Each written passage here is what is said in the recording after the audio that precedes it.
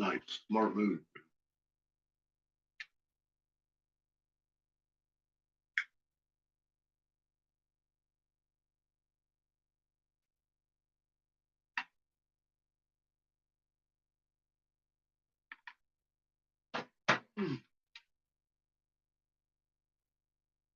Hey Thomas, how you doing?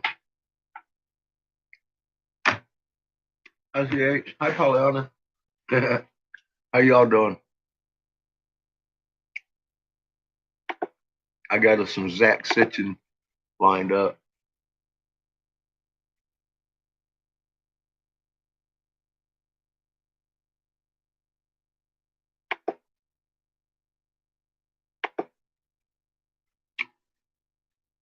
I gotta make another mushroom chess set. She liked mine, but her dad made a board that's twice as big as a regulation board.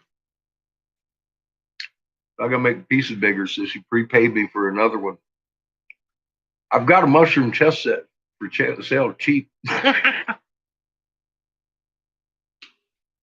gotta size my next pieces with it though first. Make sure I got them sized bigger. They almost fit. I mean, he's got like 2-inch squares in this thing. I was like, fuck, dude. So, yeah, I got to make a bigger one.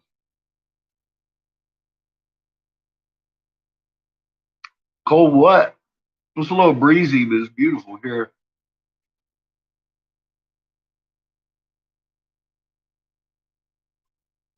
I'm doing good.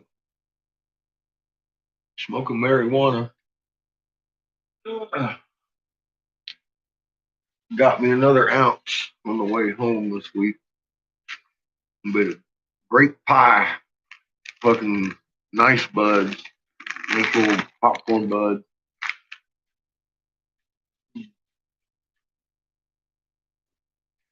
Chico ate me. What's up, John? How you doing? Hi, Sandy.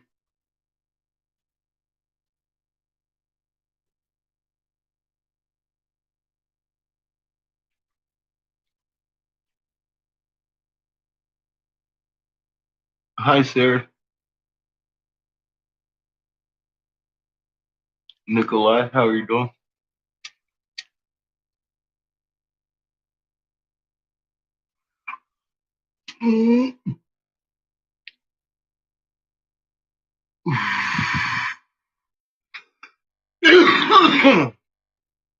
Now John got his teeth fixed. He needs to be putting out some videos. I ain't seen nothing from him in a week. Oh yeah, got some purple pie or some shit like that. Grape pie. Same difference.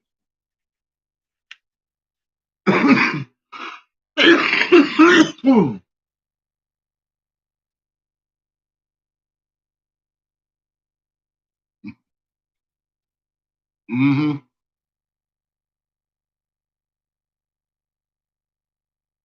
Hi, Elvira. Yeah, Polly's having a repeat of yesterday.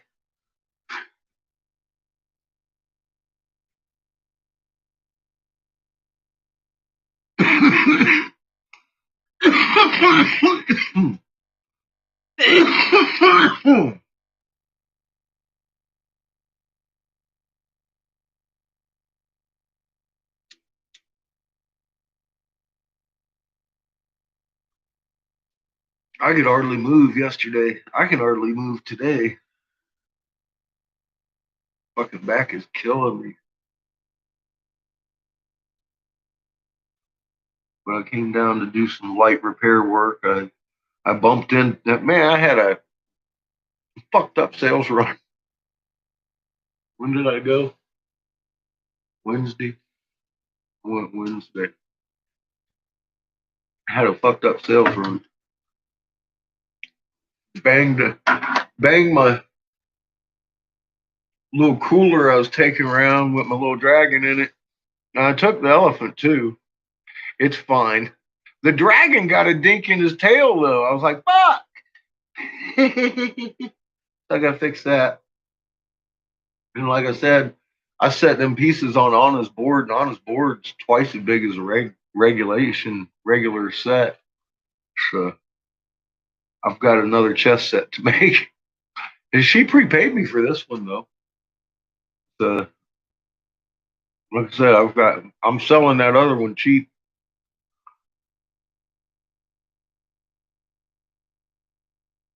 Miles, go for you sleep. Where you heading to, huh?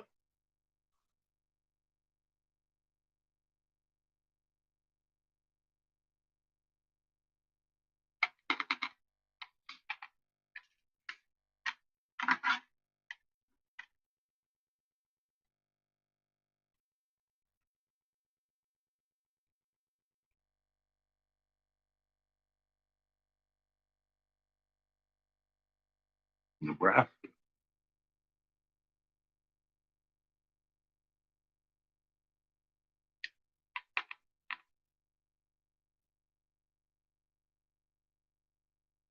You know,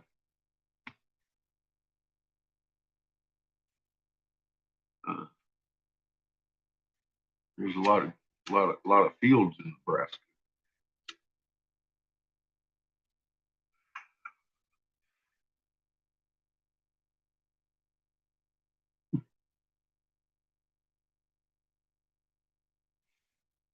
Me too.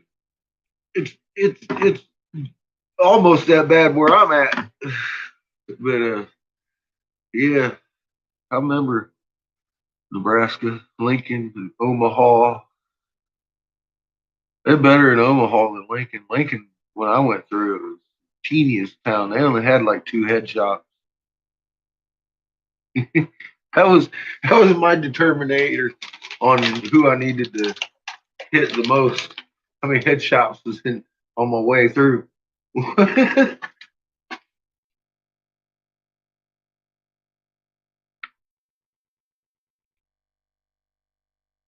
That's your journey, not your destination.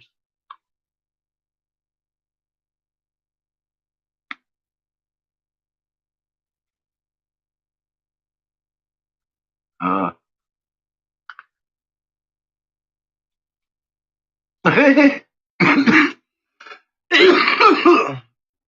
I just got some.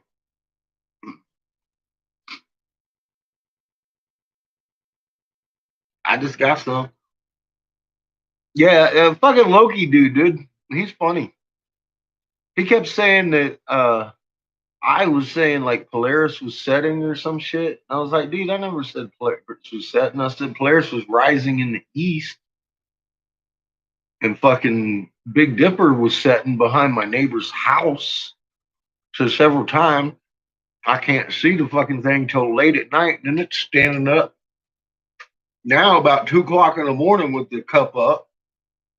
It shouldn't be there at 2 o'clock in the morning with the cup up all the way in the fucking far east. It's just wow. I can only imagine he is.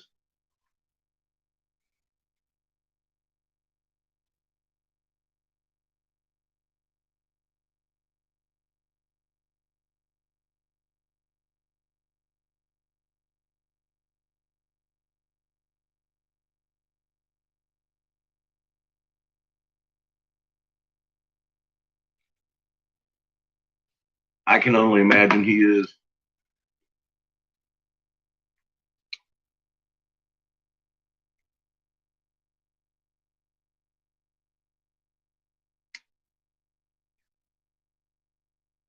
Anybody seen fucking the quake map today?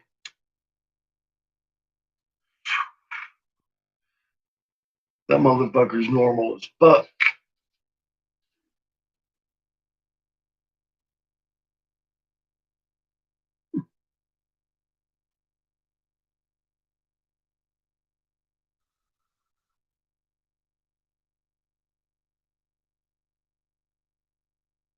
Well, in fucking Nebraska, you ain't got no damn landmarks. It's like being in an ocean. What's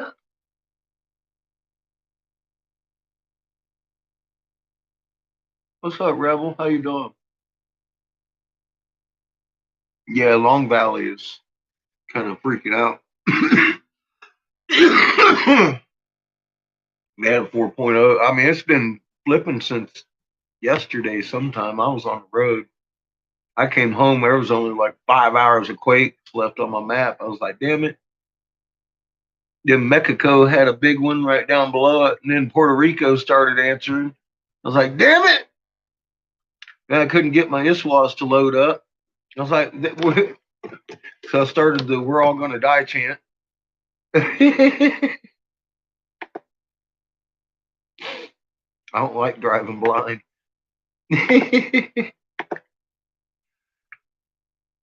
Oh, there ain't no fucking hardly any induction going on right at the moment. There's a little bit. She's really cooled down compared to what she has been. Probably should expect some fairly decent sized quakes then, huh? Hmm.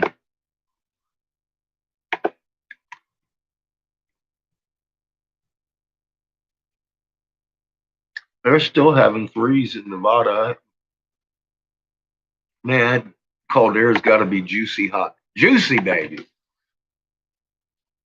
Fucking hot. Mm. What's up, Remnant?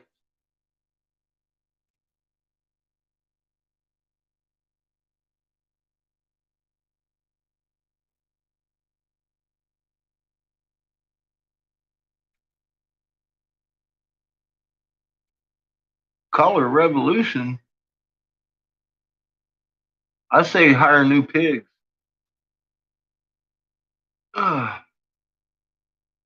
Yeah, I know, John. I've been out screaming high treason and mass murder all morning with my post. Or, well, I think it's you got great things to do, but you got to be awake first or some shit.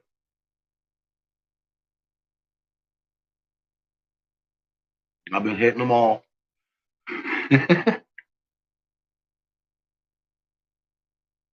They're announcing new lockdowns all over. New York's about to go into quarantine.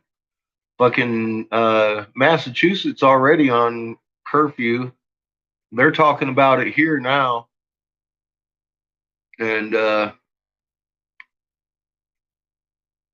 going. I mean, look, if they try to put me under curfew, I'm going to go out there and do jumping jacks on the sidewalk. I swear to God, I don't care what time curfew goes into effect. If it's cold as fuck, I'm going to go out there and do some damn jump jacks. Let them know I don't fucking appreciate any of this shit.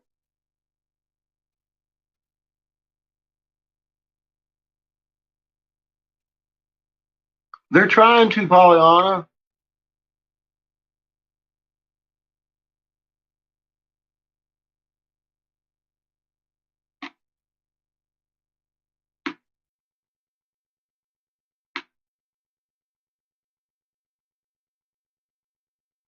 Yeah, I'm not very happy about it. But I've been. I mean, I told you. I hate to fucking keep saying that, but it's true. I've been saying this for so many years. 4, 5, 2020. Fuck, 5.5. I've been warning about this right here, lockdown. I thought it was going to be straight up martial law because we was out. They got us out fighting in the street or some shit. I did not see the medical coming along. Although I gotta say, in hindsight, I should have seen it. I mean, they talked about the plagues coming out right in the script. I hadn't pieced them in where we were going with this. So I mean, I guess this is what plagues look like. Not really impressed yet. But the whole plan is to let this issue wash us away, not them. They don't want to have to fucking put blood on their own hands any more than need. That's the game they play with us.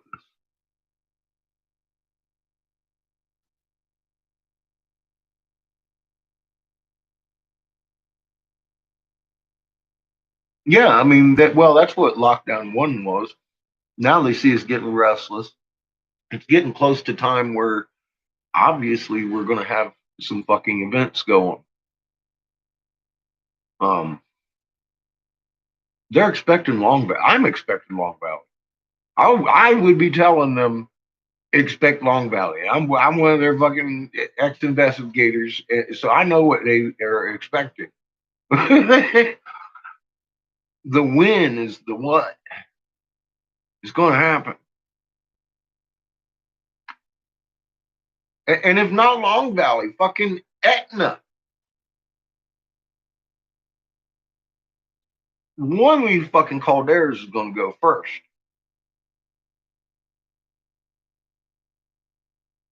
That's going to usher in some real lockdown, some mock battles where people really die, and then a mock invasion where we will really die. But I say mock as in it's already set up. The people are here. The fucking troops are here. The fucking armor is here. The fucking everything's here, and we're lockstep. Woo! Fucking vote, vote, vote. COVID, COVID, COVID. It's like I don't know.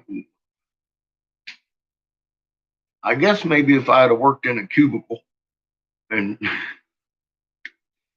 knew one specific thing about the government, people might listen. I don't know what to say. No, I mean, look, I've always maintained Snowden's a fucking grassy knoll thrown out by the CIA.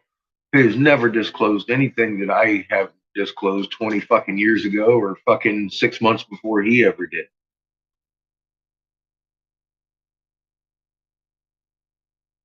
They ain't gonna put a real whistleblower on fucking TV. It just gets frustrating knowing what's going on and watching this lockstep. I know you guys probably, some of you, a lot of you probably share that feeling.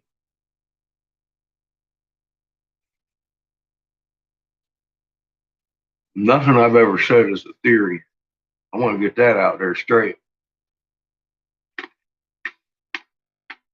Well, nothing I ever didn't say was a theory was a theory.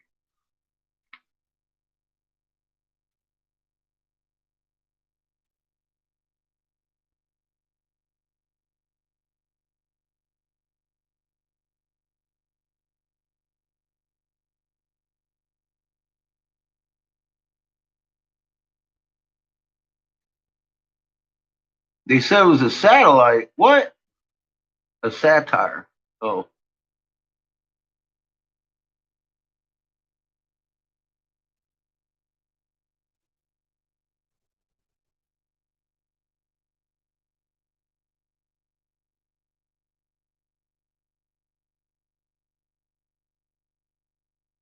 yeah.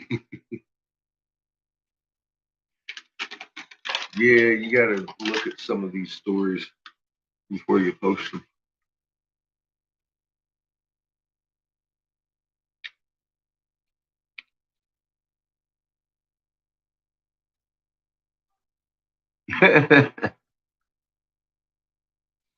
Oh shit! I'm gonna say you can put that motherfucker right there in Ocean City.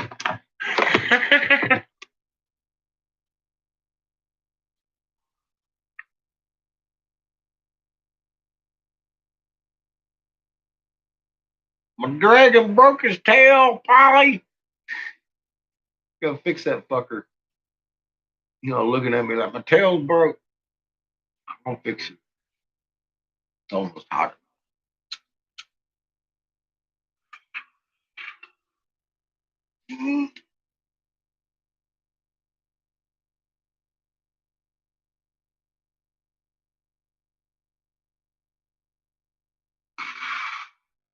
I thought you was in Nebraska.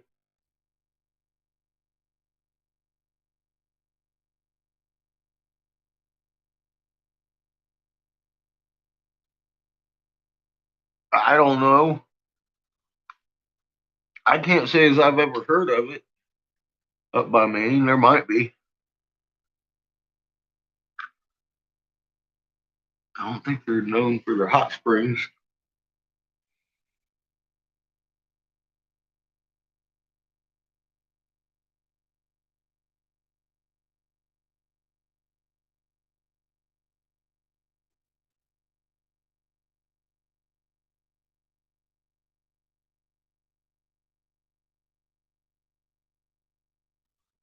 I shaved my head about 3 or 4 months ago. Growing back, fucking cold.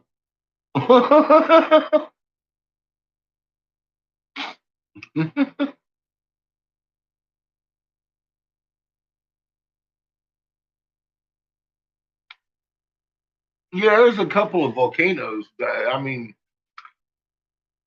I don't think there's any calderas up that way. Oh, that Blue Ridge used to be volcanic.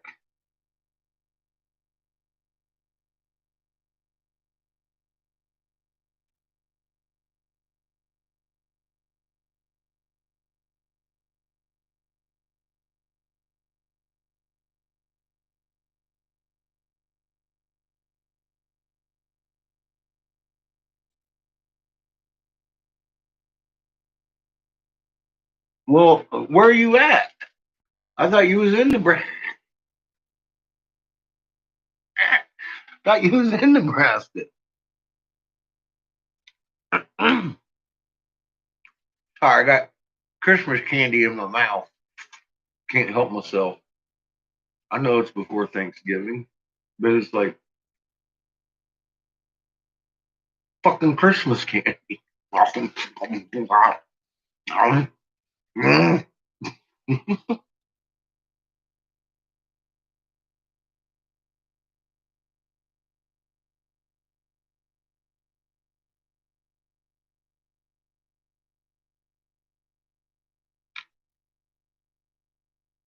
Well, yeah, it can be. It has been in the past, but right now it's fucking dead. It's dead and brown and ugly and dead. All the trees are dead and brown and ugly and black and dead. Ain't got no fucking needles on them at all, and they're dead and brown and ugly and black. Last time I seen it.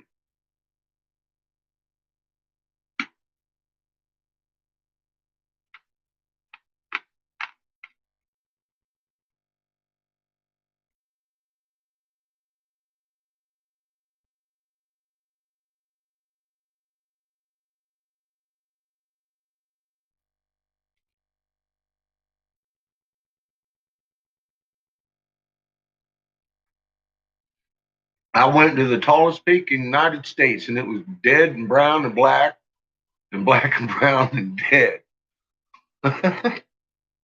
Mostly black and dead.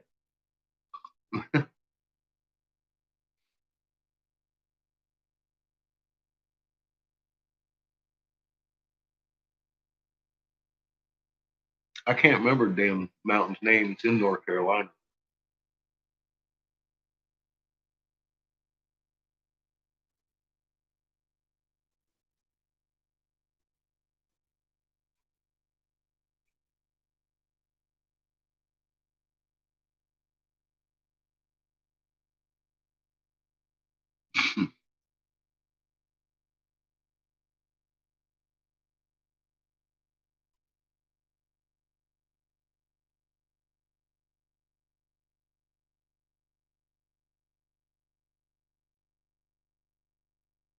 It's not bad temperature here either right now. At least it hasn't been all day.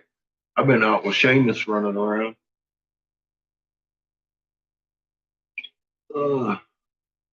See what temperature is. Temperature, La Junta. It's 67 degrees in La Junta right now. There is currently a high wind warning in effect. Oh, high wind warning. 300 mile an hour winds for no reason. 52,000 mile an hour gusts. 35 to 45 mile an hour with gusts up to 80. What the fuck is this? What? But they're gonna blow my roof off again. What?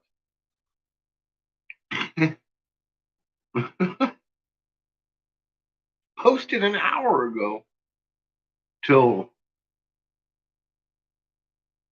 8 p.m. tomorrow. What the fuck is that? Really?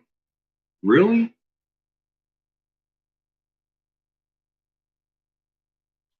Not at my place. 11,000 fucking feet. I ain't at 11,000 feet. Why am I getting this?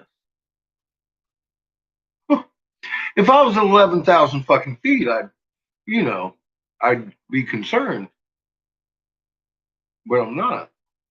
No, it's fucking not useful at all. Fuck off. Why are you giving me this related stuff? I don't want to look at you anymore. Get off my phone. All right. So there you go. 67. I can't even interact without with my smartphone without fighting. You see that? Motherfuckers doing shit I never asked it to do. I don't care what the fucking 5 mile an hour, 5 million mile an hour winds up in the mountains. I don't give a fuck. I'm down here on the flatland. You just mowed your leaves. I let mine blow into someone else's yard. I'm that. If they get caught up on the fence, I pray for a crosswind.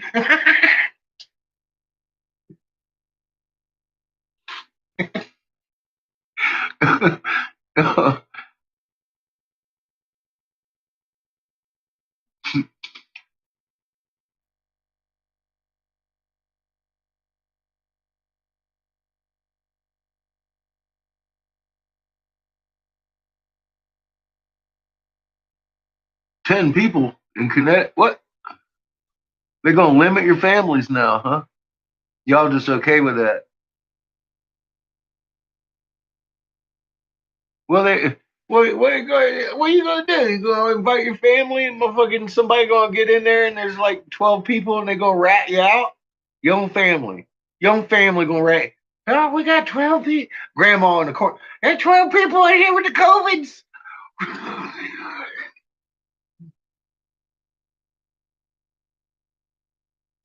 They come in, shoot the dog, bust grandma in the head. See what you get? That's little Jimmy over here beating grandma.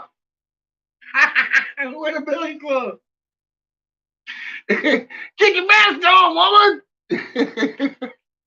Oh, gee. This is gonna be a fun holiday.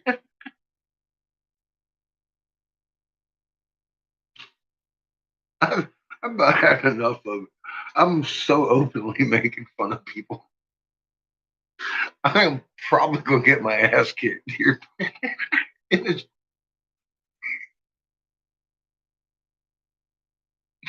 a short amount of time. Oh.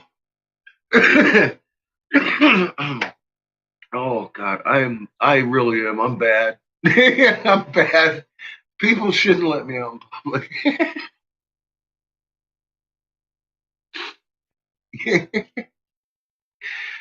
Someday they won't unless I have my vaccine.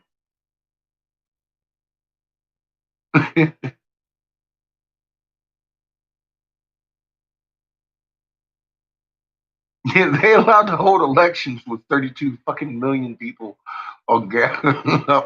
But you can't get together with 10 of your family. 11. Without, without the fucking SWAT team interrupting Thanksgiving dinner. Yeah. Oh. America. Woo. I want 4 more years of this. I don't give a fuck who's driving. Woo.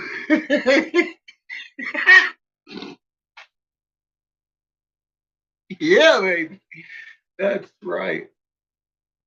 It's either the vice president that led up to this shit or the one that's fucking handing us this shit. Like, what? Are you fucking kidding me? Oh, dear. And then they give it to Biden. And now they're taking away states. They're like, why is this finished over here and they ain't voting? What's Pennsylvania did said no? Holy shit, we're going to Supreme Court.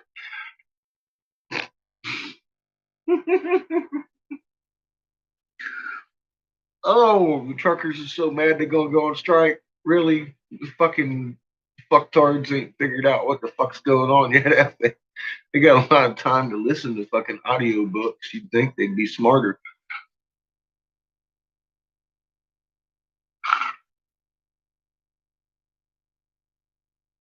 Well, tell them no. Tell them they ain't allowed to do that shit.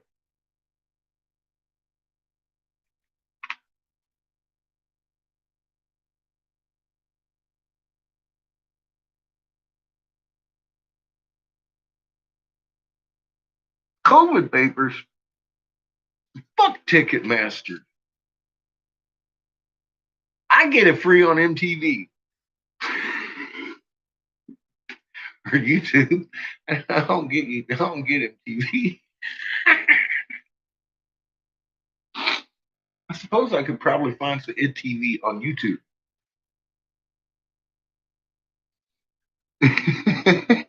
Damn straight, fuck Ticketmaster. I walk up to the Ticketmaster and take a piss. Fuck the Ticketmaster.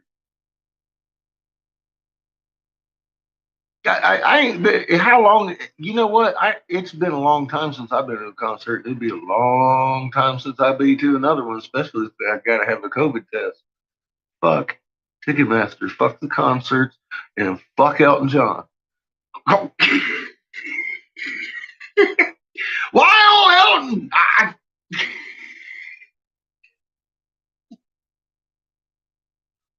I just can't help myself.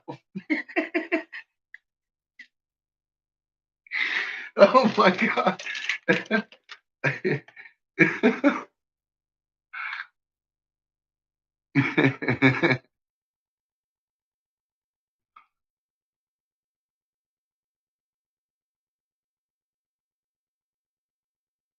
Oh yeah, I usually give them a moon flipping with my BBC guy. Talk about how it's not normal. I give them that. Say, bitch, you're all yay, but this guy ain't telling you about why I stepped down as a Republican senator's top investigator, Senator Jim Davis's to be exact, because this shit ain't over no fucking virus. They want you dead. See, and then I'll copy paste that link and or the sentence, all of it, and then go make it happily all over Donnie's page, all over fucking Governor Polis's page, all over fucking everybody's fucking page. Have to come on with, yeah, that's how you do it. Because now they're seeing red flags go off. You just heard 3 red flags on a government page, right? You know what's happening? Real human beings are looking at my content that I picked for them to look at inside inside the fucking government.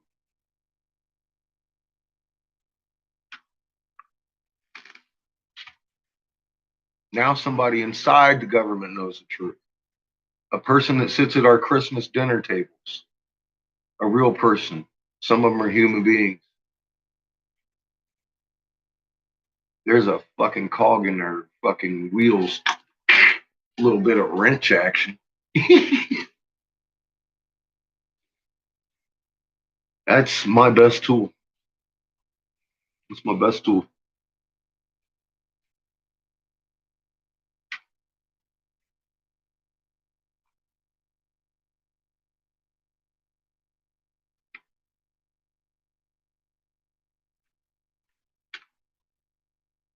Someone's gonna come clean on this shit. There are too many of us that know something's going on.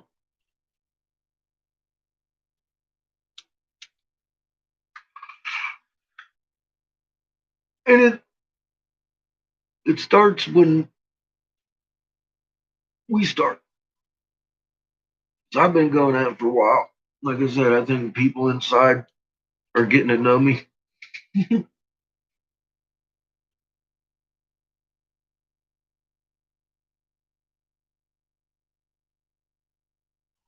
Hey, that's why I make them videos. I make some fucking videos that prove what's going on beyond court question. It's not a fucking theory. It's magnet. It's the fucking moon's doing a fucking cartwheel for fuck's sake. It doesn't take a genius to figure it out. You know what I mean? That in itself is like, oh fuck, we tilted. That's a little bit bigger than who's in the fucking White House right now. Who gives a fuck who's in the White House? The White House ain't gonna be there pretty soon, according to what I read about that fucking tilted moon doing that crazy shit. All right. So once people see that and understand that, we get the upper hand again. And they're going to start backpedaling. I say push them on.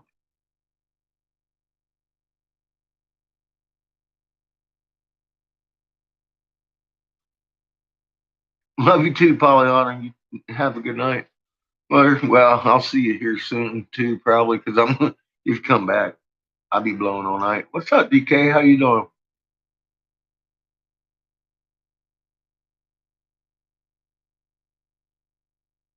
Isaiah is Isaiah is talking. I'm not sure exactly. It's in a couple of different versions in the cuneiform, very descriptly though about the whole sky rolling after the Earth tilts because the system nears us, and I'm like, yeah. Which is some of the shit we're going to be listening to tonight. We got it lined up. I do believe we are at the beginning of the Cain and Abel story, 5,000 years before the Bible, in Ur of Abraham. They call it Bible canon some places. So if you want to hear the original, that goes into much more detail than the Bible about who the descendants of Cain are and what happened and why they did it.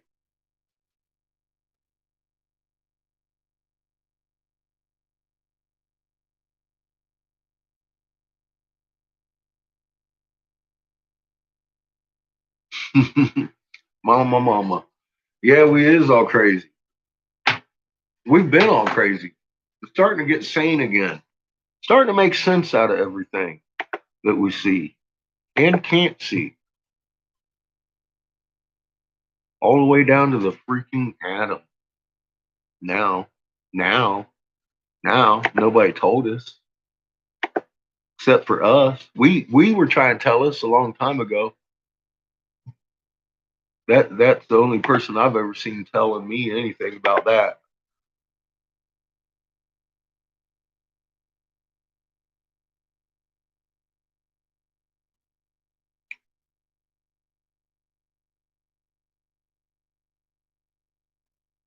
So Dazza says, "Oh my God, I can lie and twist his words as much as I like." But you and I both know that I never said that what we are seeing is anything other than normal field rotation. Oh my God. You know, see, when I see shit like that, I just go thumbs down, and the issue's been settled. So now he's just harassing me. So I'm going to report it. And I do that to every one of their fucking comments hereafter about field rotation because guess what? The fucking argument's over. Need I remind you?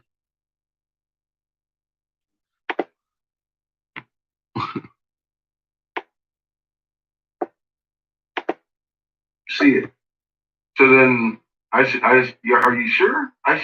What about Tycho Crater in the northern hemisphere at the top of the moon or southern hemisphere? Should it be down at the bottom of the moon? I mean, this is field rotation here, right? We're talking about you to see Tycho on top of the moon from your location. As I said, it will rotate from approximately a 5 o'clock position to approximately a 9 o'clock position. But that's what NASA says, and they say that it should do that every month, not every night, NASA. I wanted to talk about field rotation. Now, did you hear them parameters? He said from 5 to 9. And yours and everybody. Why is that motherfucker rising at 3? From your location. It rises, that motherfucking Tycho craters at 3 o'clock, and then rolls all the way around to 11. 6 a.m. That's his own words. He said it. He said it. From Darwin, Australia. So I'm not even responding to him. You know why I'm not responding to him? The comment by James Pickett, who took the photo. He says because that motherfucker said so in his own words. He's just trying to pick a fight. He's being a bully, so he deserves reported by each and every person that sees his fucking mouth running. He's over there on Loki fish, death by truth Loki fish, dude. Saying that shit. That's his own words. I think that link works. Let me see. It did not work. Why is my fucking YouTube not letting me share shit? I don't like this. I can't even share a fucking URL in this chat. It's my fucking chat. Yeah, Daz is on Loki Fish's last video up there giving me shit.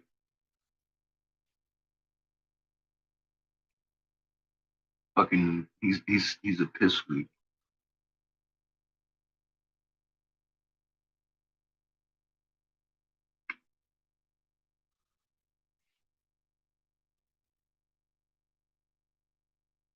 Just block natural. I think you missed a few videos.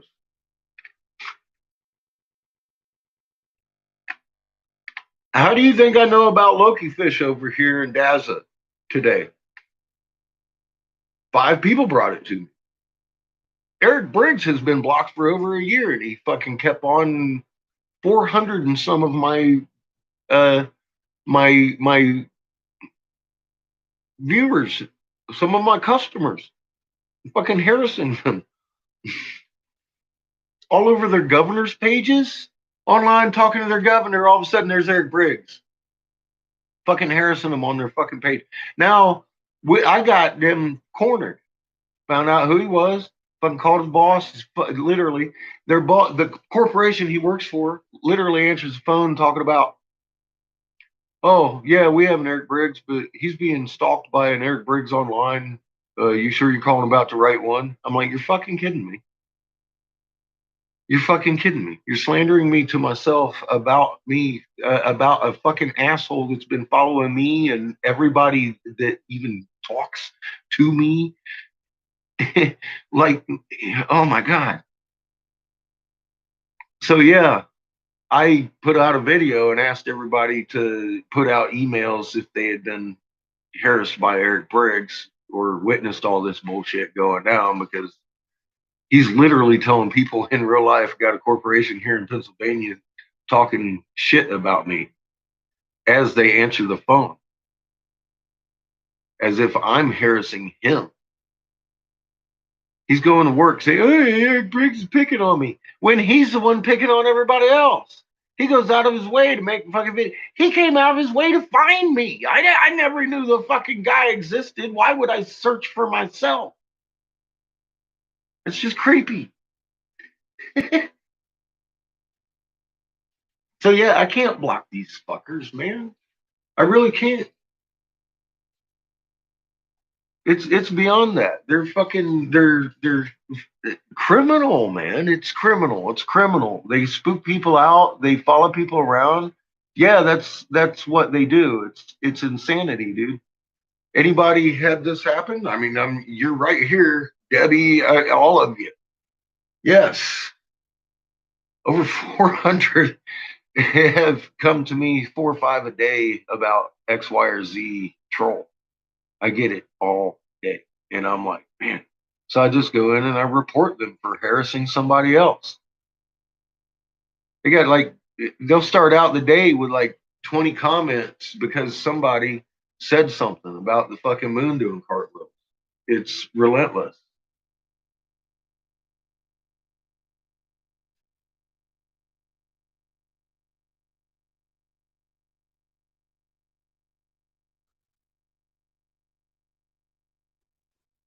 Yeah, well, us band together and fucking get it to stop. Oh, I don't even think Eric Briggs put anything out since we said so. But all of a sudden, Death by Truth Loki Fish shows up 2 days later on steroids out of nowhere. Doesn't even know what the fuck he's talking about. He's just going on about I don't even know what this fucking guy's talking about. He's everything I say. He got stuck last week on this fucking whole. Oh, you said Polaris was setting. I said I never said Polaris was setting. I said Polaris at one point was rising in the east with the Big Dipper upside down. I said that. Yeah, woo. And then Big Dipper rolled back and set behind my neighbor's house. I never said once Polaris was setting, but I did say we're off axis by 66.6 degrees. That's the only mathematical equation I can come up with to get a 180-degree roll, full 90-degree opposition to the ecliptic. It's math. Numbers don't lie. This guy doesn't get it, obviously. And I'm like, it's literally preschool level tech. You've got a ball and a flashlight laying on a table, fucking spin circles. Did it flip? No. Bend over. Did it flip? Fuck yeah, it did. So did everything else. Just like Jupiter and its moons, tick, tick, tick, right along with the fucking moon. Just like the sunspots are sunspots supposed to fucking rotate? No. But they are. These people want to fucking talk about semantics, and it's like stick to the fucking facts, dude. Everything in the fucking sky is doing a fucking cartwheel, and it shouldn't be. And if they can't stick to the facts, how come report every fucking word they say and don't even respond to them? Let them go 3, 4 fucking report every fucking one of them comments. Fuck them cocksuckers. You're just spending time. That's what they want you to do. Spend time talking to them. The debate's over. I made the video. It's called Finally. Daza admits field rotation is fucking shit. Use it. It's done. End of conversation. Field rotation is done. You just heard the audio. Fuck them. Give that to them. Ask them, is this you, Daza? That's all you got to say. Leave the link. Report them.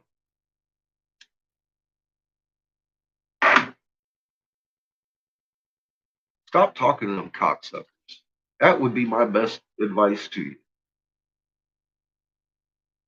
If they bring up something new, some other new thing, I'll this must be you, and leave the link again. Thumbs down, report that shit. Fuck the dumb shit. Quit playing into their. I see some of you guys over there, and I commend you for it. You're very strong in your knowledge, but I'm telling you, what they want is that they want your responses because they're probably reporting you. Just make them nice, short, sweet, to the point. Me, I have to spell out a couple of them because they're slandering me on video, and I'm recording their videos.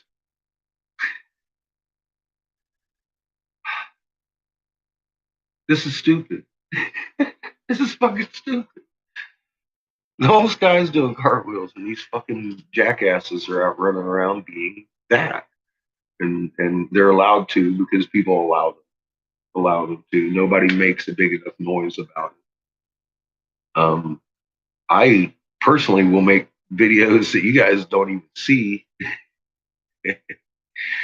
just for YouTube, so I can hit a fucking copyright claim on and fucking send in a fucking homemade video for them where I'm showing them very fucking specifically that I have this on an MP4. I have the fucking evidence, and I am fucking sick of it. No one's done anything yet. Daz's got fucking videos with my registered business name to the state of fucking California and Colorado in his fucking shit. I get hit for a 50-year-old motherfucking AC/DC song.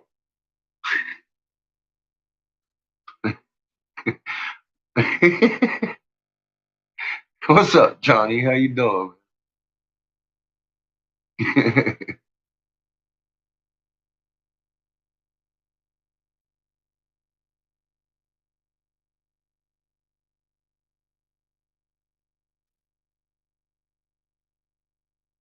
That's a good step, getting away from them guys.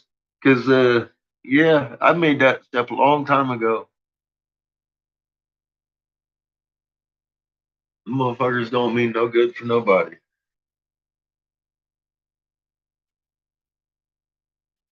That's fucking Crown Vatican DC controlled everything nowadays. Just the way it is. As soon as we all realize that, the better off the world would be, I think.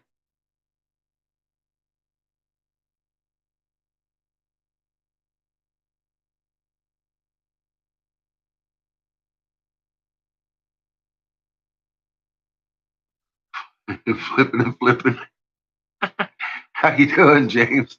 I'm gonna have to agree with you, James. They are feeling it. That's part of the expediency of their bullshit.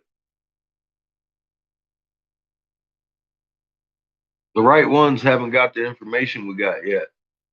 Yet, trying to get it to them. Once they get it, they ain't stupid. They didn't have the information we do. They even told us this in their own writings. And you can tell by what they write. They're fucktards. Not, but they're not stupid. they're they're like Einstein. They're too smart for their own good. That's the problem. It's really simple, bud. The whole of physics and everything is really pretty simple. These guys want to complicate their whole damn planetary physics and shit. What's up, Robert?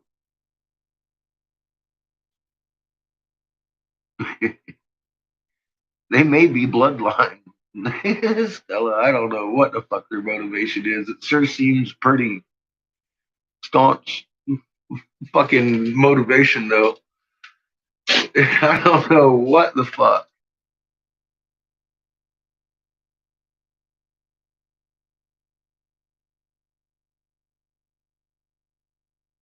Well, spout the truth. Crown Vatican DC Corporation has ruled over us for over 200 years too long. Period. Look at your moon. It's doing cartwheels.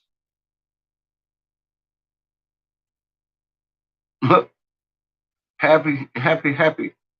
Sandia, how you doing?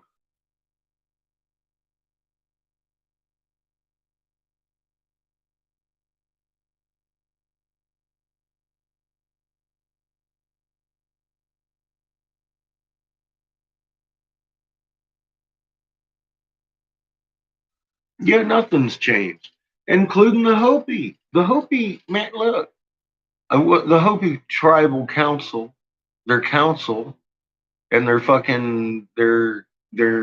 wisdom holders of the culture center. Anyways, I understand are not the real ones that I need to talk to, but I'm as far as so far to date, the Navajo impressed me more than the Hopi because the Navajo didn't turn away a bunch of tribes that wanted to move to their land. The Hopi did, and they turned to me said, "Well, if you want that to happen, you need to talk to the Navajo because they stole my land." I was like, fine. And then I took my son instead of having Christmas. We went to Window Rock this year and negotiated it. Now, granted, COVID's got them all locked down. I ain't talked to no fucking body since. But I'm just saying, man, these Hopi have not impressed me yet.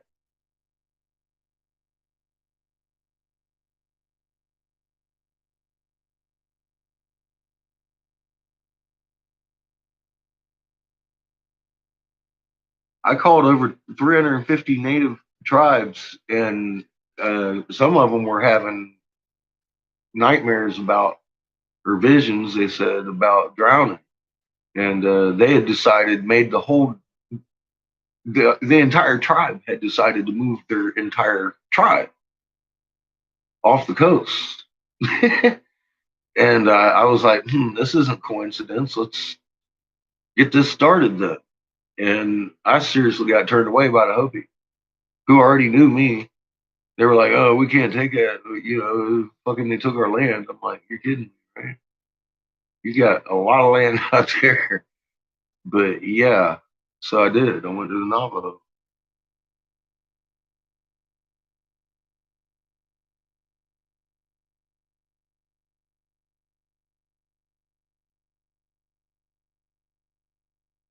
Yeah, that's what I'm saying. They're very contradictory, and it's this is supposed to be their tale, although it's not. It was hit.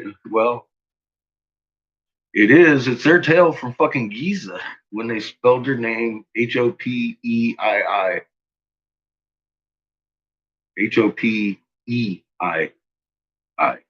My bad.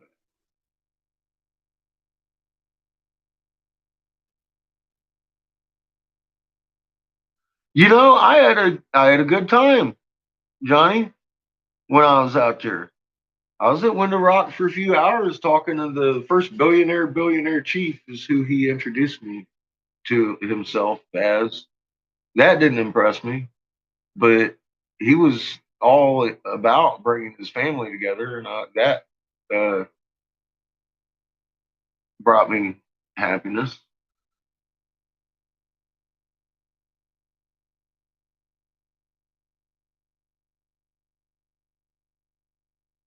Oh, Christ. Yeah, Stella, he's a special kind of asshole. Why did he convince you it was fucking field rotation causing this shit? I mean, I'm not laughing at you. I'm just, hundreds have fallen for it. That's why I didn't stop fighting until I got Dazzler to give us a parameter on where Tycho Crater should be from 5 to 9. If you see it outside of that, fucking, it's done. It's done. It's out of place. There you go. In his own words,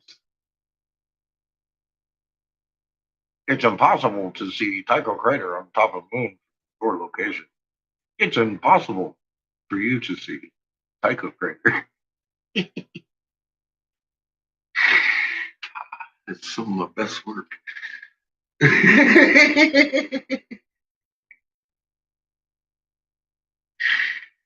Most people just don't know.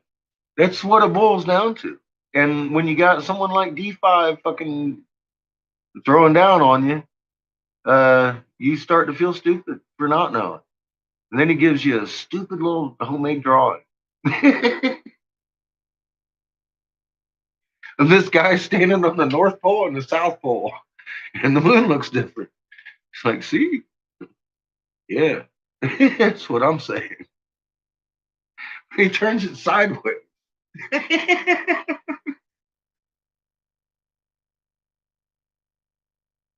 I'm looking at him, scratching my head, going, ah, oh. And you just want to meet the guy and shake his hand a little bit.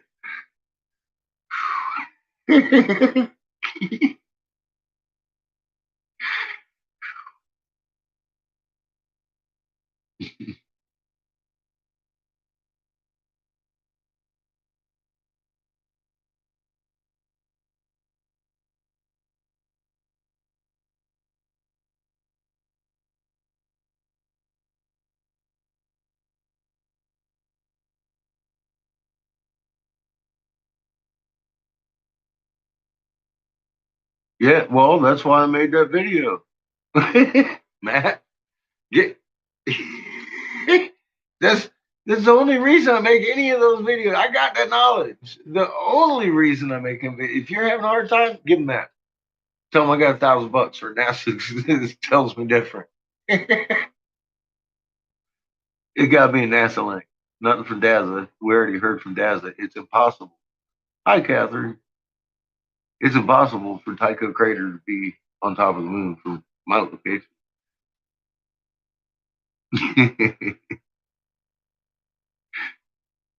Hey Glenn, how you doing?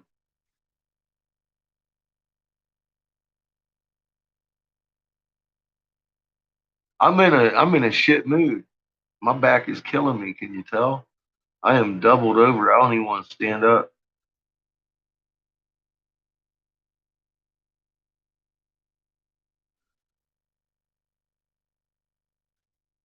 I haven't been right for 2 days now.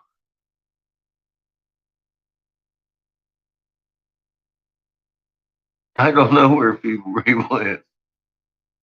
I haven't seen him in a couple of days. I'm afraid somebody will call me a heroin addict, Heather. I've been working one over in my typical style. It's it's it's I'm working on it.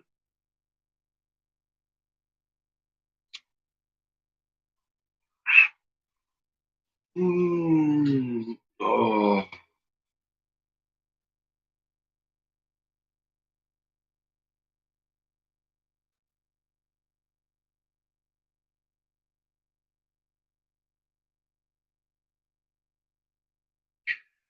yeah, I don't know when I tweaked my back, but I did.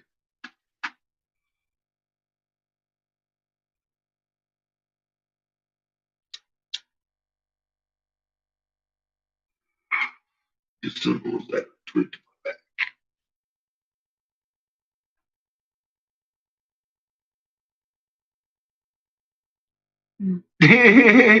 It's not that cold up here or down here, sweetheart. It's like 70.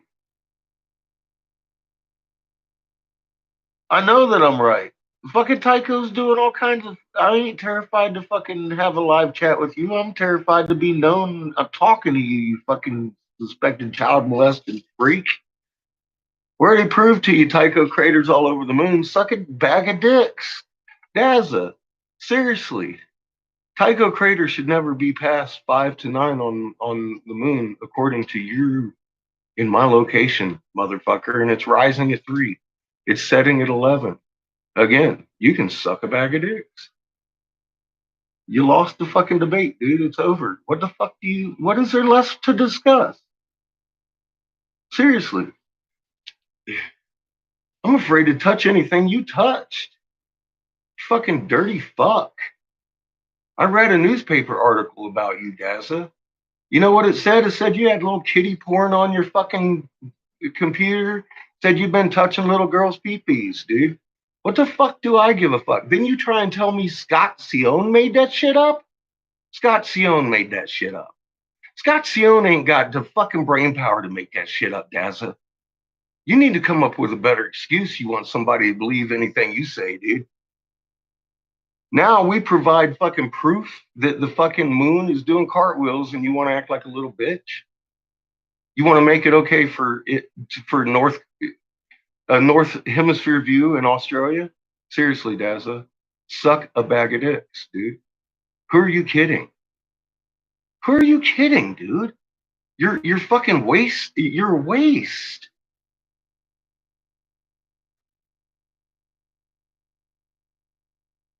Hey, Death, the moon is rising wax, rolling 180 degrees and setting wane. It's rising at 3 o'clock at Tycho Crater, rolling to 11 o'clock. That's well without of the parameters of anything normal. So you can also suck a bag of dicks. I don't give a fuck where Polaris is. And I've said that publicly. I also said Big Dipper was setting behind my neighbor's house after Polaris was rising in the east at one point in the summer. You stupid fuck. You act like you can't understand English. I never once said Polaris was setting. Ever, ever, ever, ever, ever, ever, ever. Suck a bag of dicks, Daza. Your mom should have swallowed, you little fucking cunt. Why are you touching little babies? Huh? Do I have to make another video? Do I have to read another newspaper? Somebody down in New Zealand, they got more newspaper articles about you, Daza. I'm global. I got a few 100 people down there that live around you. to see you and how famous you are in the fucking papers about how you like to touch little girls' private parts and fucking blame Scott Cione. Fuck off, you fucking piece of shit.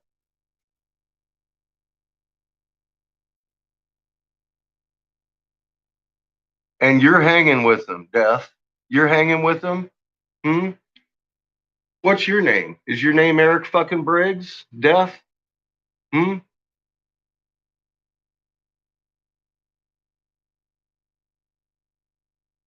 Yeah, I know. I got it. I'm sitting here getting them as they're saying. Poor dad. Fucking crazy, dude. Anyway, you want to catch me making a quake map? Let's see. Uh, we must be heavy inducing. I bet you Dazzle don't even know what an ISWA is. Probably.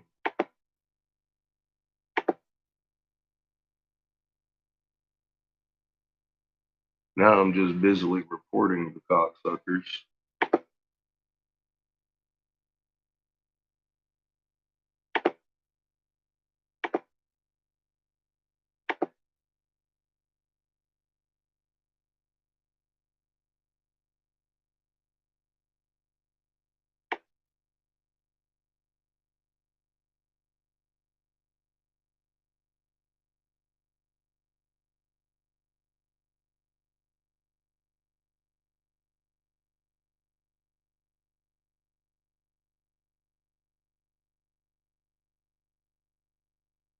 So this is what Dazza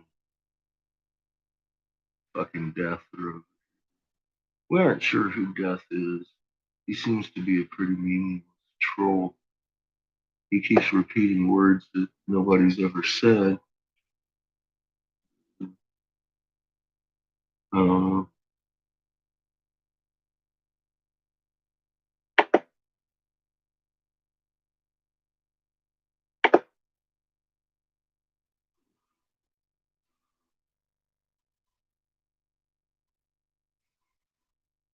I am talking to you, Dazza, and you're a piece of shit. We proved the moon's doing cartwheels, and you made it okay for Australia to see a northern hemisphere view moon. You're a piece of shit, Dazza. You can suck a big fat dick, and your mom should have swallowed. Debate over. Leave little girls alone. As far as you go, Death, um, pretty much the same. I shouldn't have to repeat it, right? You heard what I said for Dazza. It applies to you too. I don't give a fuck where the moon was. Homie was in Australia. He was in the southern hemisphere. He wasn't on the moon. He was in the southern hemisphere, you piece of shit. And by definition, that would be southern hemisphere, you piece of shit. You fucking fucked. Are you truly that fucking stupid? Have you ever seen fucking Tycho Crater on the bottom of the moon there, Dazza? Ever? I've got it on your fucking own videos over there. You know, you've got it in your archives all over the fucking place, Dazza. I could have used your own page to prove you're fucking wrong. You debunk too many people, Dazza. You've got so much fucking footage of the moon upside fucking down. It's not even funny. Look at your own footage, you fucktard.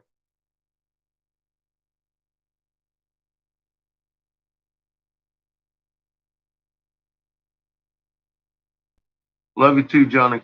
You have a good one, man.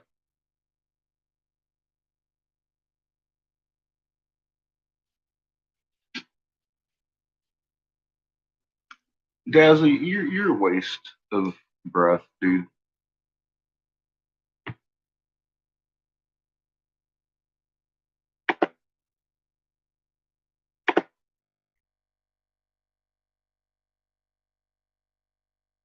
There's Dazza, the suspected child molester, continuing to talk.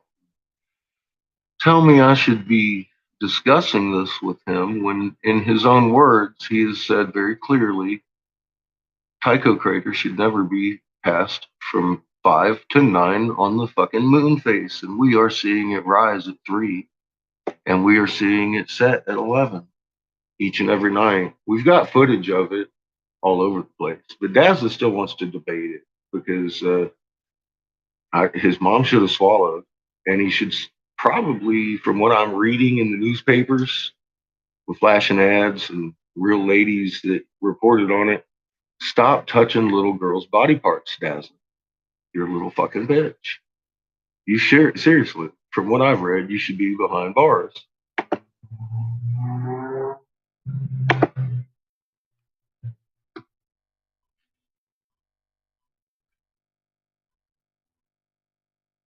I said the Earth tilted 66.6 degrees. For anyone who prove he never said the Earth. Who didn't say the Earth tilted, dude? I made a fucking video. It's the 3rd video on my page. You're a fucktard. You're seriously a fucktard, Jeff. Who do you think you're talking to? Have you even? This guy acts like he doesn't even know me. He acts like I'm some kind of flat tard or some shit. I don't know. I made several videos explaining what the fuck happened, and you don't understand. Look, man, what's so hard to understand about a fucking ball and a flashlight? Are you stupid? Are you really that stupid? You can't understand a fucking ball and flashlight. I denied what? No, I said I denied that Polaris ever set. See, you're putting words in my mouth. Go read my fucking speech again. I just answered you very specifically. I never once said Polaris set. I said it rose out of the east as the Big Dipper was setting at one point this summer. What the fuck are you hard? Are you deaf? Do I need to type it? You're fucking stupid beyond any kind of excuse, man. Okay, see, look, here goes the debate. All right, he said I denied that the Earth tilted, which I never did. This guy came at me all week last week, and I showed you in the chat where he's talking about Polaris set. I never said Polaris set. I don't know who said that I said Polaris set, but now all of a sudden he's saying I'm denying that the fucking moon or the fucking Earth tilted to make the moon fucking do its cartwheel. This fucking guy is acting like he's going off of Daz's word or something. I'm not sure what the fuck he's even. So far since I've met this guy, he's never made a fucking word of sense to me. He comes at me about fucking light angles and it doesn't line up with the sun. Where the fuck did you get that one? For God's sake. Oh, wait, what's he saying over here now? He says he's a little bit. Let's see. He says he's a little bit. If it never set, then exactly how could it rise? It was never in the sky. It was never in the sky. It rose in the east in the summer. It never set. I never saw it do the active set. See, there's a difference. Fucktard. What the fuck is wrong with this guy? He's not very smart. There's a rise and a set of bodies each and every day and night. Something wrong with that guy. I don't know. Is English your second or third language? Because it obviously isn't your fucking first. Maybe you should go back and look at my 3rd video on my page and shut the fuck up for a minute. Give him 600 seconds timeout, please. One of you wrenches, would you please? So he can go watch my moon flipping video. Thank you. You can go watch my moon flipping video now, or just stay off my channel. Next time you come over here talking like you don't know what I'm talking about, you will be blocked. I've had enough of your bullshit. You're a fucktard. You go look at what I'm saying instead of listening to what Daza is saying, you fucking ignorant fool.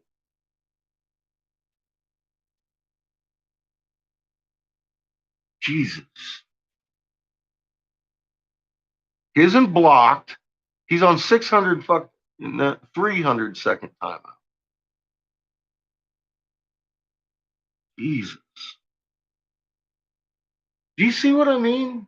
This is fucking retarded. Then they show up on your page saying these things.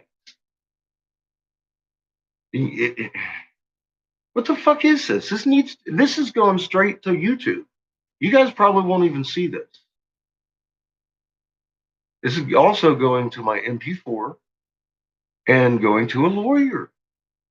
This has gone beyond criminal. It's thugs. It's thugs. And I'm done putting up with it. I'm recording every word they ever say. I mean, you guys are on recording right now. I'm telling you that right now. It's fucking ridiculous.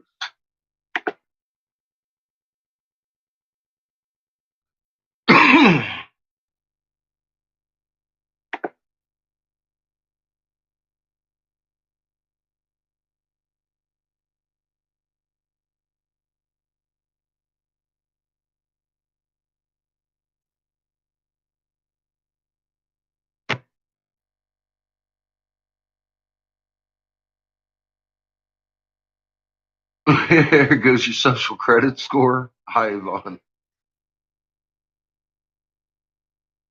Censorship in action.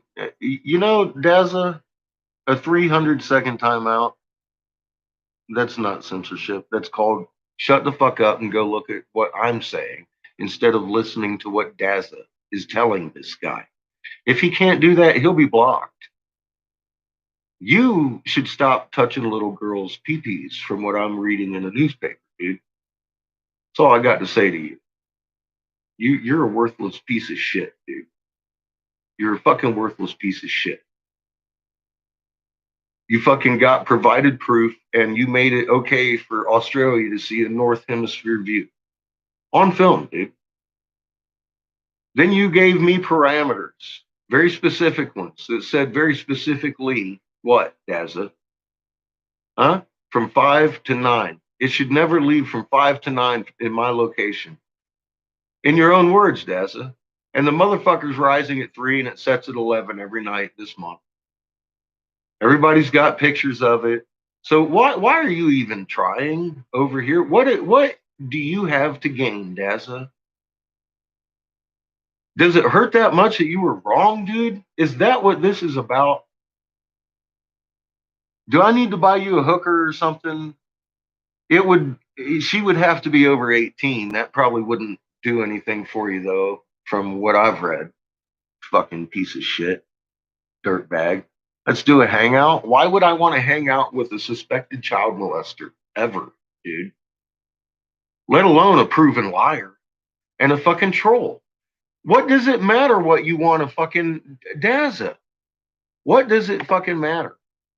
See, you very specifically, Daza, do you remember the conversation? You very specifically said this moon should never roll Tycho crater past 9 o'clock and 5 o'clock on my fucking moon face. And it is, Daza. And we proved it, Daza. We showed you Tycho crater on the bottom of the motherfucking moon in Australia. You tried to debunk it by saying, oh, look, I tilt my camera because I'm a piece of fucking shit that likes to touch little girls' body parts. You fucking piece of fucking dirt. You fucking dirt bag. Fuck you, man. And then you go and fucking find out that, oh, wait a minute, the fucking picture that I'm debunking, somebody actually knows me and can do something about me. I'd better go make it okay for Australia to see a Northern Hemisphere view moon. You said that in your own words, dude. I didn't force them out of you, did I? You said them, Daza. No, Daza, see, again, you're putting words in my mouth. I quit working for a senator in 2014 that told me that 3/4 of the population is going to die 3 days after this fucking periheli event from lack of fucking drinking water and being washed away. His name was Senator Jim Davis of North Carolina. Guess what, Daza? Do you know how long tribulations is and what marks tribulation? Because cuneiform says when Earth's axis tilts and starts the sky rolling, that begins tribulations. Tribulations last about 10 years and 5 months. Isn't it kind of funny that I noticed it in October 2010, Daza? We've been on our side for about 10 years, Daza. I can't say I saw the fucking first time, but I'm telling you what, I don't have anything to prove to you because in the next few months, I don't give a fuck what happens to you. I really, phew, am not the one to judge you, bud. So, Death, did you go watch my video? Hmm? I told you go look at the third video on my page on the bottom.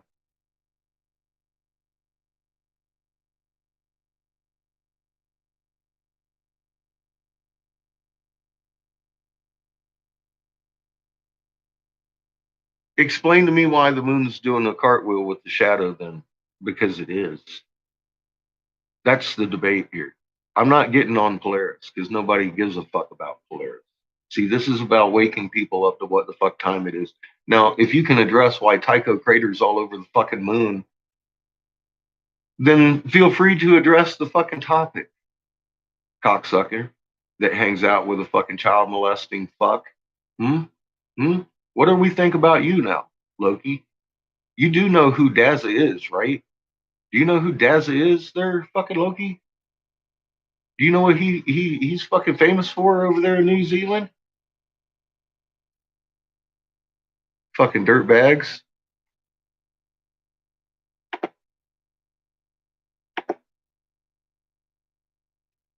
Hi, Cat.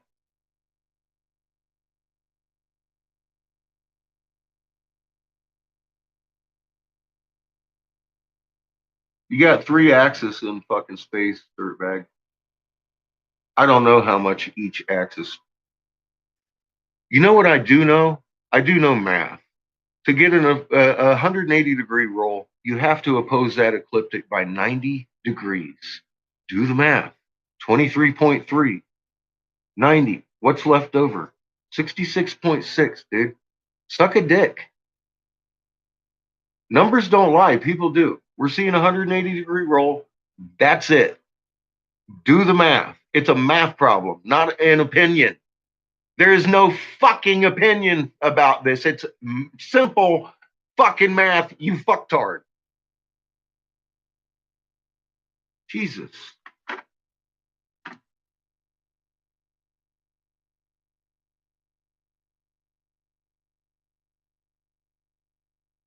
Well, I could explain if I actually had a bearing on it. But I know the grand total is we're opposing fucking ecliptic by fucking full 90 degrees to get a 180-degree roll.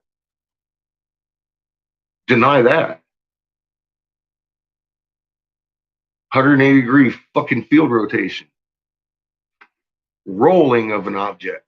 What are you supposed to do? You're supposed to track an object. A plane goes like this in the sky. It doesn't go like this in the sky. What the fuck is wrong with you people? This is simple fucking kindergarten shit.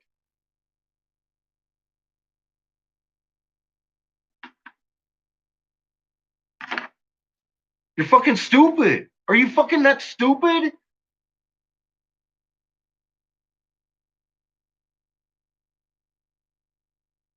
Why are we scared to go?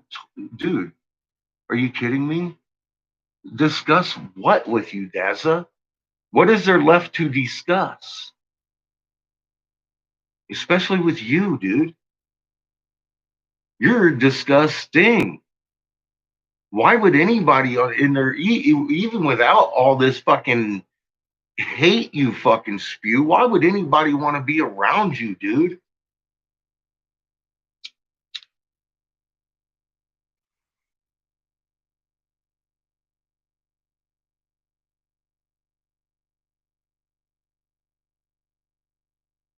I didn't make any pedo allegations against you, Daza.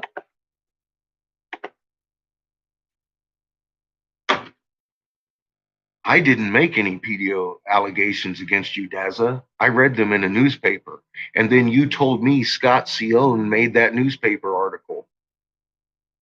And I told you you're fucktard. Scott Cione didn't make that shit up. Very specifically, Daza, suck a big bag of dicks. From what I read, you touch a little girl's private parts and have your fucking porn all over your fucking internet.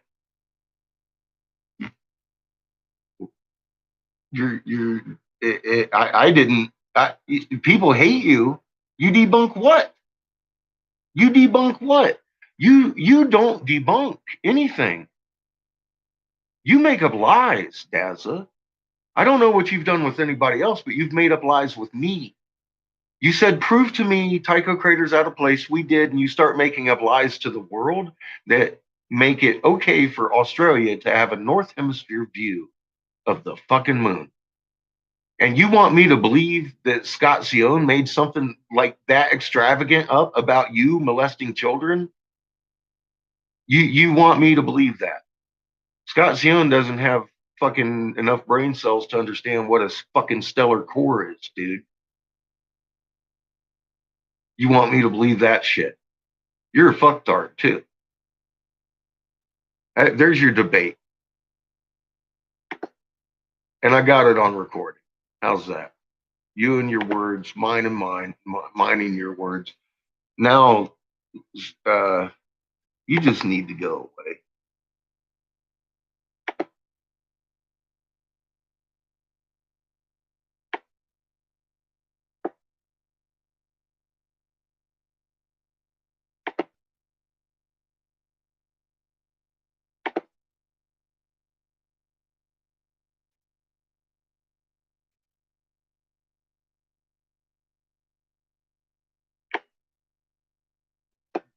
Deza can no longer talk on here. As far as I'm concerned, the motherfucker's a child molester. I read it in the newspaper. It's real. He's lied about every fucking thing he's ever said to me. And he's done discredited himself in a big way. So if all he can do is come over and want me to talk to him, I have no reason to. You're pushing your fucking luck, Loki.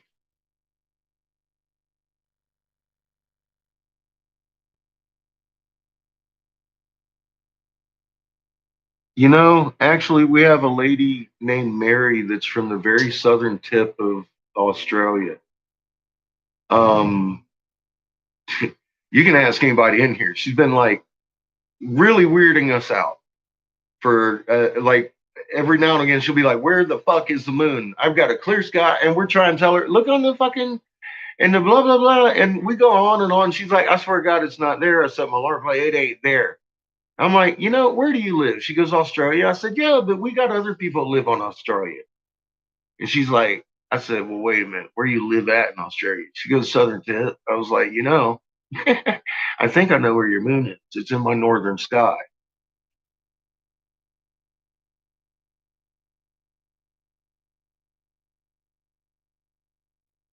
On what?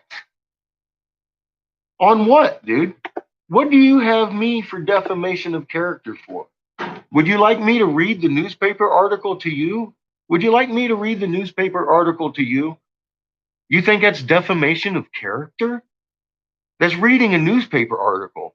What country are you living in, dude? Huh? Death by fact with Loki fucking Mars? What exactly do you think you have on me? Because you're hanging out with a suspected child molesting fuck that has newspaper articles about him touching little girls' fucking private parts and shit, dude? Is this what you have? Is this your best argument? You know, I'm recording this whole fucking thing, dude, right? You guys came in here.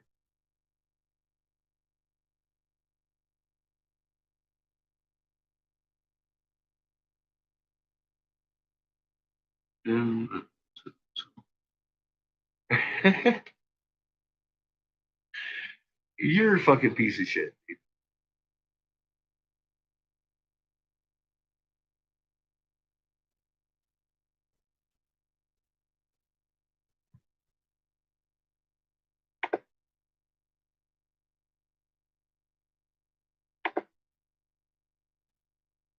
Look, now Dazza the cameraman has come back in here.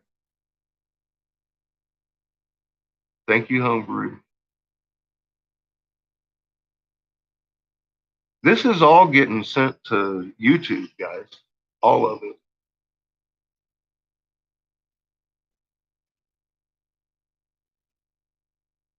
Yeah, about nothing I ever said. That's right, because I never said Polaris set ever. You fucktard. I said Polaris rose in the east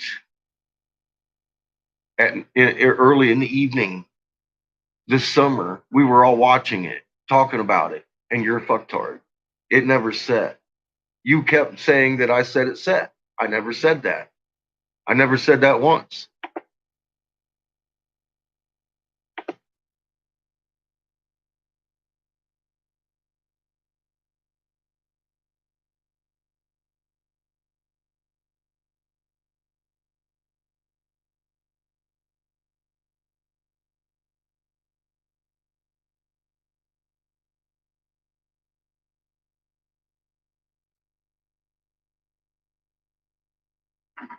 Not when you come in here acting like a fool, and especially if you're a suspected child molester. I wouldn't expect anybody to put up with that bullshit. I don't give a fuck.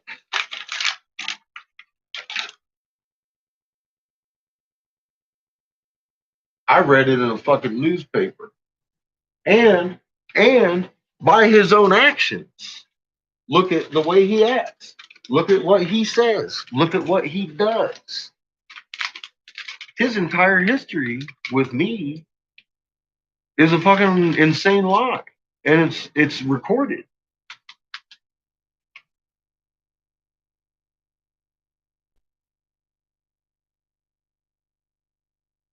Hi, Deborah.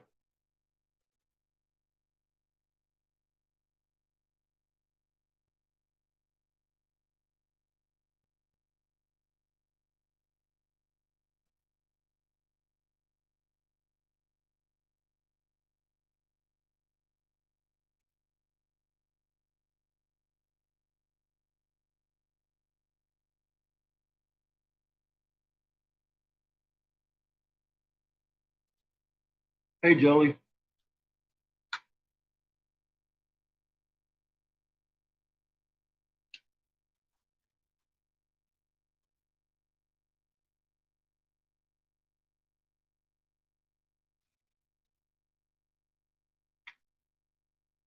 Yeah, we do. And then we watch it be totally allowed in some cases, encouraged in others. And you violate one fucking little fucking ACDC song, you get fucking hit for copyright in other cases.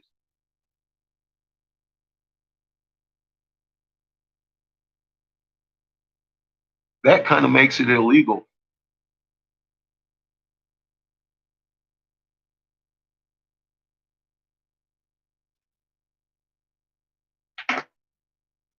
And discriminatory. Ooh.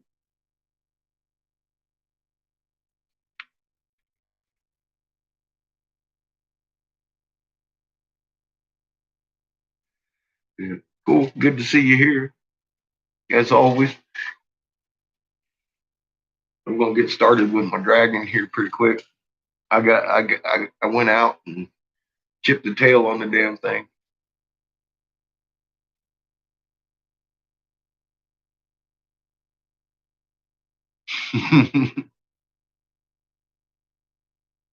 Yeah, it got a little more quiet.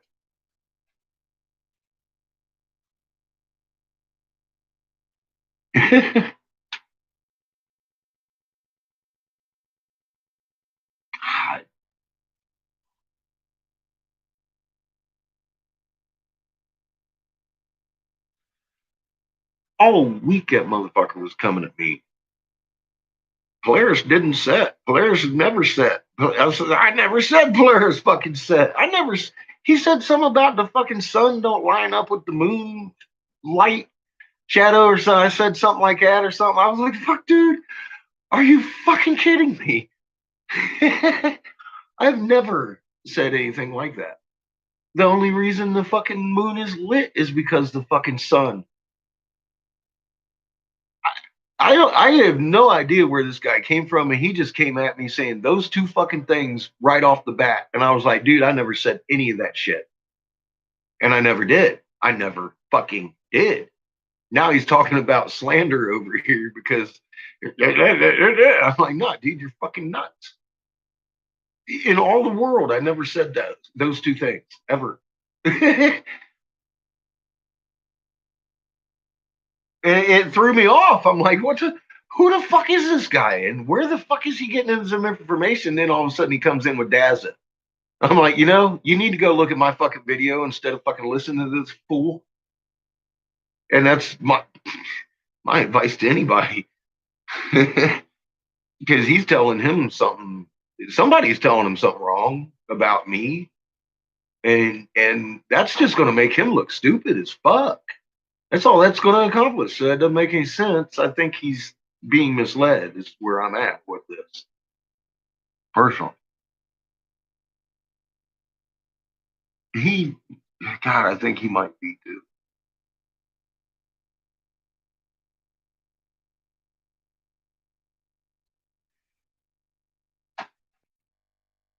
Well, on his channel, he brags about a lot of stuff he's done. You can track him down, I'm sure.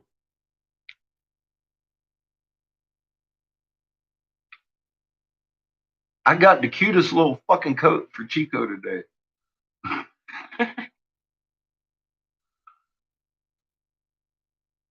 Well, I turned on his last video and I'm all like, dude, are you fucking kidding me?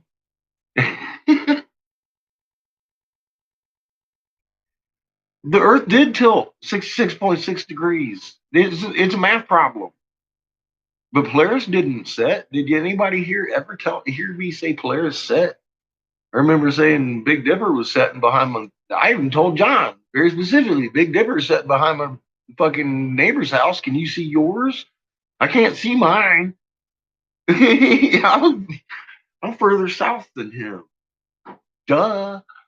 Okay, I'm gonna lose it over the horizon when John can see it. So I'm asking him because I'm watching mine set, and it shouldn't be set, and it means it's out of place. How far out of place? Fuck if I know. I've never sat down and taken a goddamn measurement how far out of place. I don't really care. To be honest. That's I mean, why am I going to split hairs when I've had such a hard time getting people to even understand the moon's doing cartwheels over Polaris, a star that probably most people have never actually laid their eyes on and understood what it was. I even mentioned to this Loki guy, I said, it's the Dipper dude that's doing these odd things. I said, and the Dipper pointing at Polaris all the time, it's got to be out. He's like, oh, we're talking about Polaris and the Big Dipper's irrelevant. I'm like, you know, first step in finding Polaris is finding the cup of the Big Dipper. Fucktard. He's a fucktard. I know. This is common knowledge. And these are things he said to me.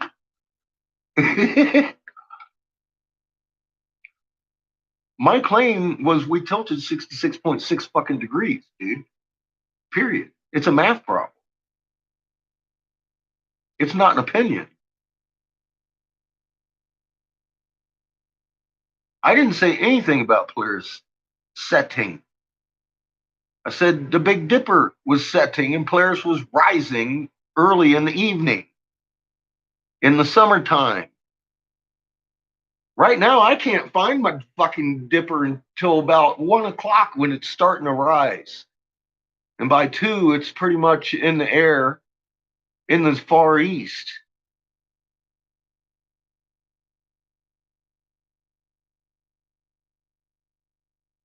Polaris isn't a rotation star anymore. I'm sure it's not. It can't be.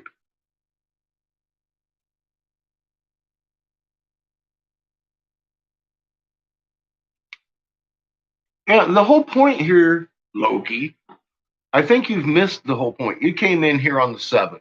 Unless you're, of course, Eric Briggs, then you do understand the point is Tycho craters all over the fucking surface of the moon, and it shouldn't be. Period. Period.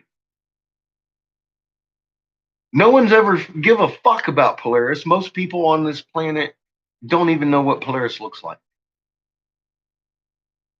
Period. We're trying to wake up people to the fact that the fucking moon's doing cartwheels. Period. I don't give a fuck what you're talking about. How's that? I don't give a fuck what the Dipper's doing. I don't give a fuck what Polaris is doing. You know what is doing? The fucking moon is doing a rise like this, 180 degree and setting. Period.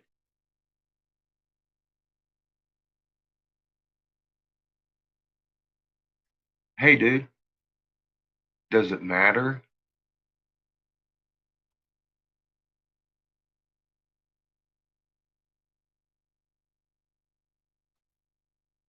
We're not out. We're not in a single star system. Period.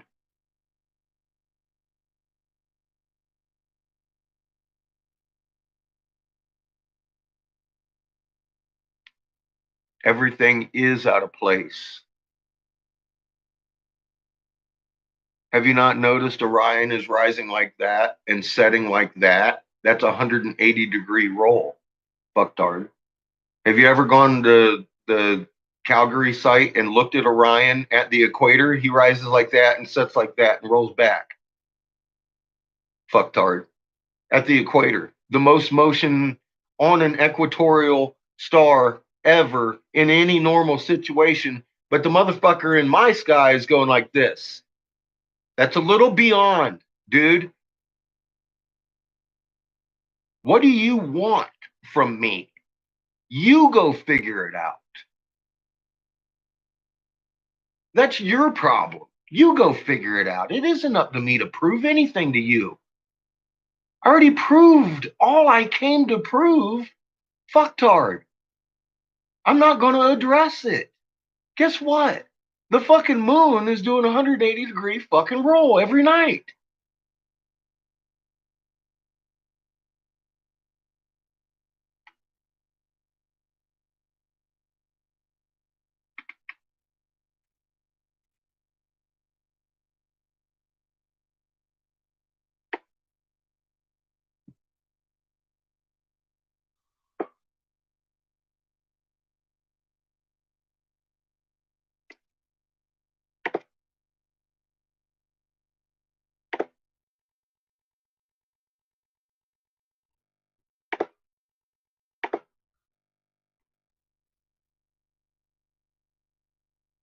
Um, Trolls Prey is Daza coming back in again, making more comments after being blocked a third time within just a few moments. YouTube.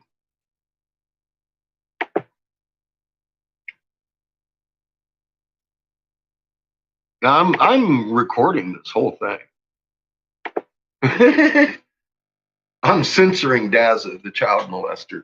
No, dude, I don't want your greasy ass on my fucking page.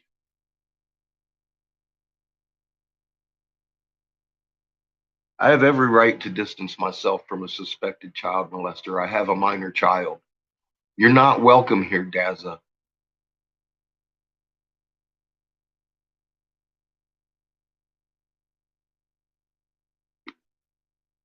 See what I mean, guys? Look at this.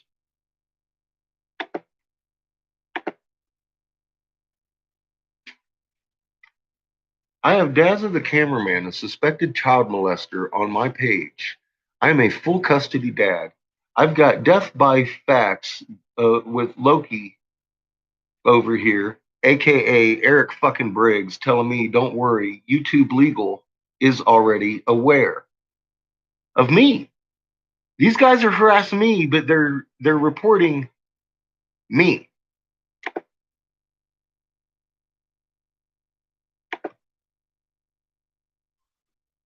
I'm glad you guys came over because Dazza done killed the deal. I mean, fuck, he came back 3 times. 3 times he came back now. 3 different accounts. I said AKA. Yeah, we're pretty highly suspicious of you there, bud. And it doesn't matter if Eric Briggs is the only name I have that's real and the only real person I can track down. I've got him. He's involved in this. You guys are just adding to the evidence. Thank you. You're hanging your friend. Are you guys really that stupid? You're messing with a senator's investigator, dude. I was a fucking sitting senator's investigator for several years, man. I messed with fucking snakes that chewed their fucking rattle off so they wouldn't hear you coming, bud. That's cool. I do hope Eric's house is nice. Make it easy to sell it.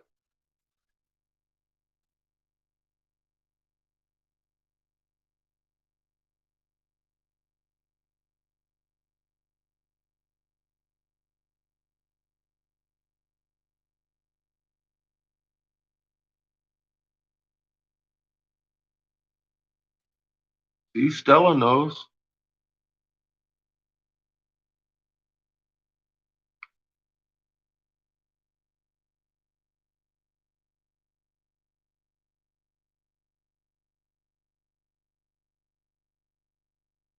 I'm beginning to wonder, Jelly.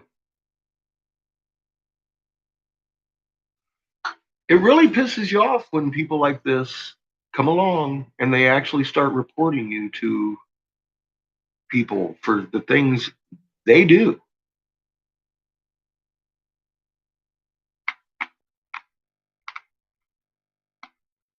Well, they're touching Eric Briggs' butt with a fucking great big 9-foot pole because this is his crew.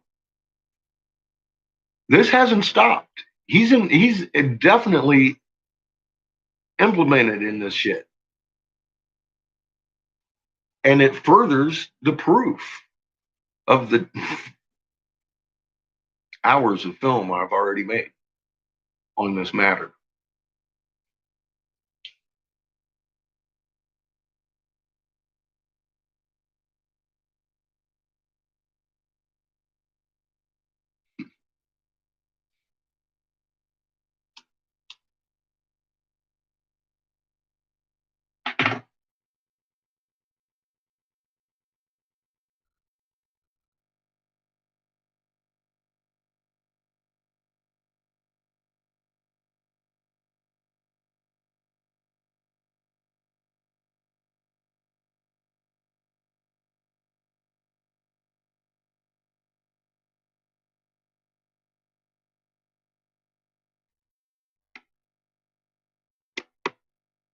I'm sorry.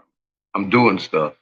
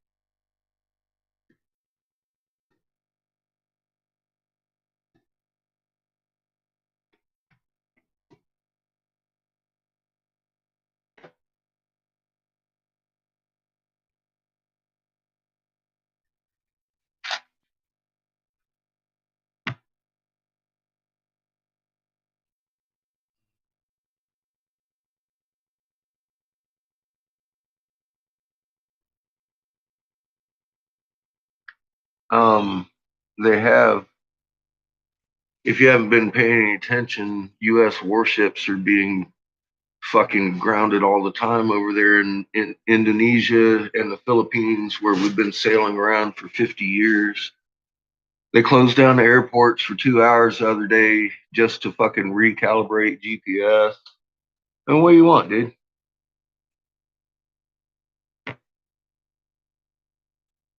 Everything you got to say, man.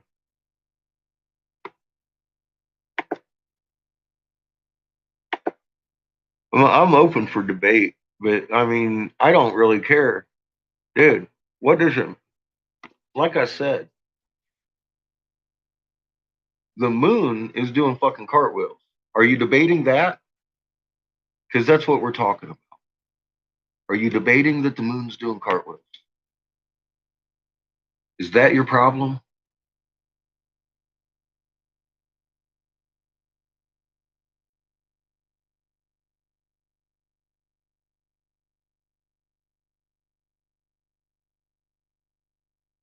Yeah, he's admitting an awful lot of stuff, and he's just being a really confusing fuck. He's trying to get all technical and shit. And I'm just wondering, what are you debating? Are you debating that the moon's doing cartwheels? Because it is. We've proven this. Is that what you're debating? That's what I want to know.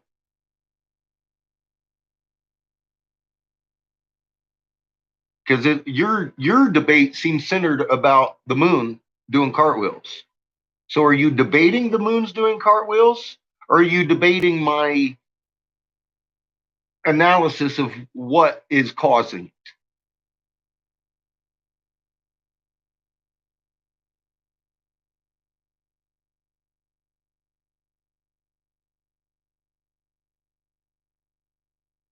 See, you're not answering the question. You're not answering the question. You have one more time to speak, and you're going to answer my question. Are you debating the moon is doing a cartwheel? Because we've already proven that it is.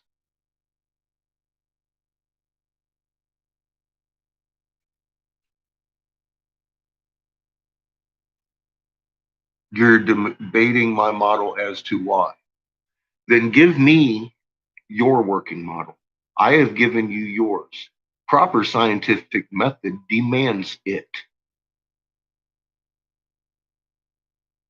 It's out of normal. We're in agreement with this.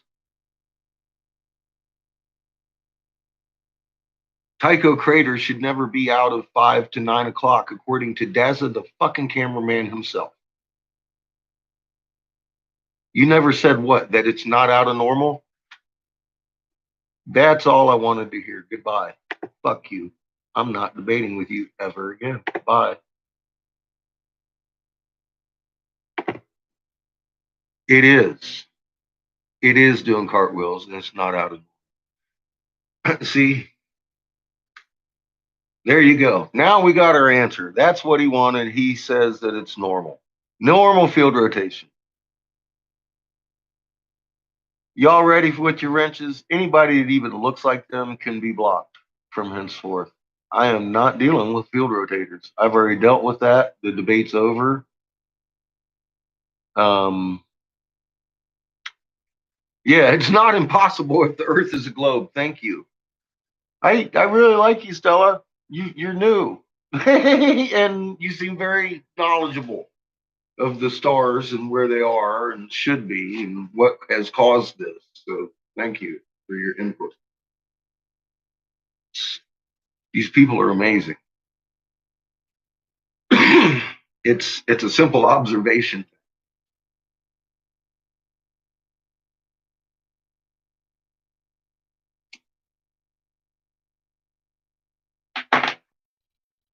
That's why I was so tickled. Daza gave us that very specific from 3 to 9, even though it's way more than normal. I'll take it. Or I mean, from 5 to 9. He said from 5 to 9. I give us 4 digits is normal, and you know it should never really leave fucking from 6 to 8, which is only 2 digits. But I'll give him the 5 to 9 because that motherfucker's rising at 3 and setting at 11, and neither one of them's right, according to him. This debate's over. It's out of normal.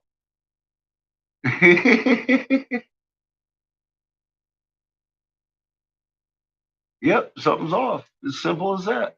Something's off. And he's been tripping.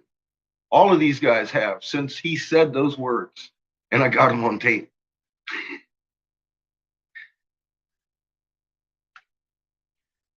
It is what it is. Field rotation is dead, and you saw me kill it. Fuck that shit. Hey, Cat, how you doing? Huh? Sorry, we was fighting with a couple of flippy floppy field rotators. You had to walk home. What happened?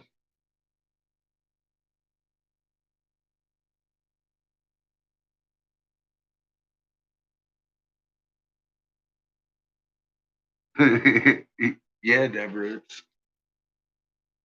fucking crazy. It is what it is. They're telling me I'm reported to fucking YouTube legal now and shit. So they're trying legal fucking shit against me. I just downloaded another 12 minutes of their fucking insanity. Working on downloading it. Not to my YouTube, to my MP. I got a lot of videos that you guys ain't never gonna see. uh, this is going to legal. I'm gonna sue the fuck out of fucking these motherfuckers, man. I'm pissed.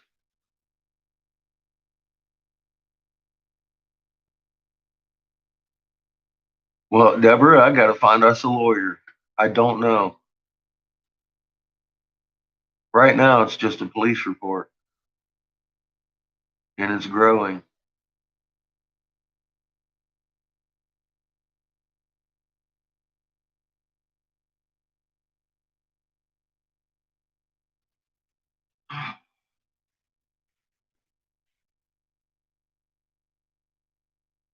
I might actually download this after I'm done fucking around to my YouTube because it was pretty good.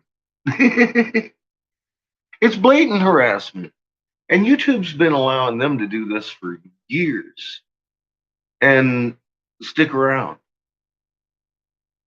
And now the homie's telling me I'm the one being reported by them to leave. Like I'm fucking doing something wrong over here.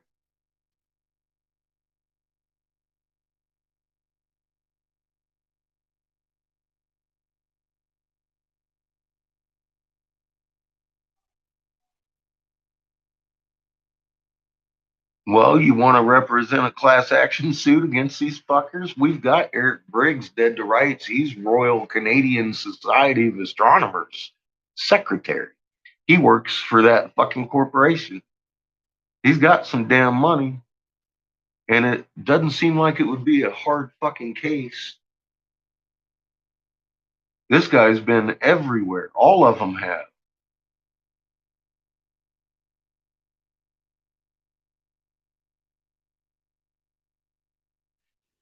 I'm sick of this shit. This follows me through. This is my real life. They're fucking hitting me in legal fucking areas over this shit. It's fucking bullshit. We're over here trying to chat, and they want to fucking come over here and talk fucking all kinds of shit. And you know, look, as far as I'm concerned, honest to God, in my heart, I don't doubt what I read in that fucking newspaper at all about that man.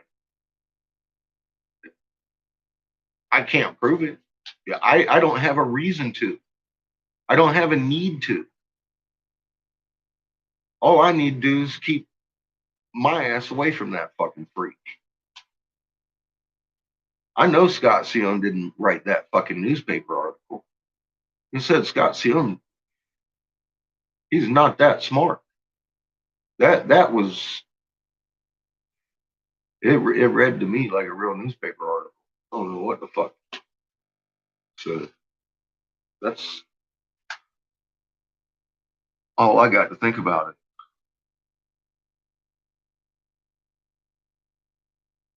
I don't need him on my channel anyway. I don't need him talking to me. I don't need him around me. I don't even need him thinking of me.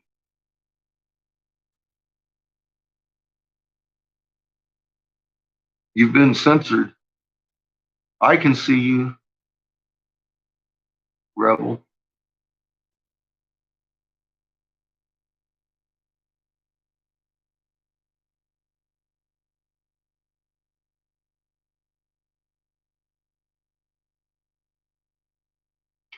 Well, their organization's already been sued by Amnesty International. Um,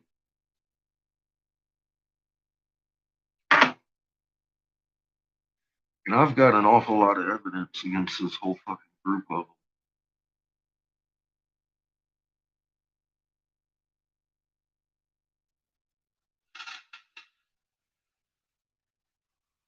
them. Yeah, I get warnings from my music. Just playing fucking music.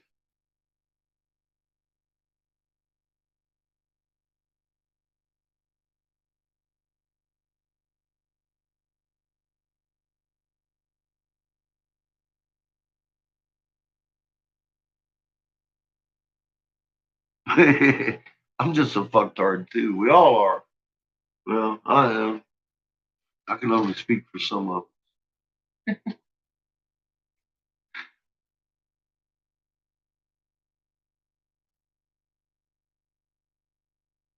Yeah, they followed my subs everywhere. They followed poor Thomas to his governor's page. He said he was talking to the governor, and damn, there's Eric Briggs. I was like, you gotta be fucking kidding me.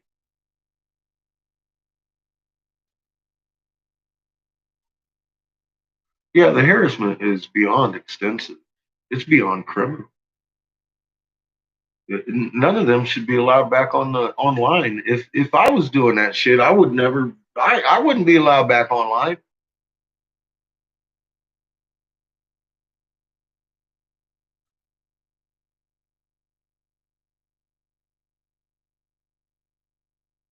That's fucking stalking.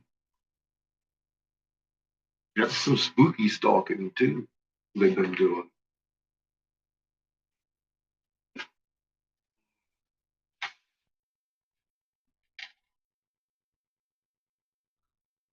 Good night, DK.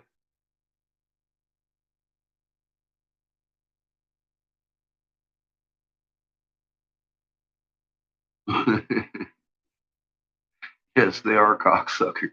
Big old bags of cocks. Big old bag of cocksuckers. Actually,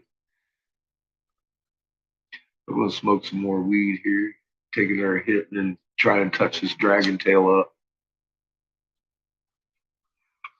See if I can't fix my dragon. I almost broke your elephant, cat. It's fine.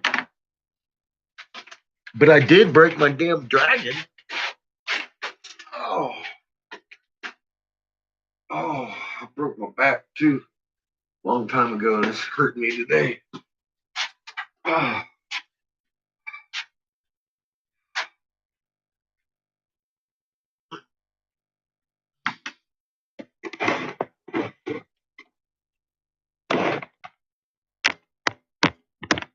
oh, almost fell.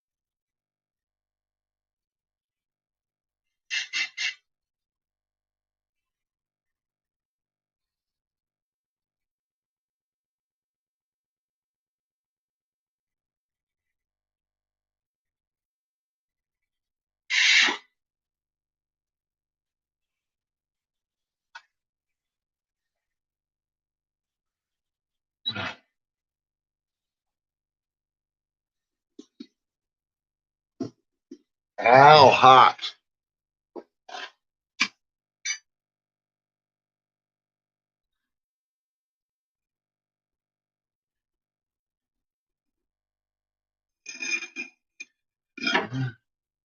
It might be about the only thing I do. Actually, I've got things I can be doing.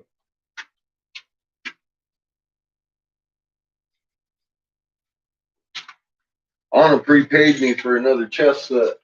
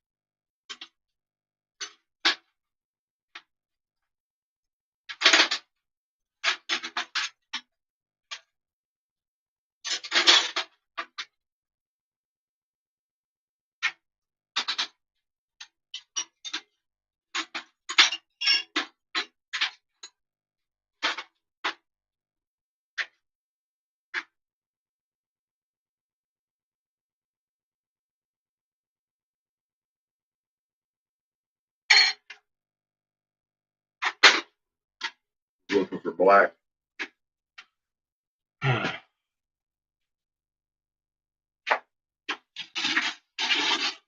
My kiln's about full with dragon now.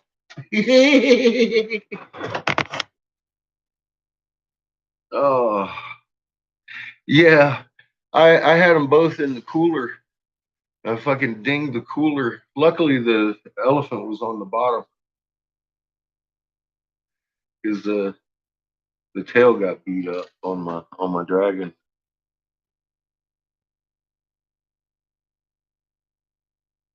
Hi, Asandi. Or blue. Or blue. What? I missed it.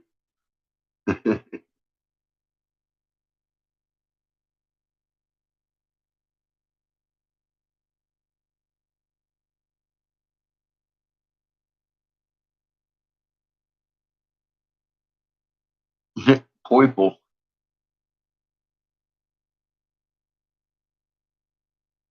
Oh, my dragon. Yeah, it's that blue. It's the little baby blue one. It's the little baby blue one I had last week. I planned on selling this week and didn't because I beat its tail up.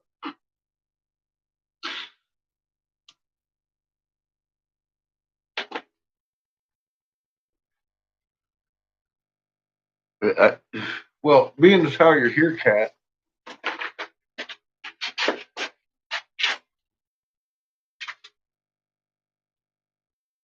Oh, he's upstairs.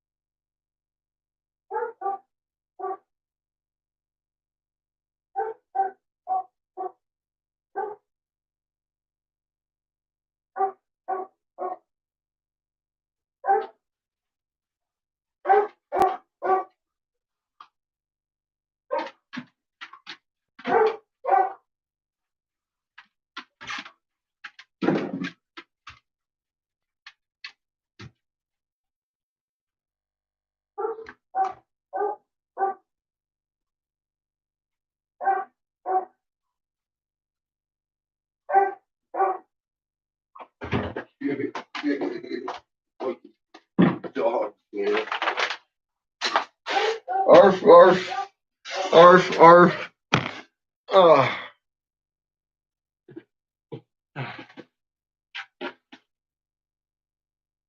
Chico looks cute as hell in his new little coat. It fits him fucking perfectly. Here's your elephant. See, he didn't get hurt. My fucking dragon got beat the fuck out of though. You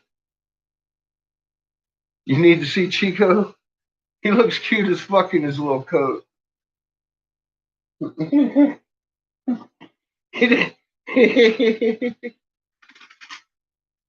I beat my dragon up. I just dinged the cooler. I wasn't paying attention to where I was going. I smacked it. Dinged my dragon up.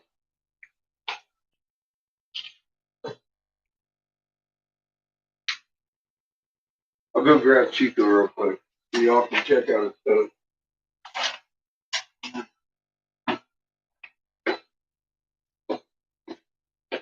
What do you want?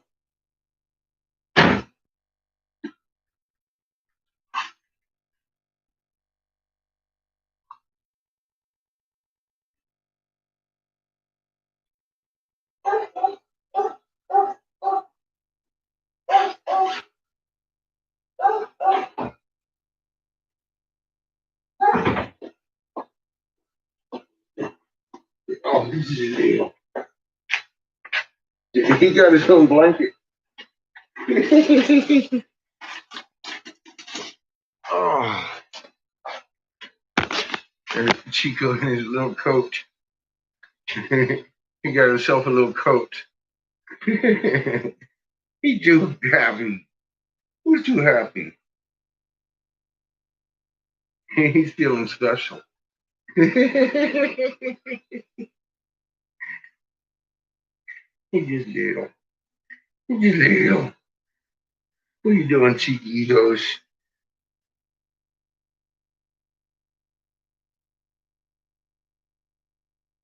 Hi.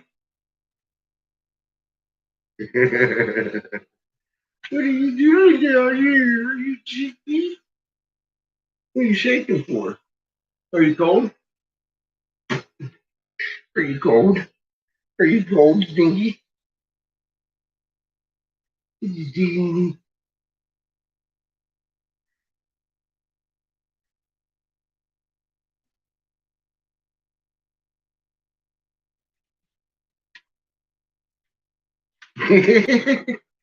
like, who said you could stop touching?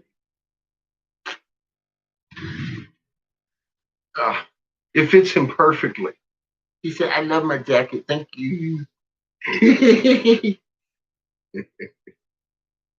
All right, I'm going to take him back upstairs. Ah, and get busy on chest set.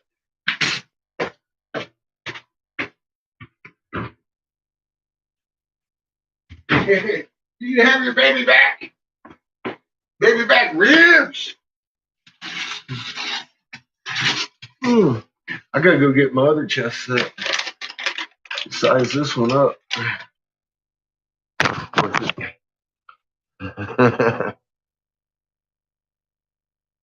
Good night, Stella.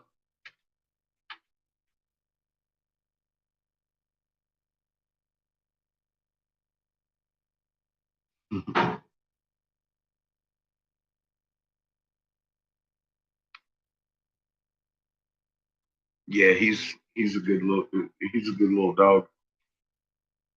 His coat fits fucking perfect.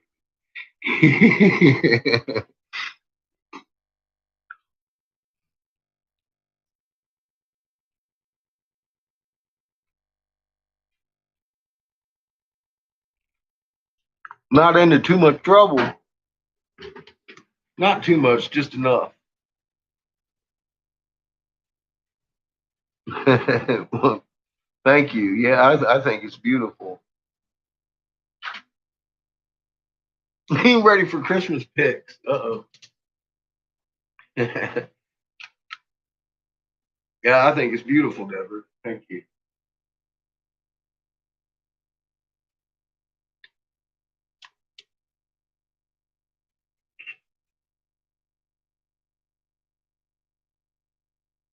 Nice out.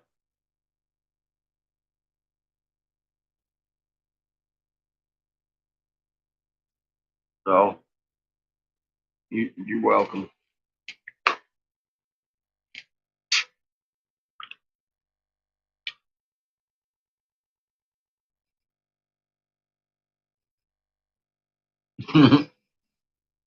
Chico will do anything if it means attention.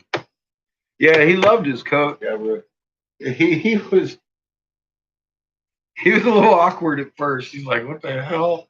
But now he realizes he's got a portable blanket on now. He's like, "Yeah, baby, this is what I'm talking about." Every time he gets near Pat's voice, she sniffs him up.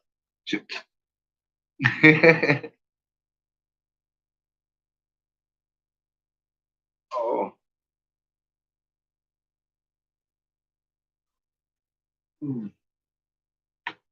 there it is. Put it up top.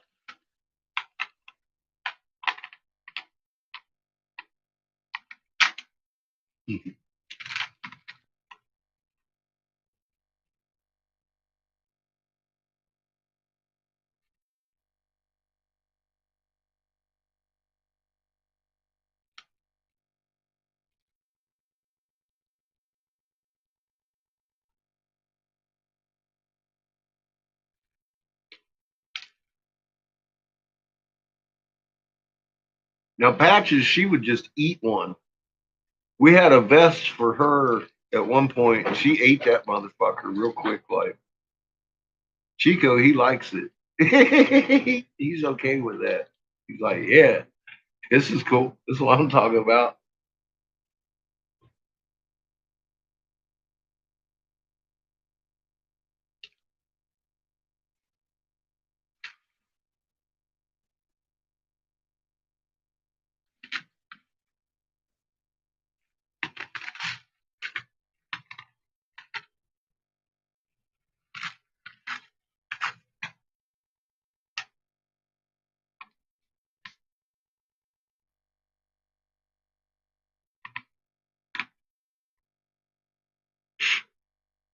Yeah, he's a pretty good little dog too. If you keep an eye on him. Little shit be in there taking a piss in my on my pillow every now and again.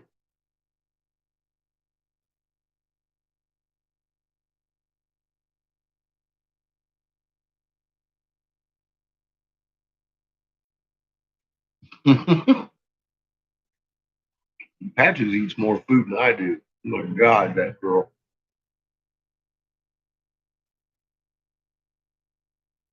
She got an appetite.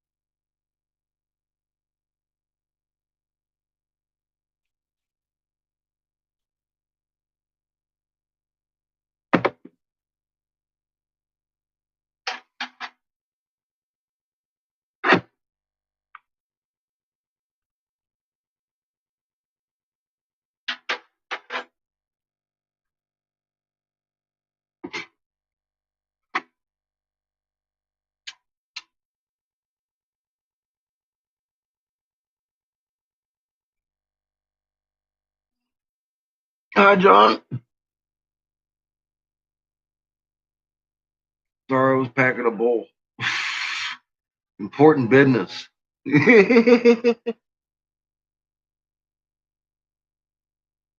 No, it's 6 o'clock here, Jelly. It's still early, real early in the evening, and I, my friend, am gobbling on Christmas fucking candy and smoking marijuana. You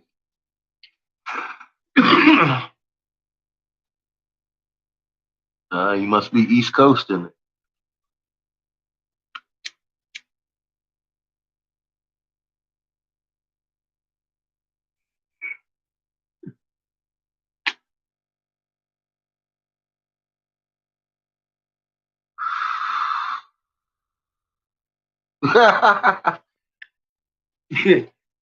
Woo, go cat.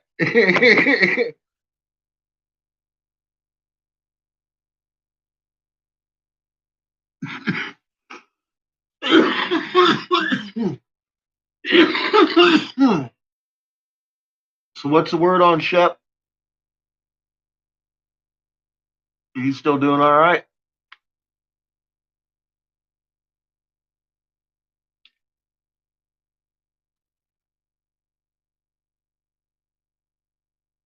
Or have you heard from him lately?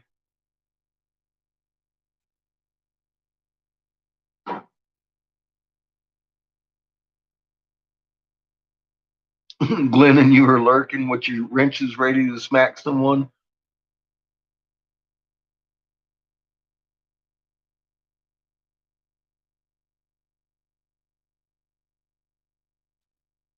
Oh, my back's killing me tonight. I couldn't even walk yesterday. I was immobile. I don't know what I did. I just tweaked my back at some point.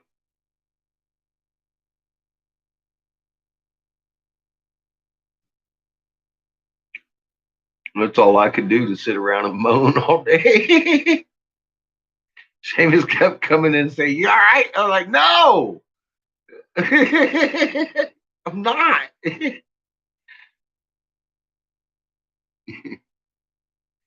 No, I've got some horrible herniated, degenerative, and all kinds of broken back parts.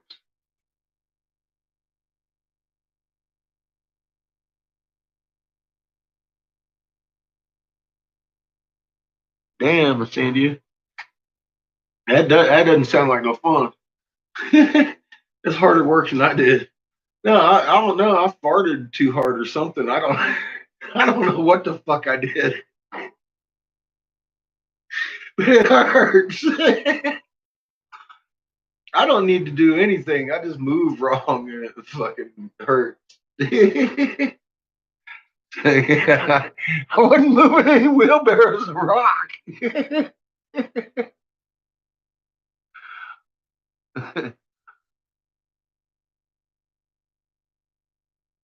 Yeah, that's me too. I've got those, and then every now and again, man, when you tweak that fucking thing wrong, it hurts.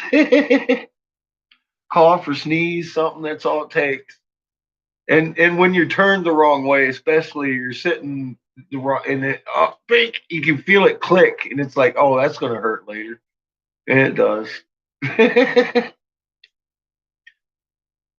I don't know what the hell I did this time though. It just started hurting. I might have done it in my sleep. I woke up, it was kind of sore.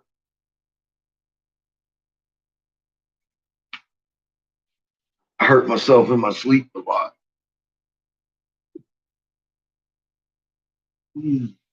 Wake up with a sore back. You know, like, what the fuck was I dreaming about?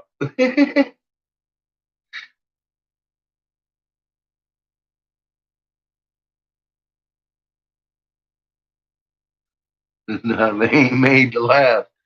It depends on how you treat them, I guess. I treated mine pretty good. It just them ladies keep running red lights and stop signs and running into. Oh, I don't know. I got a bullseye on my back sometimes. I think I lived, therefore I hurt. Oh yeah, you know you're alive, huh?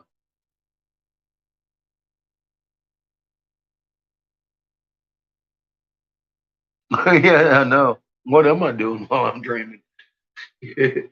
I'm obviously hurting myself.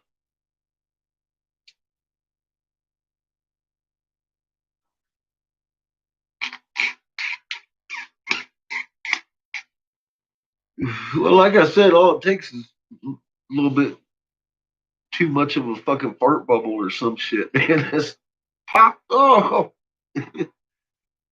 when you got a bad back, you just expect it.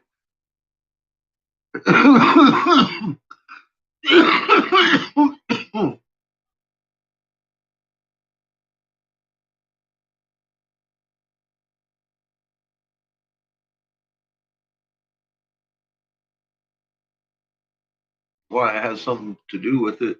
I'm sure. But yeah, I've been thrown up against telephone poles a few times.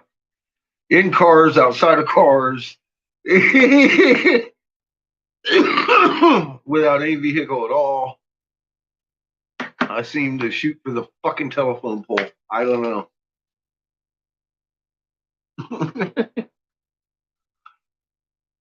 Yes, the only worst pain is honestly toothache. Can't fucking stand toothache.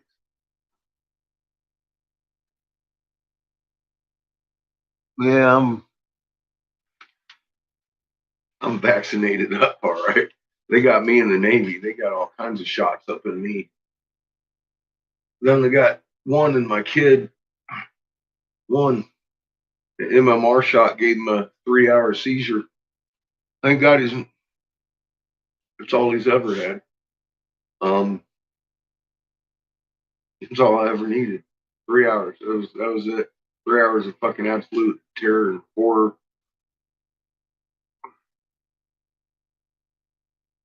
I passed out at some point during that 3 hours. Got a big old Fred Flintstone knot on my head. Woke up sitting down in a chair. I don't know how I got there.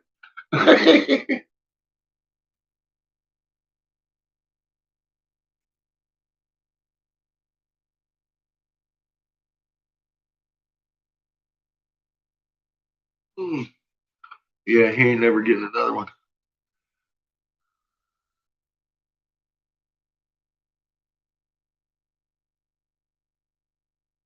Mm,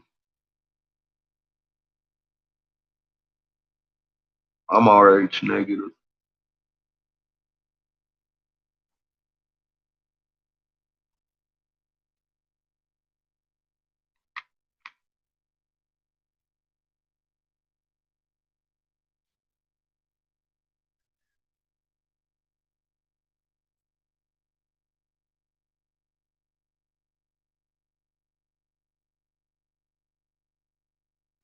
Yeah, some nights I could. Yeah, this is one of those. There's not much comfort in this one. It's running from my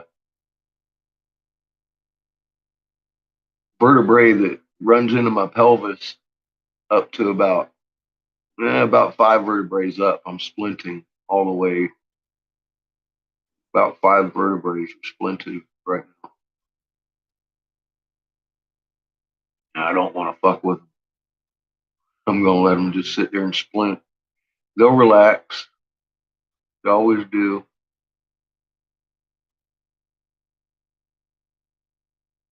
Who is Loki? We're not sure, Amber.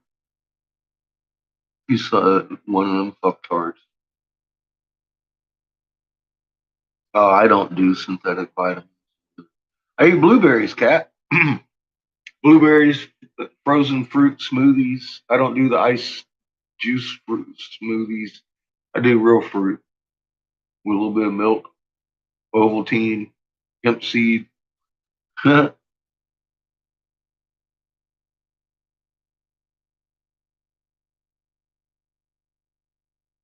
Yeah, he's just a piece of shit. He hangs out with Dazzler.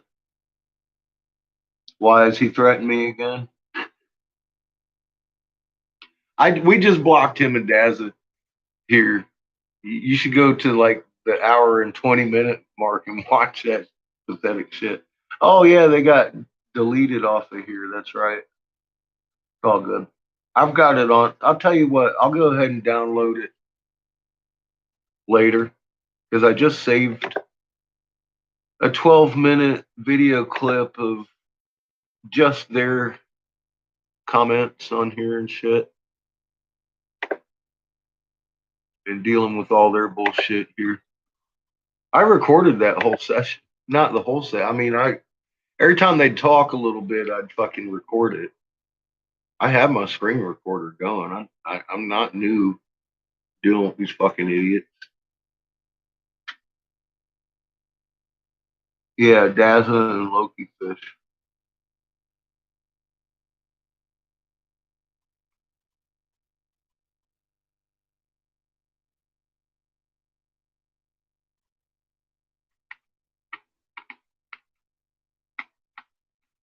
Hmm.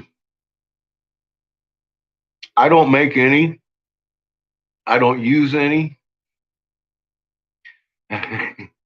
And I try not to shower. It may be more than once a month.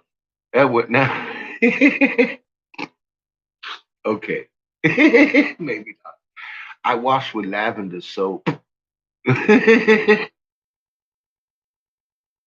But yeah, I don't put anything under my arm.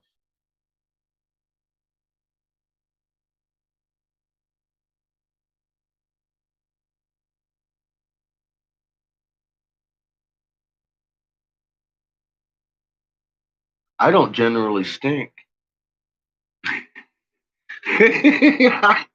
Unless something gets, I try not to sweat a whole lot unless I need to. I mean, after work, yeah, you take a shower, but I mean, during the day and shit, I myself, I try not to sweat too much. If I do, everybody around me just gonna have to deal with it.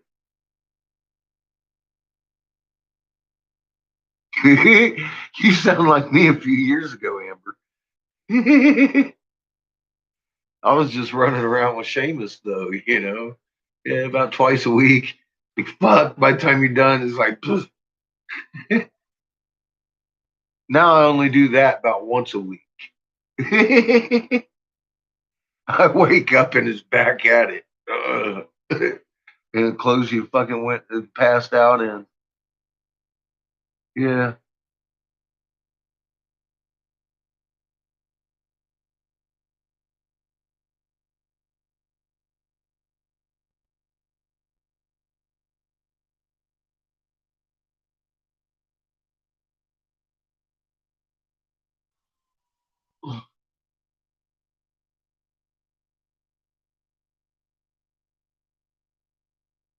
Yeah, I've got chronic pain, but it ain't like this. This is these days look, I'm all sideways and shit.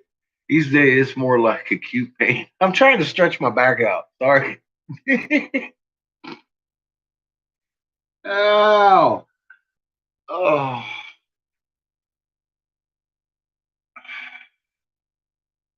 Yeah, it's a little worse today than my normal chronic.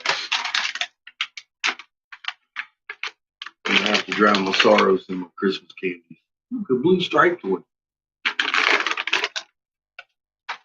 Mm, I need to get started on a chest set. Have I tried yoga? Um, no,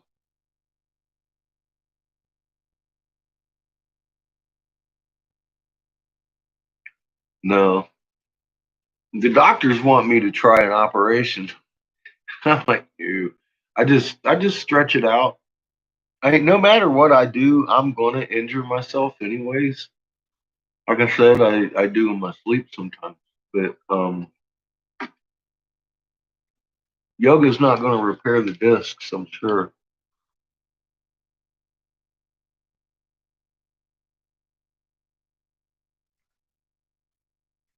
Oh, yeah.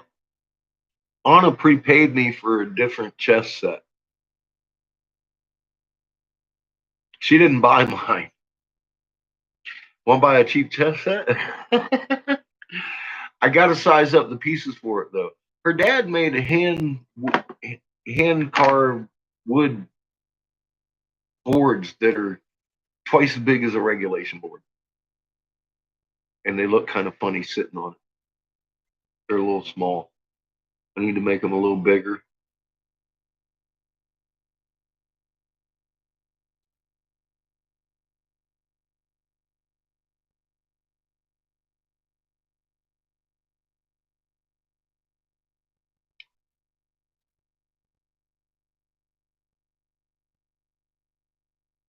Yeah, I've heard of people making their own colloidal silver, turning themselves blue. Don't do that. Don't turn yourself blue. But you use it in moderation. But yeah, I hear it works. Especially if you're turning blue. If you're turning blue, you're drinking a little much. That's what I hear. I was like, okay, I'll keep that in mind. Nope, no blue. Well, you're drinking just the right amount.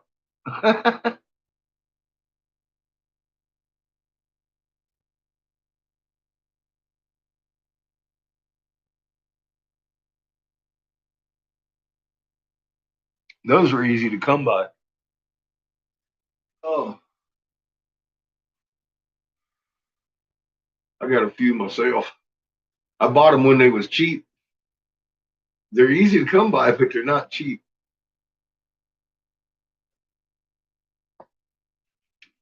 Not anymore.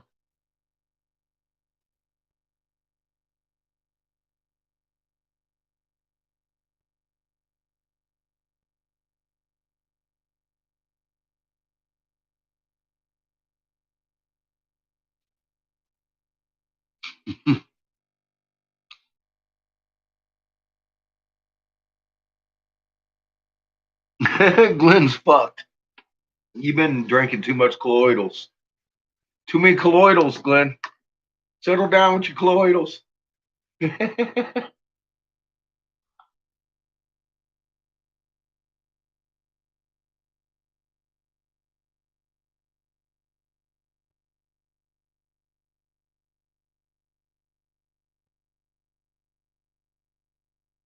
Nice.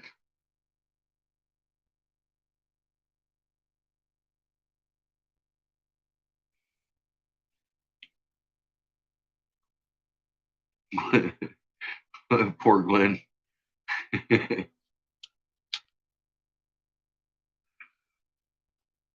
Mm, mm, mm.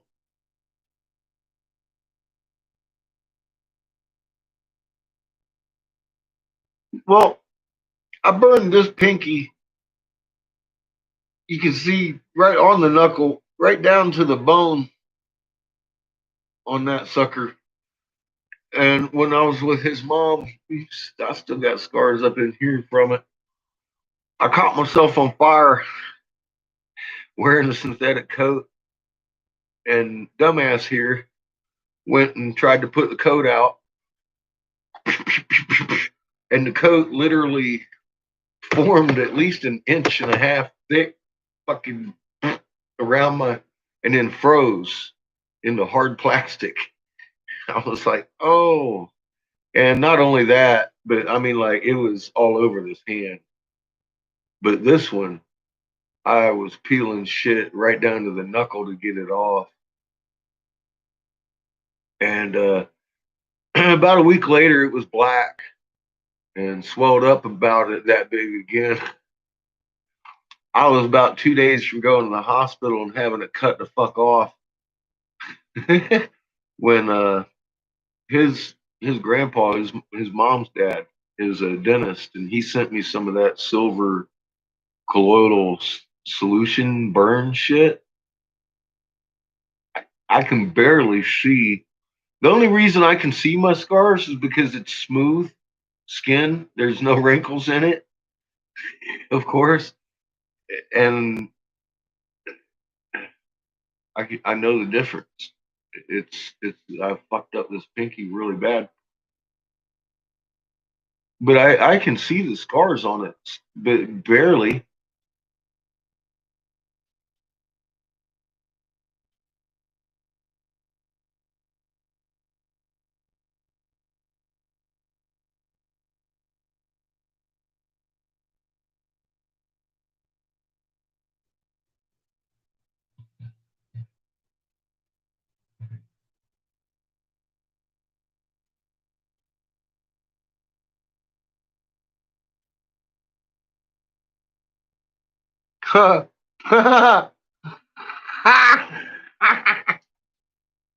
Oh God, your hands are full.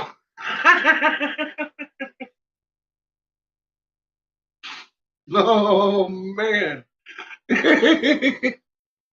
your hands are full.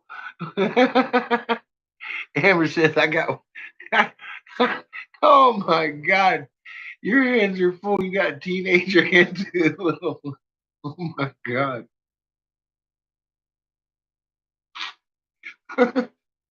You got to be having fun, at least every day.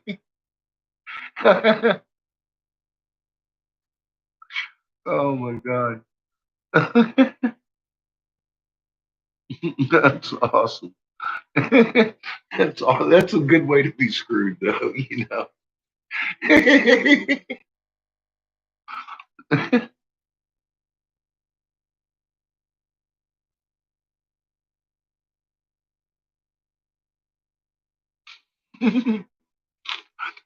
Yeah, I bet you weren't really counting on twins, though, were you?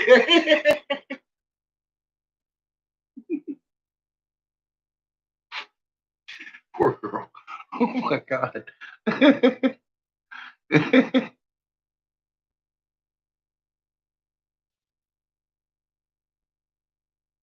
CBD oil is good for you. Good for everything you might want. It's cheaper than silver quota.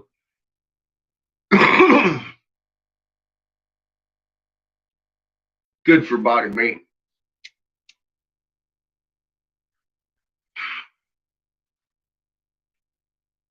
And honestly, you can get just about all the THC you need from just eating fucking poppy seeds on a poppy seed bun. That catalyzes any CBD needs that need catalyzed. Oh no, Amber, I see them. I see them. I see your chats. I don't see them being deleted. Where? Or are they just not coming through? They might have a chat filter. No, I don't see any of them been deleted. They're probably not coming through because of a chat filter. So misspell it. It's probably a fucking stupid word.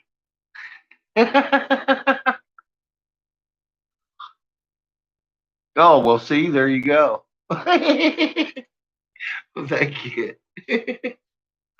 We're glad you're here.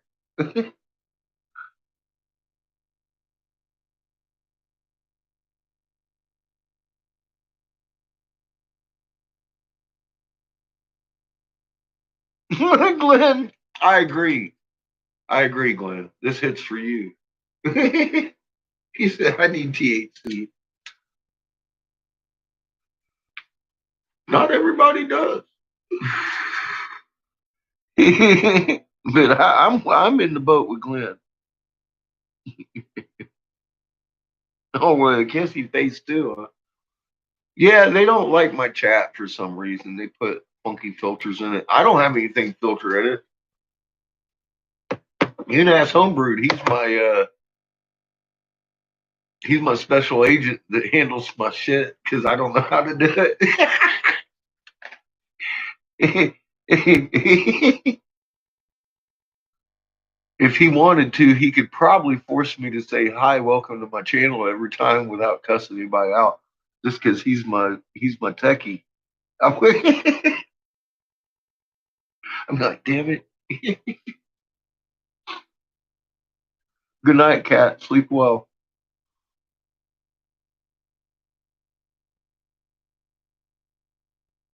I'm gonna get started on this Josh Reeves reading here real quick.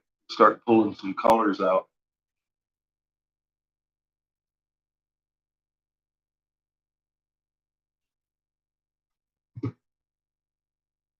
We are just beginning the Cain and Abel. Hey, what's up, Noel? How you doing?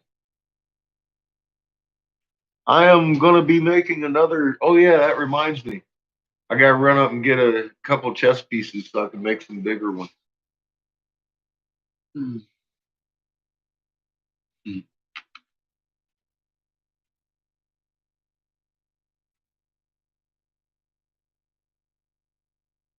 Mm.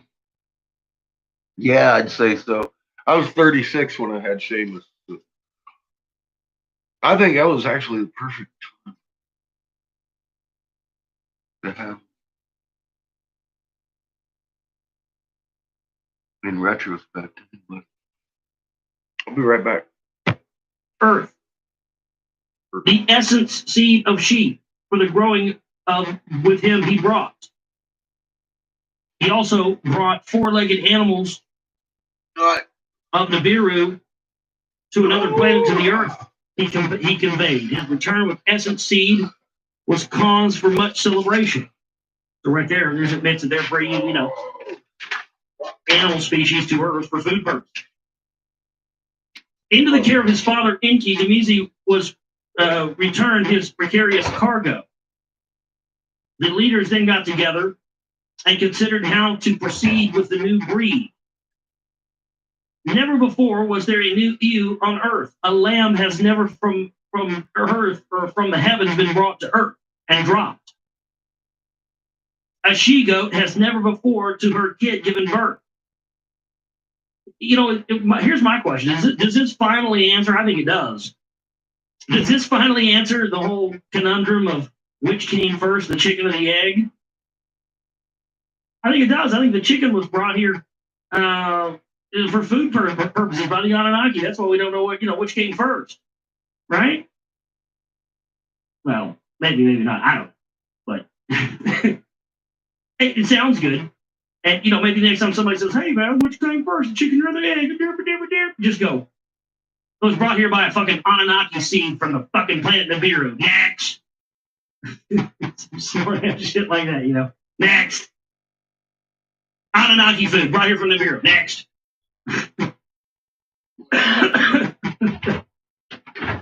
Weaving of sheep's wool has never before been established.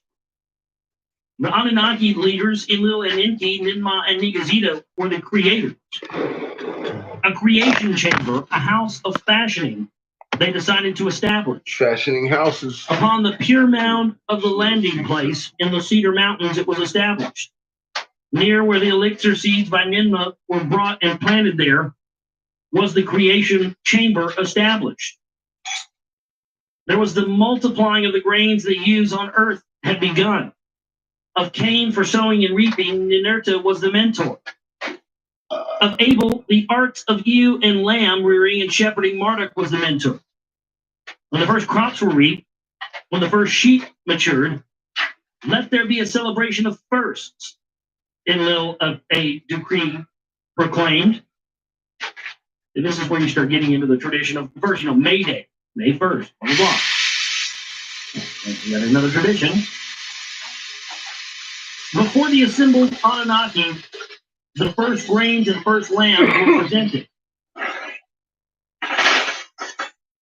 At the feet of Enlil and Enki, Ninurta guided Cain for him to place his offering. At the feet of Enlil and Enki, Abel, guided by Marduk, placed his offering. Enlil to the brothers gave a joyful blessing. Their labors he extolled. Enki, his son Marduk, embraced. The lamb for all to see he raised, meat for eating, wool for wearing. To the earth has come, Enki said. Now this is the account of the generations of Adapa. We know Adapa was the first, to clarify who Adapa is, Adapa was the first boy, the first male, born of the planet. He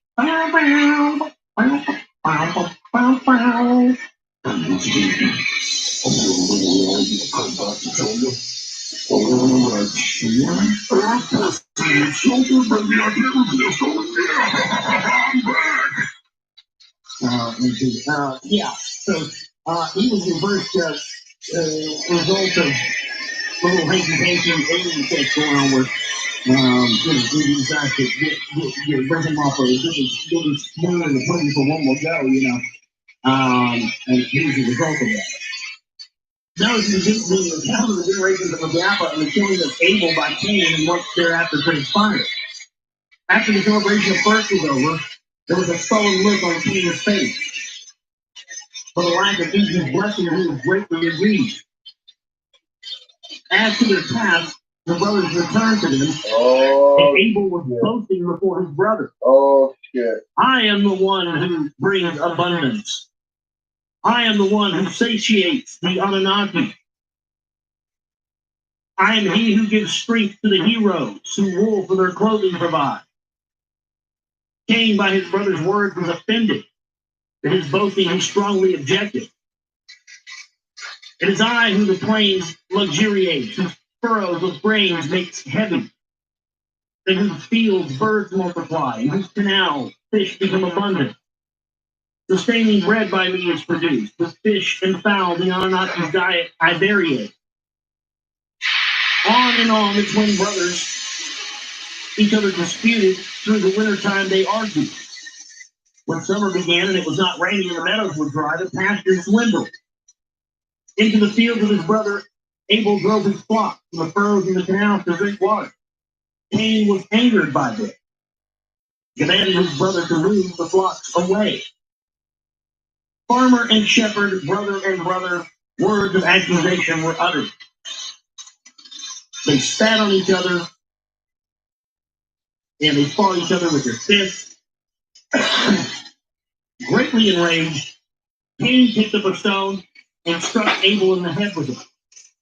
Again and again he hit him until Abel fell. His blood was from him was gushing. Oh yeah, Cain and Abel, they always, they were yeah, these motherfuckers, he's selling this bitch to death. Hey, take that, you like that? That's where it come from. Huh? Take that. He was like stomping on him. He's going nuts. Blood was gushing from him.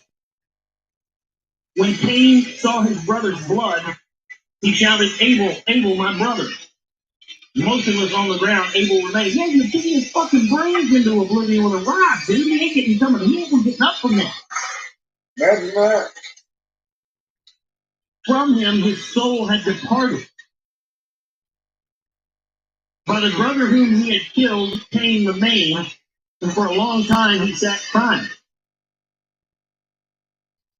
It was Kiki who was shown of the killing first by a premonition. In a dream vision, as she was sleeping, she saw Abel's blood in the hand of Cain. She awakened Adapha from his sleep, and she told him her dream vision. A heavy sorrow fills my heart. It's something terrifying happened. So Kiki did say to Adapha, greatly agitated she was. In the morning, the two from the ruby departed. To the waremouth of Cain and Abel they went. In the field they found Cain by the dead Abel who was still seated. A great cry of agony Kiki shouted. Adapha spread mud on his head. What have you done? What have you done? Cain they shouted. Silence was Cain's answer. To the ground he threw himself and wept. Adapha returned to the living city, and he told what had happened to the Lord Enki. Enki confronted Cain with his fury. Accursed you shall be, he said to him. From the Eden you must depart. Among Anunnaki and civilized earthlings you shall not stay. As the Abel in the field, whose bodies cannot for the wild birds remain. As the Anunnaki custom is, he in a grave below a stone pile shall be buried. How able to bury Enki to Adapha and Kiki shows that the custom was not known to them. For 30 days and 30 nights, Abel was mourned by his parents. To a review for judgment, Cain was brought. The exile finished to pronounce Enki rich. For his deed, Cain himself must be slain so more about his anger. Let the seven who judge be assembled. Those who inertia into Cain said. Who ever heard of such an assembly? Mars shouted. That for one not from the Viru Anunnaki leaders shall be called to judge? Is it not enough that one by inertia mentors the one by me that was favored has been killed? Is it not that as Inertia and Ampi did dead, was so did Cain in against his brother rise? Like the fate of Ampi, Cain's fate should be. His life's breath should be extinguished. Marduk said in anger to instantly will and Inertia. Inertia was saddened by the words of Marduk. She sat with silence. Let me with Marduk, my son's words, have words in private with my son, here, Nancy said. He went into private chambers with Marduk. My son, to Marduk, ancient softly spoke, your agony is great. But it's not agony with agony compound. A secret that is on my heart has heavily burdened me, and let me tell it to you. Once upon a time, as by the river I strolled, the two earthly maidens caught my fancy.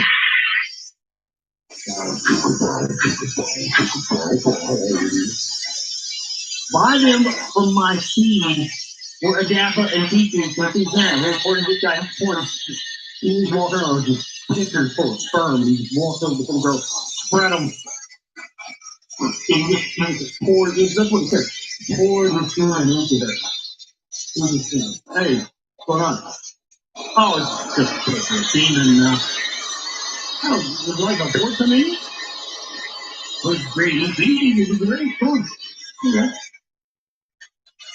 I would suggest trying at the bar or some guys. There was always that one guy that was, everybody's known this guy. Everybody's known this guy.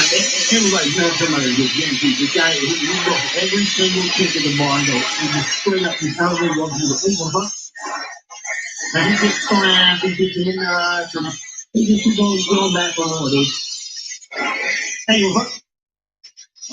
You know, I think Chris, hey, you what? And they see him get nice. You see him throwing up the beaches, dude. Going out to the parking lot with some kids. Eventually, he got the warning.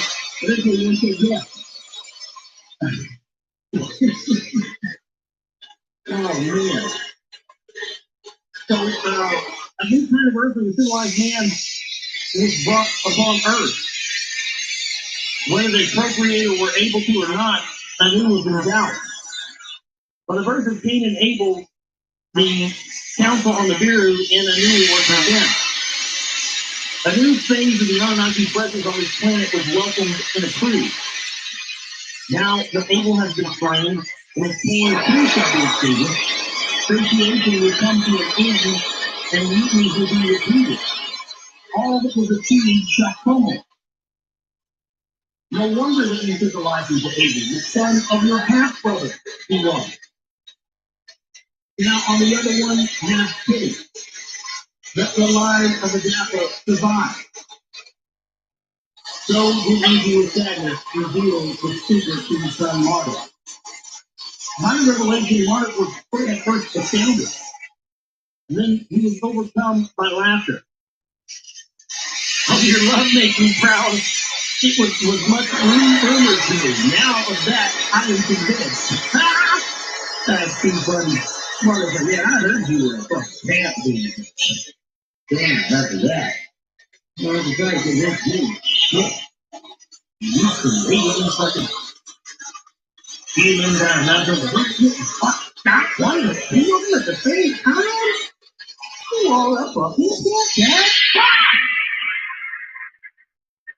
Indeed, let Cain's life be spared to the ends of the earth. Let him be gone. So did Marduk from anger to laughter changed to his father, who said, in a riveting judgment upon Cain by evil was pronounced. Eastward to a land of wandering for his evil deed, Cain must depart. That his life must be spared, that he and his generation shall be distinguished. By Vendettas, the life essence of Cain was altered. That his face, a beard should not grow, Cain's life essence needed to be changed.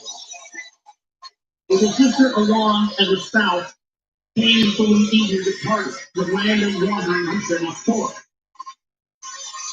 Now, the Anunnaki sat among themselves in wonder.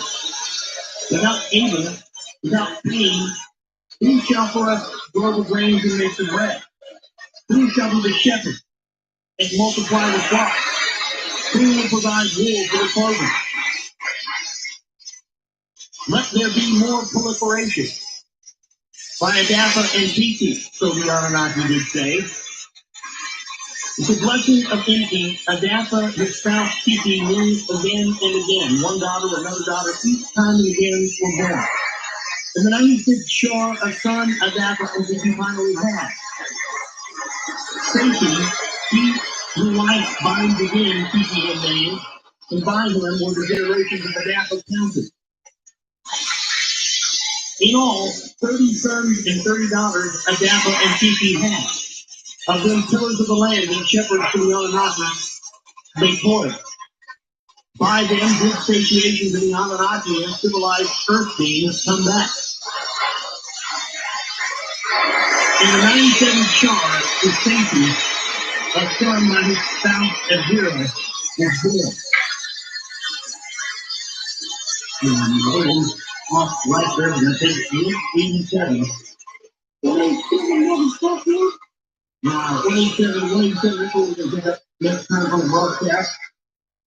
And those beginning with normal instantaneous correlation with connections always okay. So this is why this is so mad. And even reading this stuff and putting it out there in sort of all the opinions that it shows that what was put in the Bible and the narrative we're told about the Bible is simply a false narrative.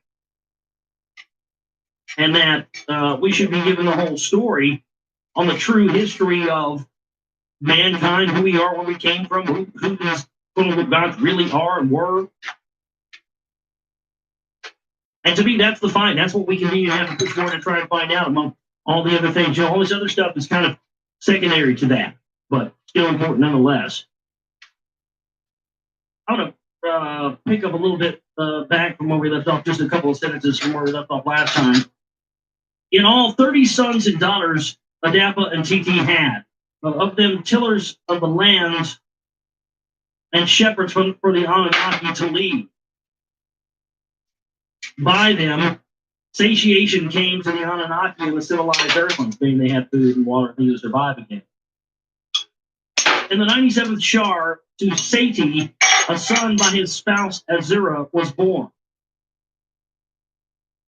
By the name Enshi, in the annals he was recorded. Master of humanity was his name.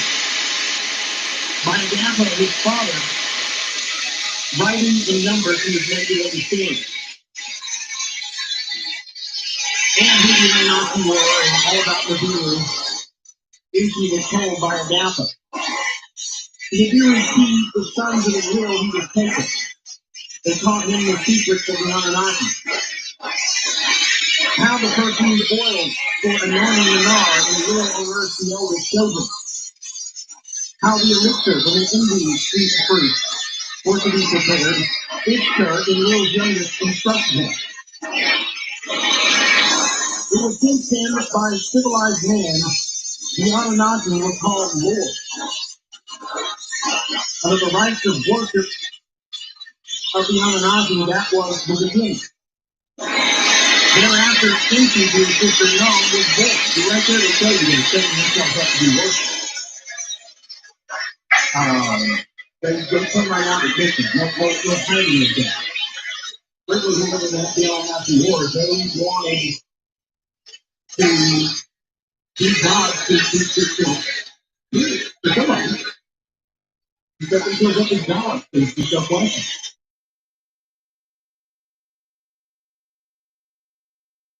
For by Nibiru in Bad Tibiara he was tutored.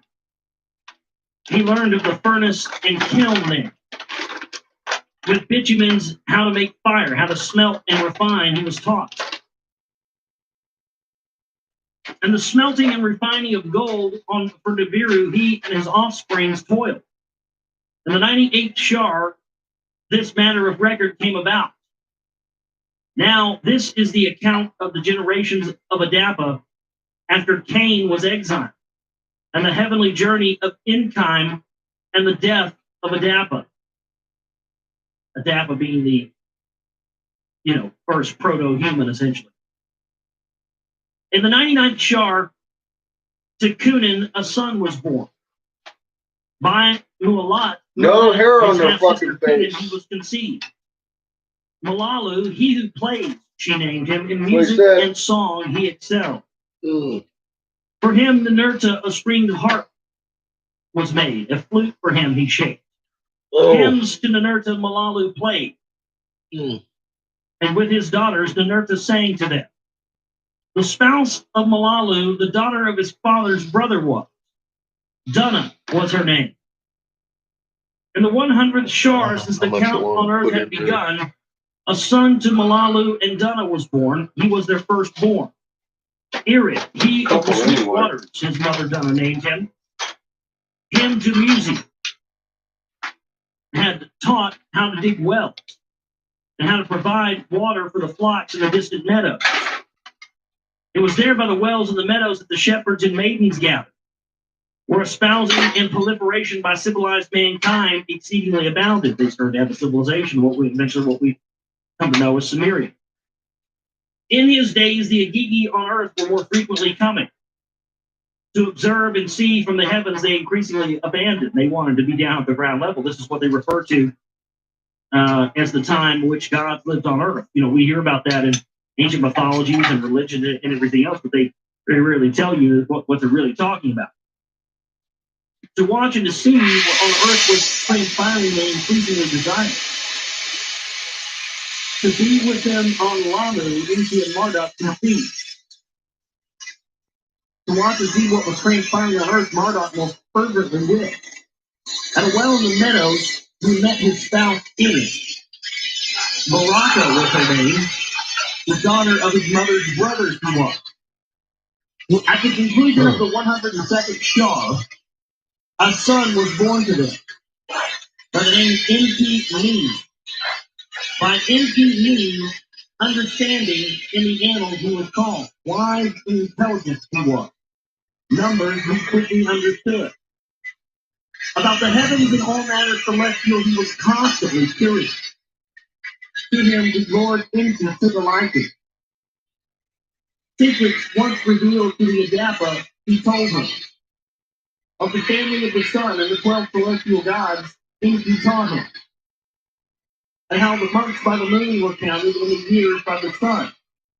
And how by Nibiru the stars were counted, and how the counts by Enki were combined.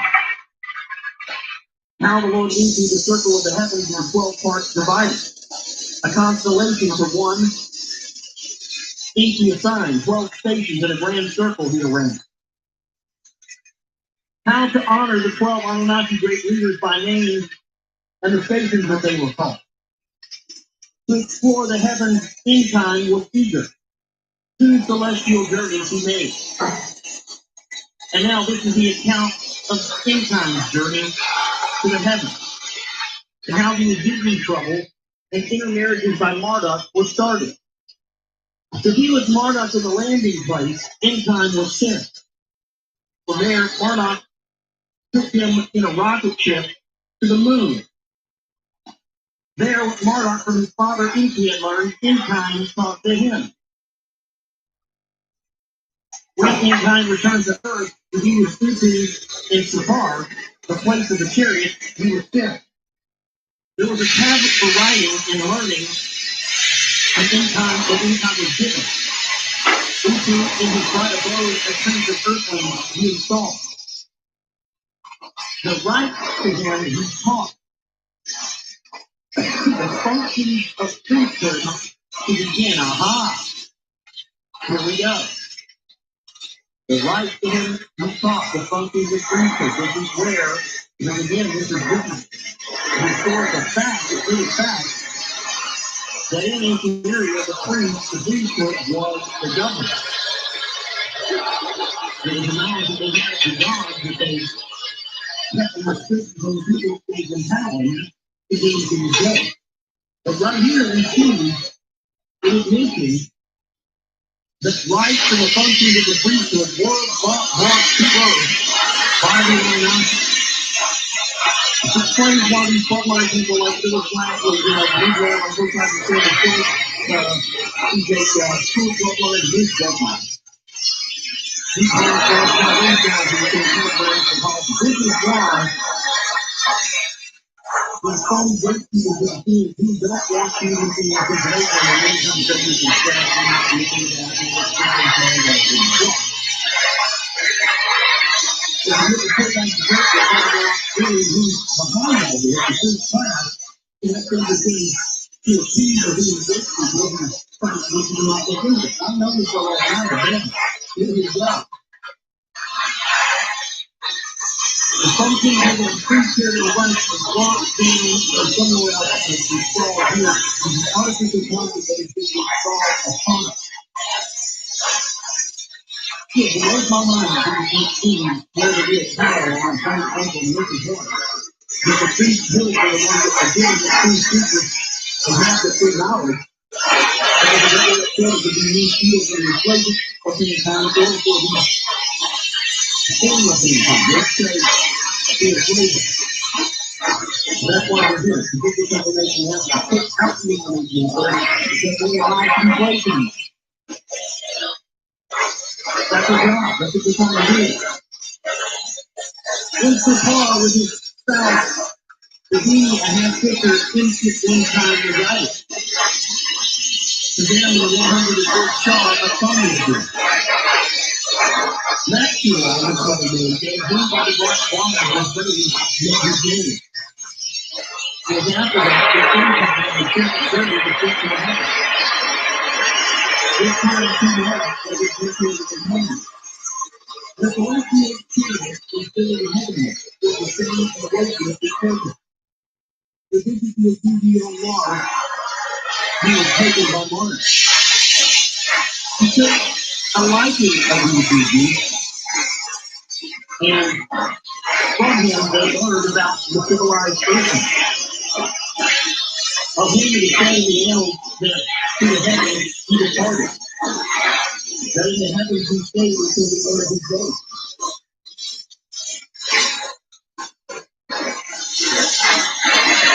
Before any time when the heavens departed, all that in the heavens was in the heavens he was taught.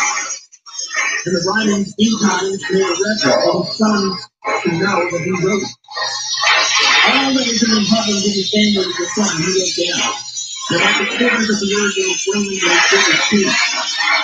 In the hands of Marshall, his firstborn son, he entrusted the writings. With his brothers Reagan and Dadad,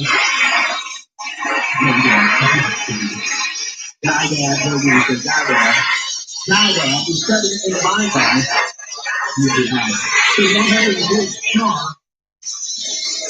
In the 100th star, a son was born to Marshall. He was using trouble with the mother kept down into the river. My spouse Edna, a son to Marshall, was born. Rumor, my name was his name. In his days, he even worked with his hands. And only the field of the he looked after the unmarked woman with his hand, the photos to the answers to the village. In his days, he called out the example of carrying his death cloak. And when the after moment of his days were coming to an end, he said, let all my sons and sons assemble themselves before me. That before I die, I may bless them. And speak words to them before him. And in second, on the sons of the gods of God, he asked, where is my firstborn? Where is Cain? Adapha asked all of them, let him be set to him, he said. Before the Lord eating sadly, his father's work was presented. What can be done of the Lord, he asked? Is he then summoned the America?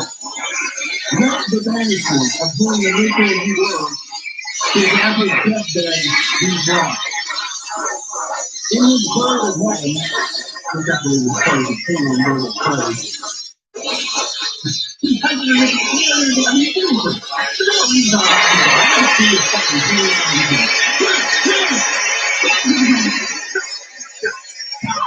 You know, I don't know if it was the yeah. You just had to live to a ticket. Someone fucking your name and hide it up because let me tell you something. I mean, like, you guys are flying around in things called the bird of heaven. I just keep a plan on flying around the bird of prey and speaking to good and anything is wet and you know, talking to those up and down. Fucking homeowners, 30 years fucking food. Tell you what, let me take the thing. Then he started having the rebel restrict himself to the land of the wandering he flew. Over the land he runs his church in the skies to pain. And when he found him, like on equal plan, as he brought pain to his apple. When his sons arrived when apple was informed, let Cain and Stephanie come before me, the apple said, before their father is a companion. Cain, when the firstborn, the right, Stephanie on the left. And the eyesight of the apple having failed, he kept his son's faces for restoration.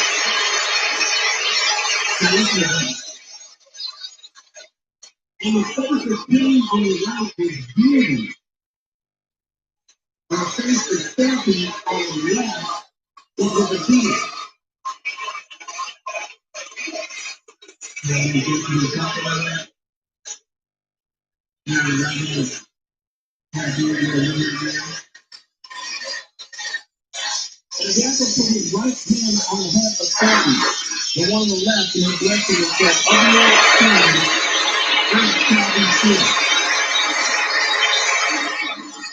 The evidence of the tree, the tree branches, mankind shall survive from this commandment.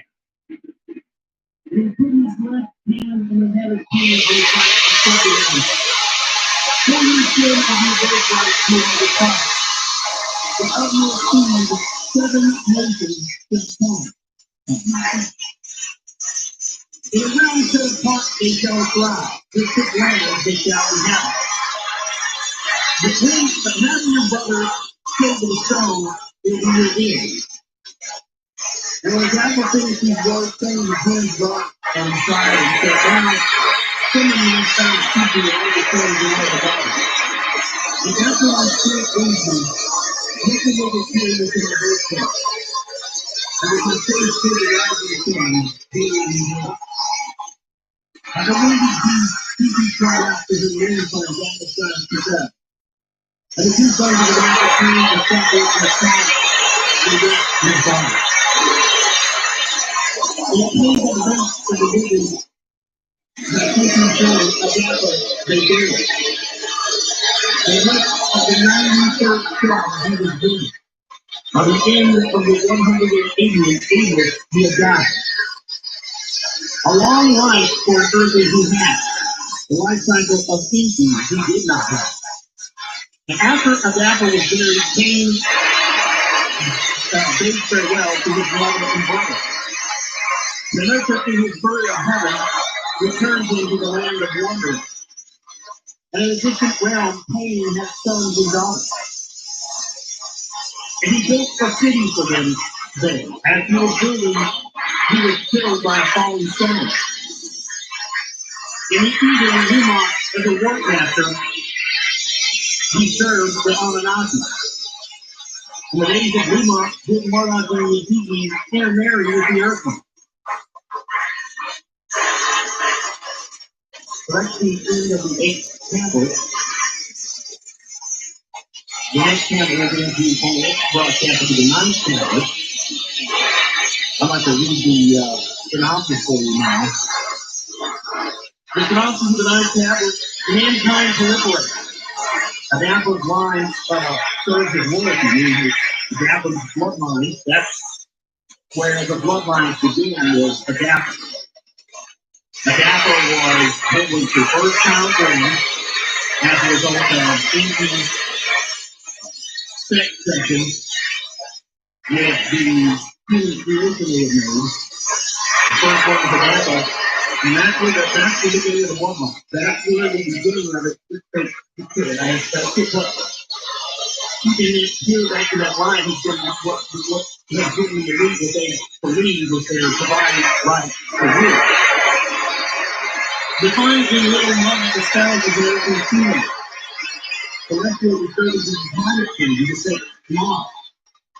He is king to king of earth, and sees earthly female as his wife.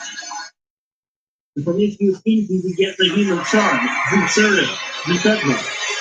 Droughts and pestilences cause suffering on earth. And Will sees it as fated retribution and wants to return home. Ninma, aged by Earth cycles, also wants to return. A mystery emissary warns them not to defy their destiny.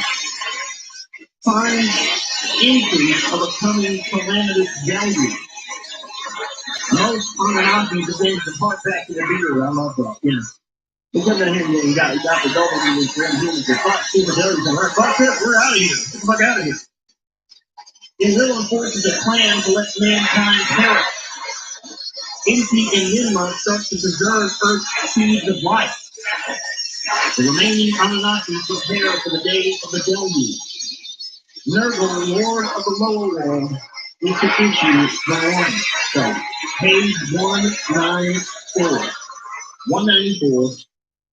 We'll pick up next on the broadcast. Page 194. Some of you guys can remember that for me in case I lose my place again. No, about a year. 194, that's where we're leaving off. We'll pick up the beginning of tablet 9 next time on the broadcast. Fascinating stuff there. Similar correlations to biblical stuff. He's a very amazing stuff. You know, what we're doing now, getting into some of the interesting stuff. The similarity between, you know, things going on, getting trying to be destroyed, and issues having compassion, and these things to reincarnate, restrap their human bodies over and over again. That's what these, you know, various multiple duties that we all know about. That's why you have, you know, that's what's one on one end of the earth, Jesus on the other end of the earth, you have the stories of similar. No. So it continues to be interesting.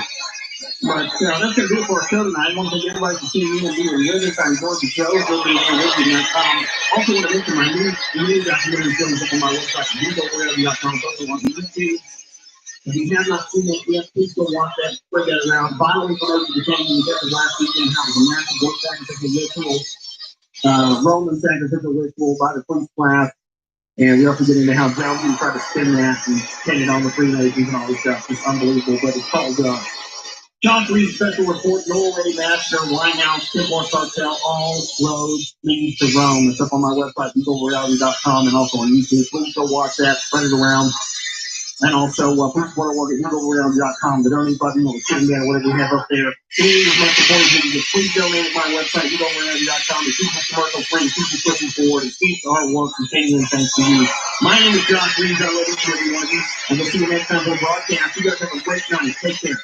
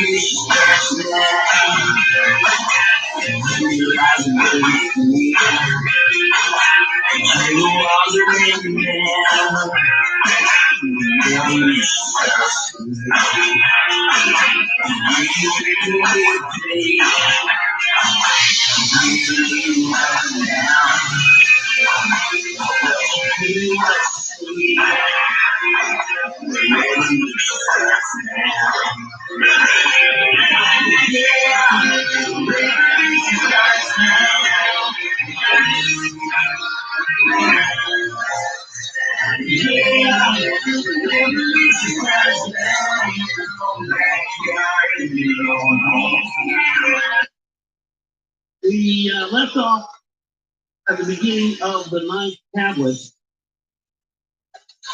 The other night we read the synopsis of the ninth tablet out of the Lost Book of Enki, and so tonight we're going to pick up here on page 194. We'll read just a little bit tonight. Normally I don't read on Monday nights, but I'm going to do a little bit here. beginning of tablet number 9, the loss of the Enki. In the days of Lubach, Marduk and the Agigi were intermarrying with earthlings. In those days, the hardships on Earth were increasing. In those days on Mars, with brightness and dust, the planet was enveloped. The Anunnaki who decreed the fates in Lil and Enki and Nimrod consulted with each other. What conditions on Earth and on Lamu, Mars, were they altering, they wondered? On the sun's flarings, they observed. In the net forces of Earth and Mars, there were disruptions. In the obverse, at the tip of the white land facing, they installed far-observing instruments. In charge of Nergal, the son of Enki, and his spouse Ereshkigal, the instruments were put. The land beyond the seas, the Nergal was assigned, and a mountain land, a band between heaven and earth, was established.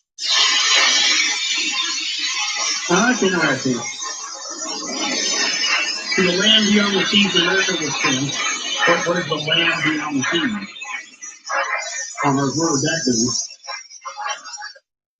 And a mountain land that had where they established a band from heaven to earth. That would be an area that was middle of the tons of mountains, possibly the Himalayas.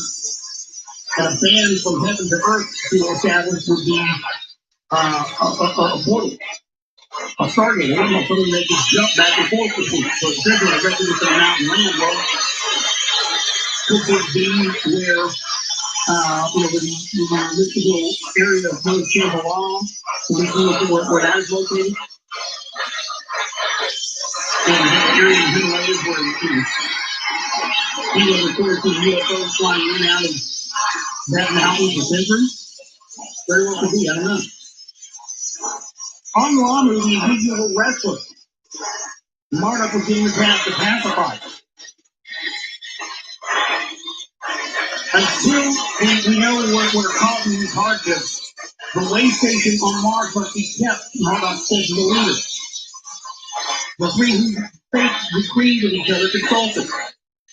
They looked at each other and said, look how old the others are. Enki, who was still grieving the death of the dapper, was the first one to speak. More than 100 shards since my arrival has passed, he said to his brother and sister. I was a casting leader then, and now I was bearded, tired, and old. I was an enthusiastic hero. I was ready for command and adventure. Now I have children who have children, all born on Earth. On Earth, we become old. But those who are born on Earth become old even sooner.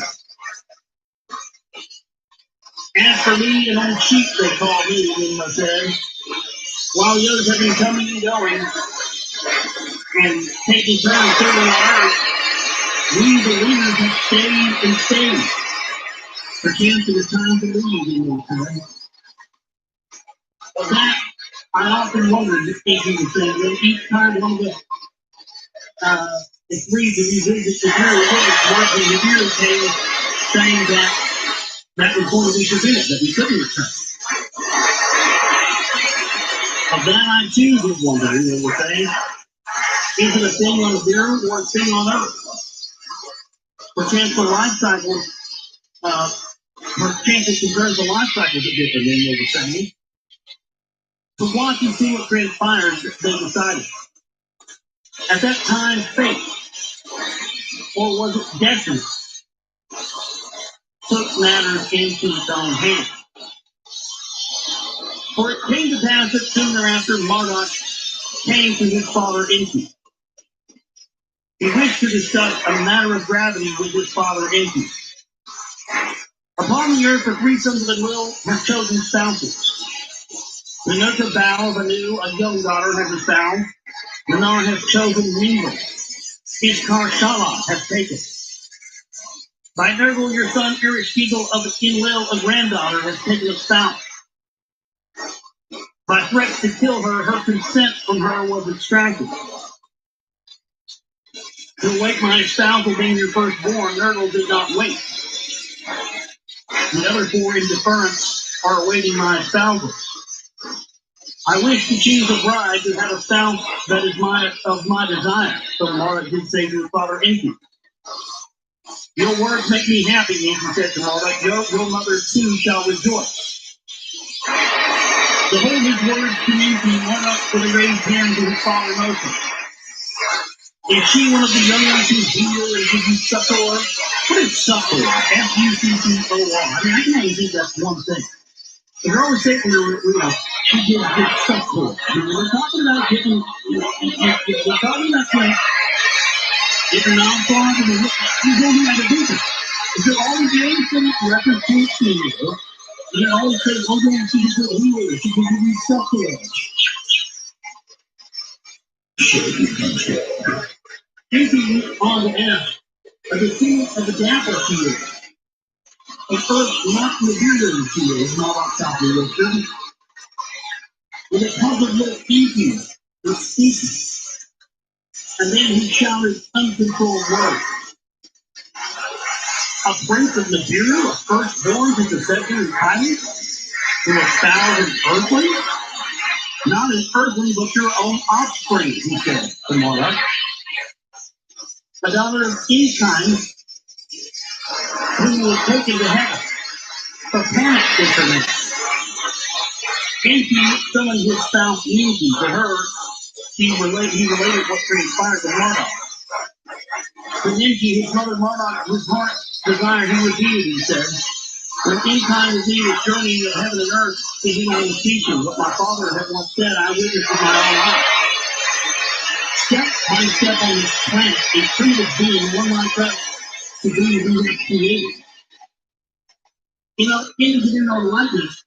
Civilized earthly is, except for the long line, we are human. A daughter of Enki caught my fancy, and I wish to espouse her. Page 197. 197. We had just begun tablet number 9 last night. And the firstborn in protection of the bloodline of Nibiru has just told Enki that he's going to have an earthling as a wife. So that's where we're taking that PhD now. Enki pondered her words, her son's words. And the maiden, does she appreciate your gaze? She asked Marduk. Indeed she does, mother, he said to Marduk said to Enki. This is not the matter to consider, Enki said with a raised voice. If our son shall do this, then with his spouse he would never go to Nibiru. His princely rights on Nibiru he will forever forsake. To this, Marduk with a bitter laughter responded, my rights on Nibiru are non-existent. Even on earth, my rights as a firstborn have been trampled. This, indeed, is my decision. From prince, a king on earth, to become the master of this planet. Let it so be, Enki said. Let it so be, Enki also said. They summoned Madishal, the bride's brother of Marduk, and told them their wish. Humbled but overwhelmed with joy, Madishal was. Let it so be, he said. When Enlil was told, he was seized with fury. Of course he was. It was one thing for the father with earthlings intercourse to have. It is another matter for the son to espouse his earthling and bestow lordship on her. Motherfuckers always pissed off that. When Nimrod was told of the matter, he was greatly disappointed. Marduk could have chosen any maiden, even one of my own daughters by Inky. Half sisters, as is the royal custom, he could have made a spouse of, Ninmah said. With fury in Lil to Anu on the Viru, the matter steamed up the words of the matter. Too far this behavior has gone. It cannot be allowed, Anu, the king, said to Enlil.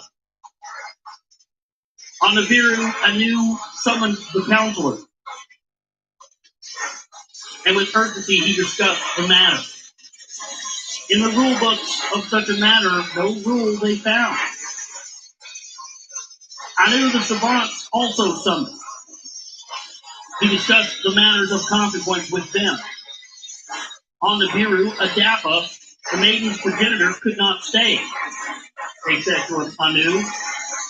Therefore, to return to the Viru with her, Marduk must forever be banned.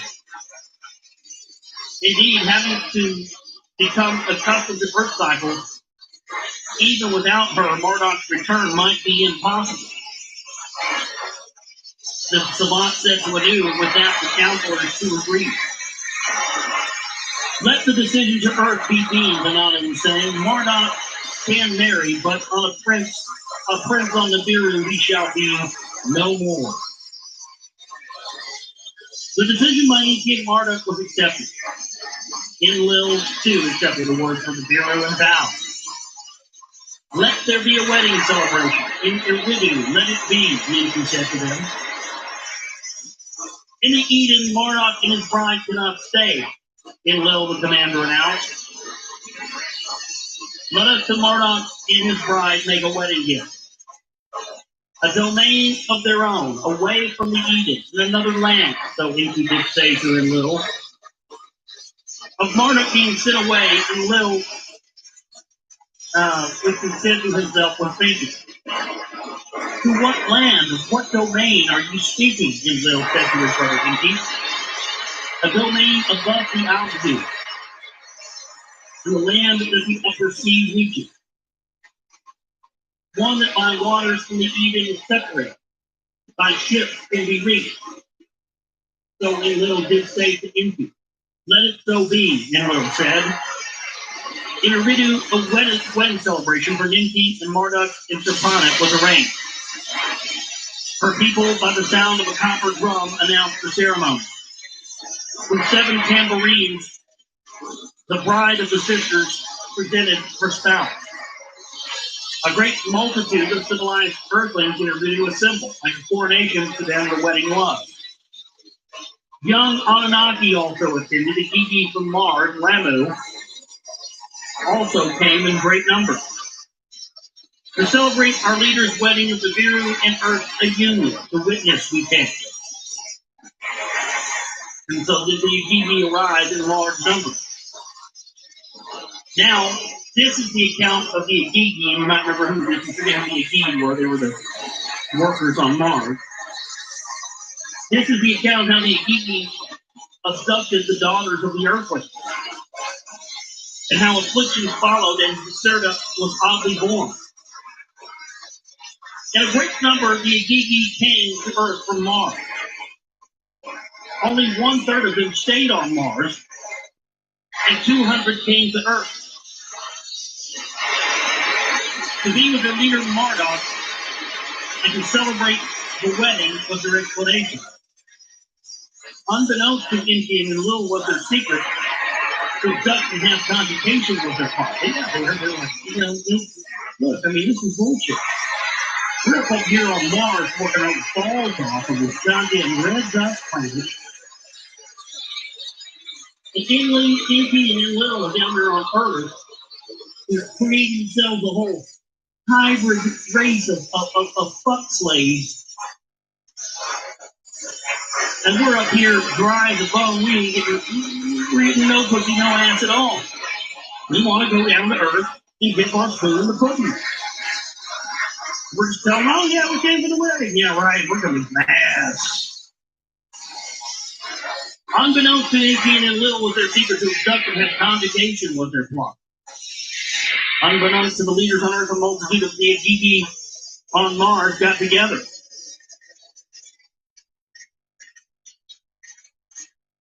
What is permitted to Marduk should not be deprived from us, to each other, they said. Enough of this suffering and loneliness and of not ever having offspring. During their comings and goings between Mars and Earth, the daughters of the Earthlings, the Adapite females, they were called. They saw them and lusted after them. Yeah, the Nephilim mating with the daughters of man because they thought they were beautiful. This sounded familiar to anybody else but me. Come, let us choose wives from among the Adapite females and beget children from them. One among them, Shamgaz, his name was, became the leader. Even if none of you agrees, I alone shall do the deed. If a penalty for this deed shall be imposed, I alone for all of you shall bear it. One by one, others joined in the plot, and together by the oath they swore. By the time of Marduk's wedding, 200 of them on the landing place descended. Upon the great platform in the Cedar Mountains they came down. From there to Eridu they journeyed among the toiling Earthlings and passed. Together with the Earthling throng in Eridu they arrived. After the wedding ceremony of Marduk and Serpenit had taken place, the others gave a prearranged signal to Shamgaz. Each one of them seized an Earthling maiden and by force abducted them. To the landing place in the Cedar Mountains, the Agigi went with the females. Into a stronghold, they made the place and issued a challenge to the leaders. Enough of deprivation and not having offspring. I bet you we get blamed for this one. To marry, we wish. Your blessing to this you must give, else by fire all on earth we will destroy. Fucking assholes. Alarmed the leaders were of Marduk, the Agigi commander, they demanded him to take charge. So they're threatening to, burn the earth to a crisp with probably nuclear weapons if they don't get some ass. These guys are serious, man. They've been stuck up there on Mars, no pussy to speak of for years. And they're saying, look, you don't get some ass quick. We're going to torch this whole motherfucker. We wonder why we're all sex crazed at addicts, don't we? We wonder where it came from. Well, here you go, folks. It's in our genes. If in the matter a solution I must seek, then in my heart the agreement with the Agigi I will make. What I have done from them cannot be deprived. Enki and Ninmah shook their heads, and with begrudging agreement they voiced. Only Enlil was enraged without pacification. One evil deed has been followed by another. Fornication from Enki and Marduk has been adopted by the Agigi. Our pride and sacred mission to the winds have been abandoned. By our own hands, this planet shall be overrun with earthling multitude. Fucking Enlil. See, there's another indicator that, their earthling population are getting out of their hands really quickly. With much disgust, Enlil was speaking. Let the Agigi and their females depart from Earth. On Mars, conditions have become unbearable. Surviving is not possible, so Marduk did say to Enki.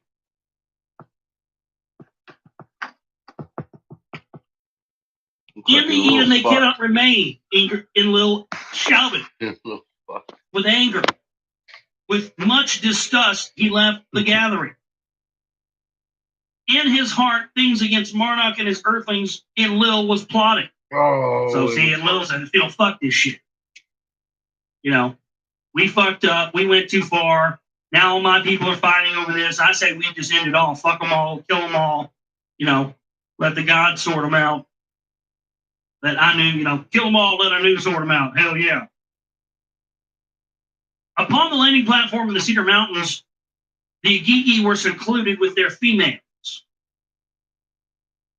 Marduk and Serpanit, his spouse, also had children. Asar and Satu were the first two sons.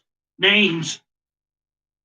To the domain above the Abzu, him and Serpanit granted. Marduk invited the Igigi to dwell in the two cities that his sons had built, and Marduk summoned the Igigi. Some of the Igigi and their offspring to the domain of the dark-hued land came. On the landing platform in the Cedar Mountains, Shamgaz and others did remain. To the forest east lands of high mountains, some of their offspring went. How Marduk of Earthlings, his strength increases, Ninurta carefully observed. What are Enki and Marduk scheming? The earth will be inherited by the Earthlings, Enlil said to Ninurta. Go, the offspring of Cain, find with them a domain of your own space and prepare. To the other side of earth, Ninurta went. The offspring of Cain he found. How tools to make and play music he taught them. How in mining to engage and smelt and refine he showed them. Sounds familiar. How to build rafts Sounds of familiar. balsam trees he showed them. Across a great sea he guided them. Sounds familiar. In a new land they established a domain, a city with twin towers they were built. City with twin towers, that's funny. Syria, a lot of people have said that that's what the twin towers represented. True, was Enlil and Enki, or Jacqueline and Boaz, either one. Just interesting that they'd be sent to go build a city with twin towers. My goodness, a domain beyond the sea. It was the mountain land of the new bond of heaven and earth. It was not. In the Eden, Lumak was the workmaster. Enforcing quotas was his duty. Lake Titicaca. His task was to reduce the earthlings' rations. His spouse was Batnash, the daughter of Lumak's father's brother she was. Of a beauty outstanding her was, and Enki was charmed by her beauty. Oh shit, here we go. Mm-hmm. Enki's gonna stick it where it doesn't belong. One more again. Well, that's because they're still here. Enki did not send to his word to his son Marduk. Please summon Lumak to your domain. History shouldn't repeat itself. There, teach the earthlings how to build the city. Their fault that it keeps and when repeating. Lumak to the domain of Marduk was summoned to the house of Ninmah and Sherbak, the haven city, That's the his problem. spouse Vatnash he brought. Actually, we should move on from here. From the angry earthling masses, protected and safe to be. Thereafter, Enki, his sister Ninmah, and Sherbak was quick to visit. On the roof of a dwelling when Vatnash was bathing, Enki took hold of her by her loins and kissed her. And into her womb he poured his semen. We're gonna get blamed for that one too. Get his dick wet again. I could smell it. I knew it was coming around the corner. Jesus Christ. See, that's the thing. This guy didn't know when to quit. He gets tired of our iniquities. And look, you guys Well, may where have is been that at? pros at These Igigi and, fucking grabbed and genetic manipulation, kidnapped hundreds of nuclear people. weapons, and flying around in fucking- spacecraft Look and at being gods and all fucking this Inky stuff. over But here. let me tell you Fuck, something. man. You guys, That shit ain't even right. Pulling out. Anyway, he ain't even pulling There's out. some god you are. You don't even know how to pull out properly. 2 words, Inky. Pull out. My God, these motherfuckers are out of control. I mean, we wonder why we've got, overpopulation and why we've got, these elite running around that believe they're bloodlines of these Anunnaki. Fucking, He's no wonder sharing they're that running around. These guys have been fucking since the time they got here. Bam, bam, bam, bam. We wonder why the fucking population of these guys are going around. Oh, Let's win a slave race to minor goal. Yeah, well, there's something to eat my dick with. Hold on. Oh, yeah, about that gold. Oh, shit. Fuck it. This is a good If fuck. you remember, Icky had so many cages in there. I don't know what the fuck he was doing with them. This shit is, 5,000-year-old Sumerian porn. You love it. That motherfucker just like he was gonna. I mean, I love how they say pour the semen into a room.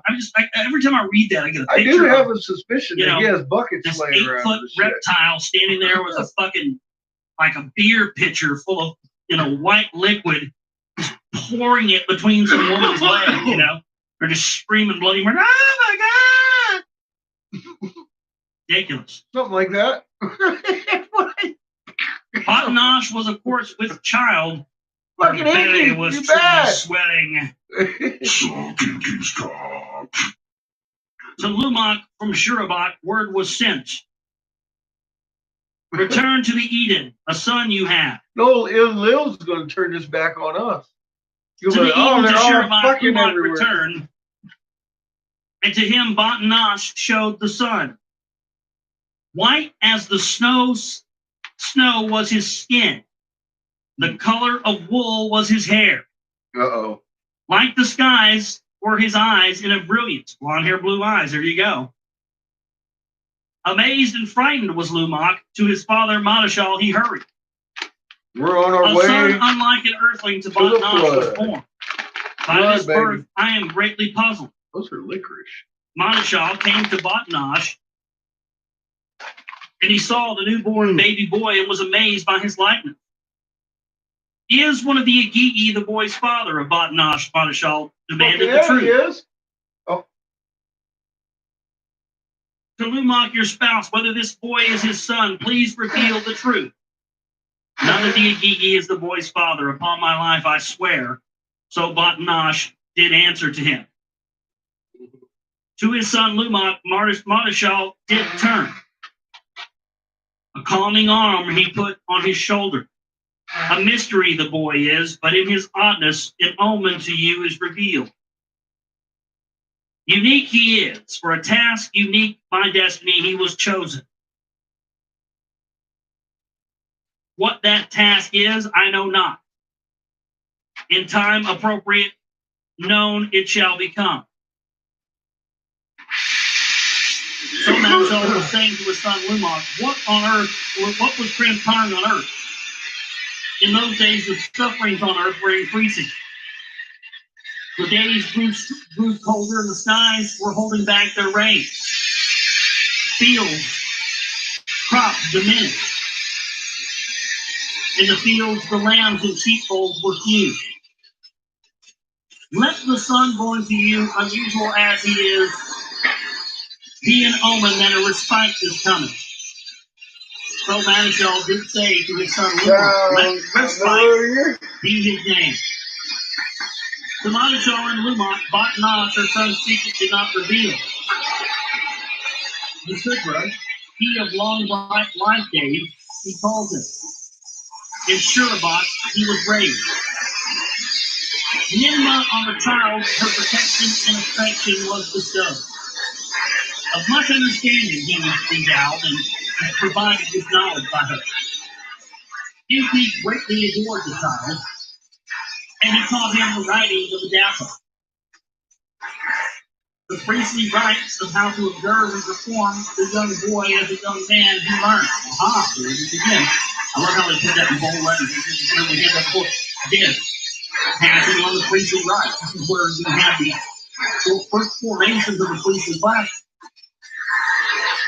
This knowledge that we talk about science having, and knowledge we talk about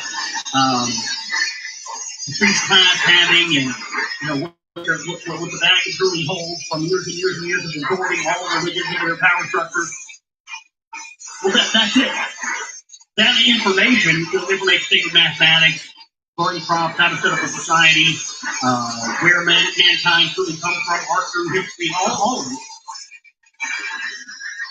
Had its origins in the first priest being the direct son of Enki and the Anunnaki. That's why all the secret society iconography goes all the way back to that. It blows my mind that it's taken until now for any of us to be able to find it and understand it. You know, it's been here right in our face for years, but it just seems that it's been left out of the conversation in the mainstream of research teams. He observed how to perform the priestly rites and boy learned them as a young man.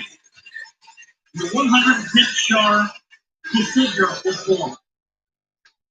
The Sherlock grew up in the south of God, and she bore him 3 sons.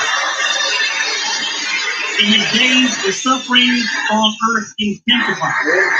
Plague and starvation afflicted the earth. Now, this is the account of earth's tribulations before the deluge. And so we'll leave off right there. Page 205. We'll pick up tomorrow the account of earth's tribulations before the deluge. So this is going to be getting into what we already coming, which is being little saying, look, enough, we fucked this up, we caused this problem, we created these earth and zeros running this planet, and then you have the deluge, the great flood, you have DP, and the real story is knowing the ark came from, who built the ship, DNA, and making sure that's what was going on. What was happening at the time when, mankind was believed to need to be wiped out by Enlil, and so we're sort of getting into that, the time before the great deluge here. So, now this is the account of Earth's tribulations before the deluge. Now the mysterious, gouging decisions of life and death he guided in secret. By the congregations of the Agigi, the earthling daughters were greatly disturbed. Little was greatly disturbed by this. By monarch espousal the earthly female, Enlil was very much distraught. In his eyes, the Anunnaki of the earth had become perverted. To him, the howling, shouting, earthly masses had become anathema. Oppressive. The pronouncements of the earthlings had become. The congregations deprived me of sleep, Enlil said to the other leaders. In the name of Jupiter, plague and pestilences afflicted the earth. Ants, dizziness, chilling, fever, the earth was overwhelmed. It's amazing, these plagues and pestilences, and who was it that I had on that we talked about? Oh, it was William Bramley, author of The God of Eden. If you didn't hear that show, go back to the archives and look at that, or check it out on YouTube and just kind of drop it with William Bramley. And we had mentioned in there, well, also when we read the book Harold Air, in our series of reading of that these, at the times when there were, every time there was a plague, or, the blank plague, or all these pestilence, each time there was a appearance of that, there were always these alien type of people in suits appearing at the same time. And we sort of were talking about how it seems that, there very well could be that these aliens were spraying, a form of chemtrails to keep the population cold, to keep the population of the humans down in certain levels. Because many people have speculated that the chemtrail program going on today is actually ran by extraterrestrials, not ran by the United States government. I'll tell you, I've seen some crazy stuff concerning these chemtrails, and while you have to have proof either way, I have to say the things I've seen, things I know other people that I know and trust have seen. It's hard for me to say that you were wrong if you wanted to make an extraterrestrial connection with chemtrails. It really would. Myself, many other people out there considering these chemtrails, high power, superpower lenses. You can get real up close on these planes, and you can on regular planes. These chemtrail planes, obviously, they feel like there's not really a plane there. people speculate that they're holograms, that they're appearing to be, normal aircraft, and they appear to us when you look at them with the naked eye, but it's some sort of, highly advanced holographic technology that appears to be planes. This is some part of some ongoing alien eugenics program. I mean, I would say it's just as possible as anything else. In fact, anymore, I have a real problem saying anything's not possible, because I think the moment you say that, the moment you allow yourself to think that there is, that there isn't anything these motherfuckers would be capable of, they got it. And you can dream it, they've got it. If you can dream it, they probably already got it. If you can dream it, they're probably working on it. If you can dream of having it, they'll probably have it by next week. It's dreaming the truth. So these humans are feeling dangerous, chills, fevers. All of a sudden, as soon as Little says, well, we've got to do away with this area, they become a perversion of our autonomic nature. Boom, they start getting that classic chemtrail sickness description right here, folks. A lot of you who have planes fly over your house, who has this one, right? And you wake up, you sleep in the middle of the night, you get Charlie horses in the way. But you haven't done any running, strenuous activity to cause that. Potassium depletion. That's very important. That's what it does to you. Dizziness, chills. Anytime you've got the cold, you've got dizziness and chills, you've got a fucking cold, but it's 105 degrees outside, dead of summer. If those planes are flying, you're just talking over your house all the time. So that's pretty much what this sounds like here. I think it's interesting. It's going on a lot longer than any of us believe. I mean, there's a lot of evidence. A lot of evidence in a lot of places and stuff to go on for a long time. Let us teach the earthlings how to cure themselves and how to remedy themselves, Daniel says. And Will said, by this decree I forbid them. So there's, that's an addition that what's going on here is not a natural pestilence or natural, this is like in Will wants, and in fact, has had a hand in the lands whereto the earthlings have spread waters from their sources did not rise. The earth shed its wings, vegetation did not sprout. Let us, people on the earthlings' ponds, teach them canal building. Let them fish from the sea and obtain sustenance. Angels did say to the other leaders, this by decree I forbid, Enlil said to Enki. Let the earthlings by hunger and pestilence perish. For one shard the earthlings ate the rations of the field. For the second shard, the third shard, the vengeance of Enlil they suffered. In Shurabah, the city of city, the suffering was unbearable. To reduce the sutra of the earthlings, a slow journey. To the house of the Lord Enki, he made his way. By the name of his Lord, he was called. For help and salvation to him he pleaded. Enki, by Enlil's decrees, was bound. In those days, the Anunnaki were concerned for their own survival. Their own rations were diminished by Earth's challenges. They themselves became afflicted. On Earth, as on Mars, the seasons their regularity lost. For one shard, for two shards, from the dew, the heavenly circuits were studied. On these, the planetary destinies from the dew were observed. On the sun's face, black spots were appearing. On its face, flames shot off. What's going on here?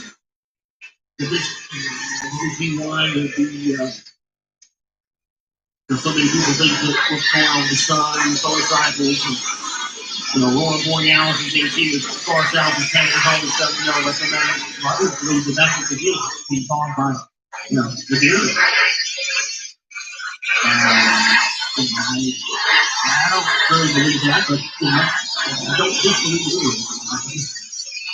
not what I get into all this stuff, but I'm not really. I'm stuck on the voltage thing. Keep away from it.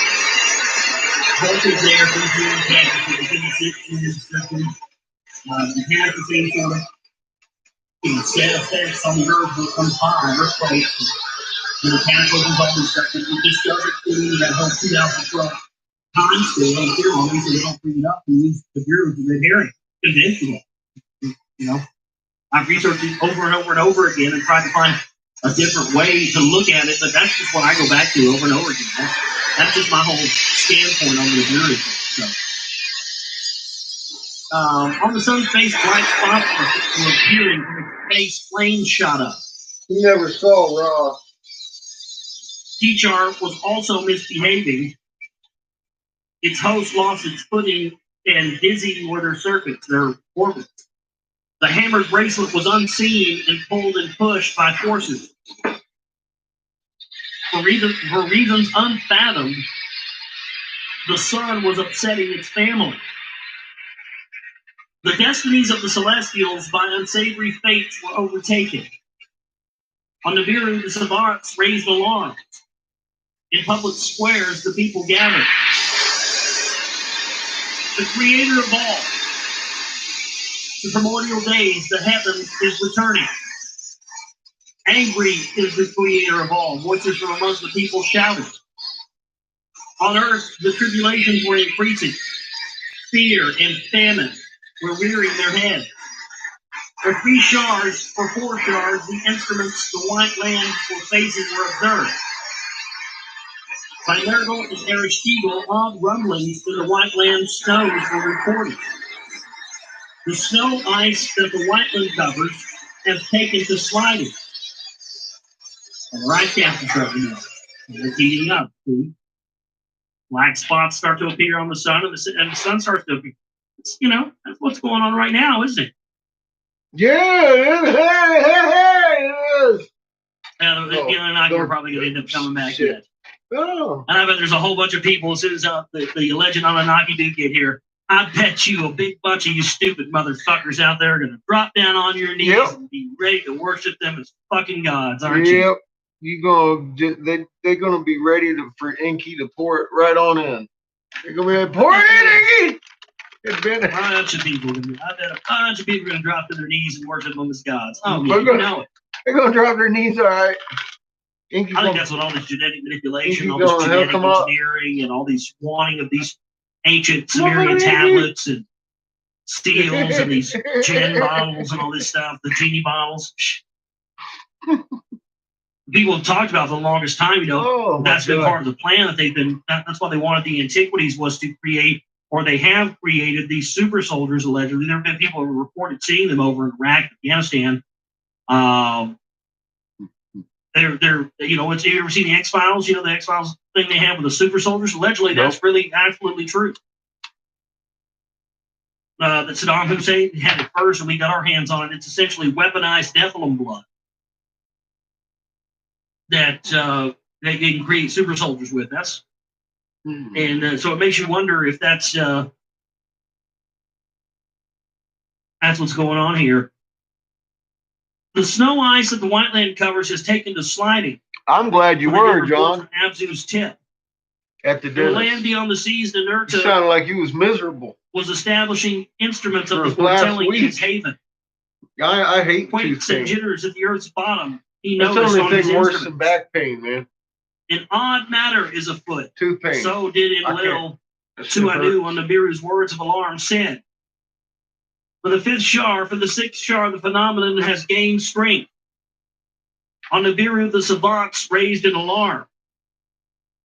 They gave forewarnings of calamities to the king.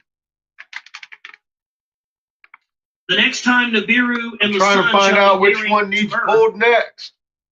Nibiru's net force shall be exposed. Mars in its circuits on the sun's other side shall take a station.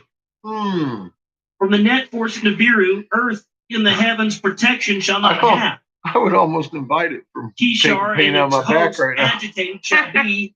Lamu, Mars will also shake and wobble. So there's, There it is.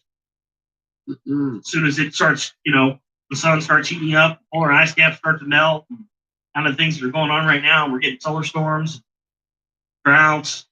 Sorry, let me rewind that. That was That's kind of allegedly important. when, This is at the same time, Nibiru is getting close to the Earth and causing these great effects on Earth. never and the sun that's coming with it. Yeah, That's what's Josh. going on here.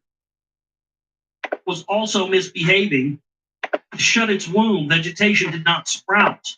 Hmm. Let us, on the Earthlings' pond, teach them canal building, and let them fish from the seas and obtain sustenance. Enki did say to the other leaders, "This by decree I forbid," Enlil said to Enki. "Let the Earthlings by hunger and pestilence perish. For one shar, the Earthlings ate the grasses of the fields. See, For the second They're shar, dickheads. the third shar, the vengeance of Enlil they suffered. In Shurabak, Zisidra's city, the suffering was unbearable.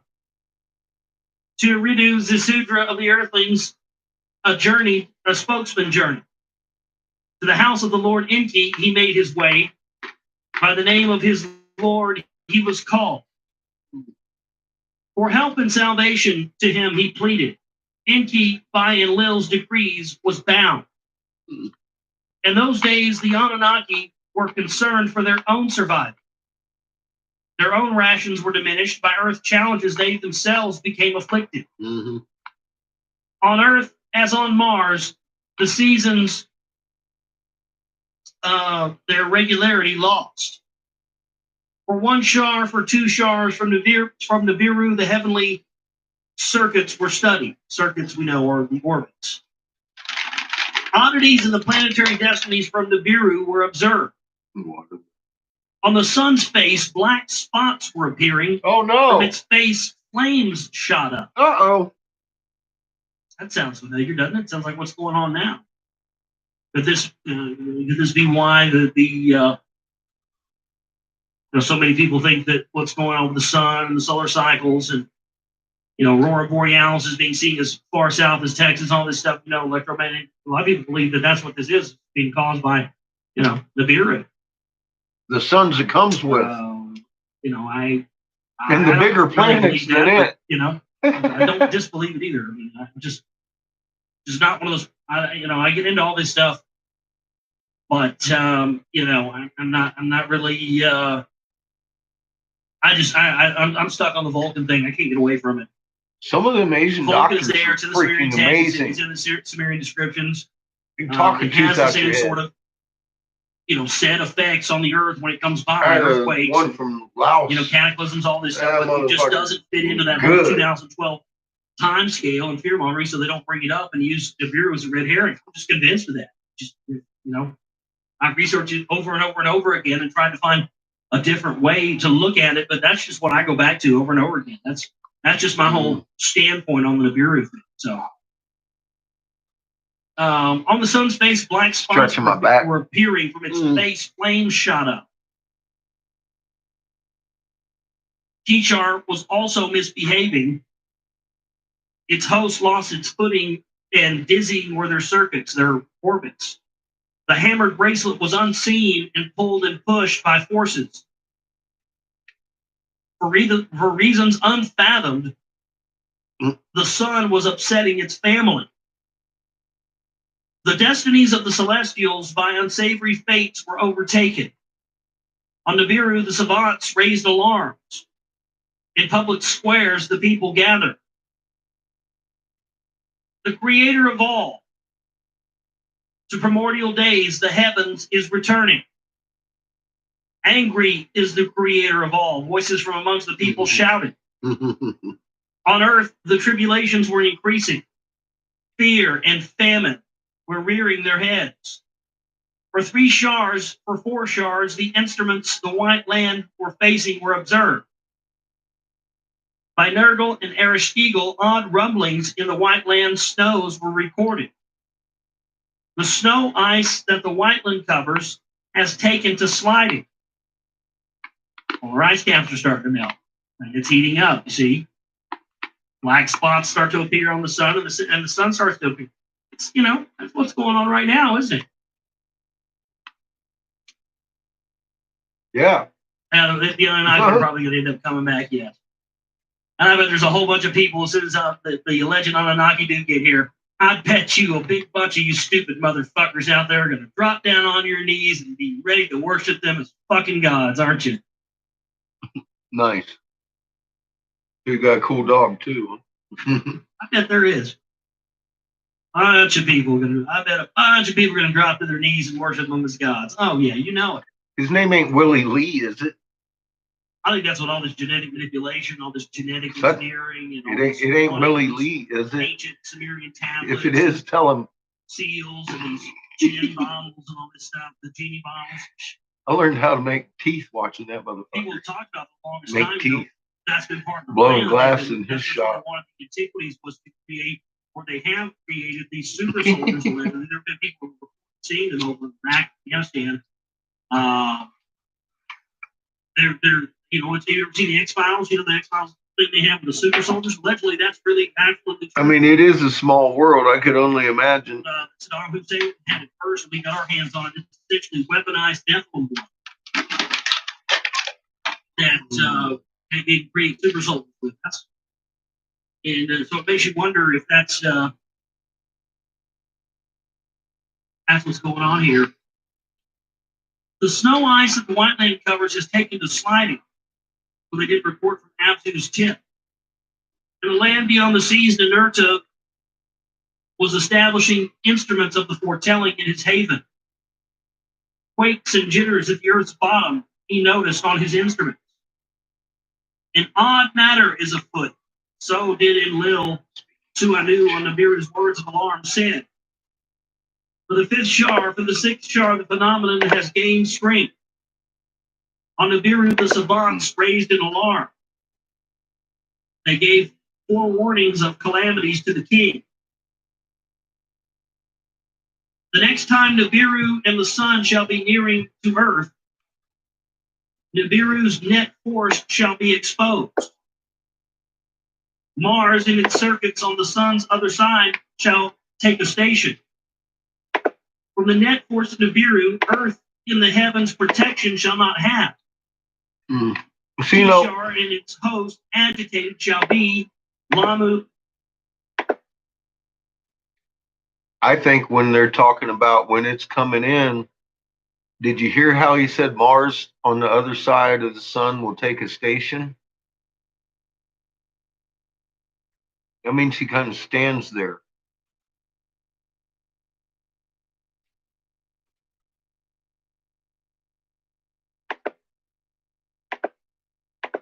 Mars will also shake and wobble, so there it is. Maybe that's why we, as soon as it starts, saw Orion all summer. Or ice caps start to melt. We took a station. Things are going on right now. We're getting solar storms, droughts. Sure sounds like it. That's allegedly when, at the same time, if you're getting close to the Earth and causing. I love listening to these things, Sandy. I can't help myself. In Earth, right below, the snow ice of the White Land is losing its footing. The next time Nibiru is the closest to the Earth, shall approach this close to Earth, the snow ice of the White Lands shall come a sliding off. So they're like warning us there, aren't they? Mm-hmm. You'll know Nibiru is near when, they're telling you, look out, South Hemisphere. Just gone. Daza might be surfing here pretty soon with everybody else in New Zealand. Shall cause. By a huge wave, a deluge, the earth will be overwhelmed. On Nibiru, great was the consternation, uncertain about Nibiru's own fate. Now, geologically, the ice age ended in the southern hemisphere way before it did in the northern hemisphere because of this. And that's what they say. There was some kind of inundation in the southern hemisphere. Well, that would be this, when the shit slides and hits the fan. So far, we've got lakes on the North Pole,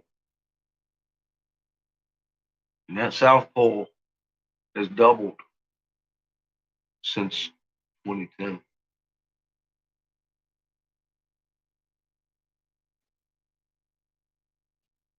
Kings, savants, and counselors were also greatly worried about Earth and Mars. The king and the counselors made a decision for evacuating Earth and Mars to prepare. In the Abzu, the gold mine shut down. Therefrom, the Anunnaki came to the Eden.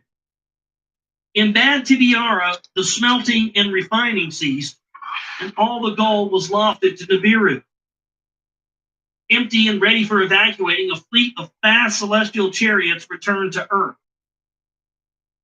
On Nibiru, the heavenly signs were watched.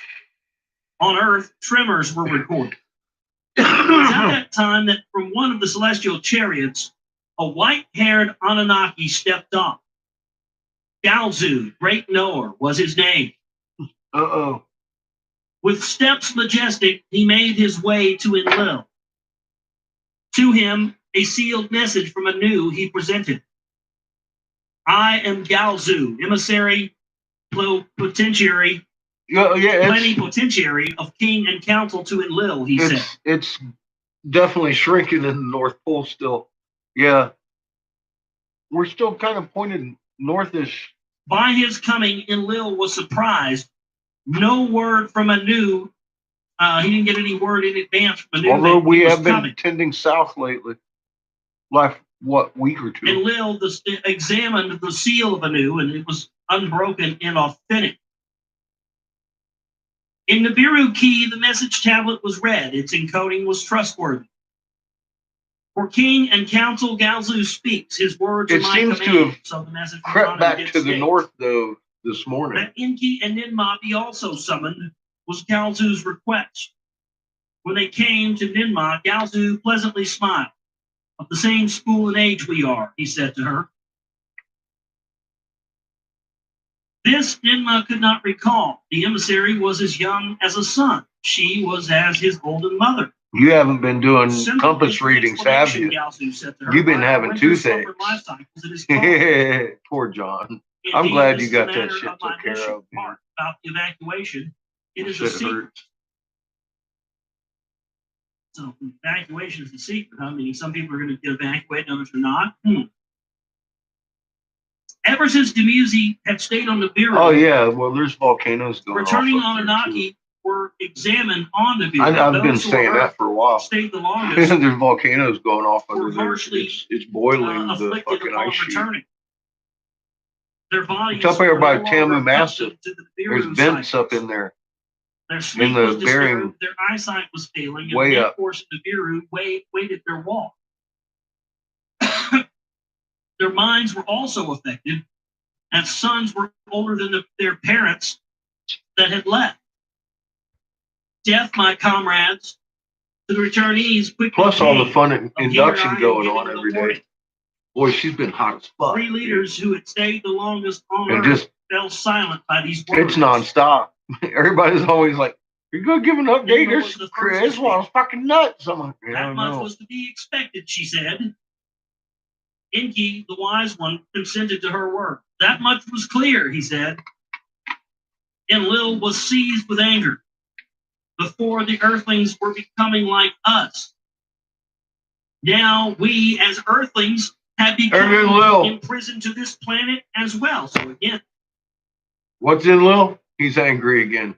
Enraged with it again. Just full of it. There's that reference. It's like the 5th time in an hour he's lost his nut. Are imprisoned on this planet. They're the ones that created this ethereal barrier, the Van Allen radiation. Motherfucker's got the attitude problem. Assuming saw no reason why they had to fake the Apollo moon missions. Yeah.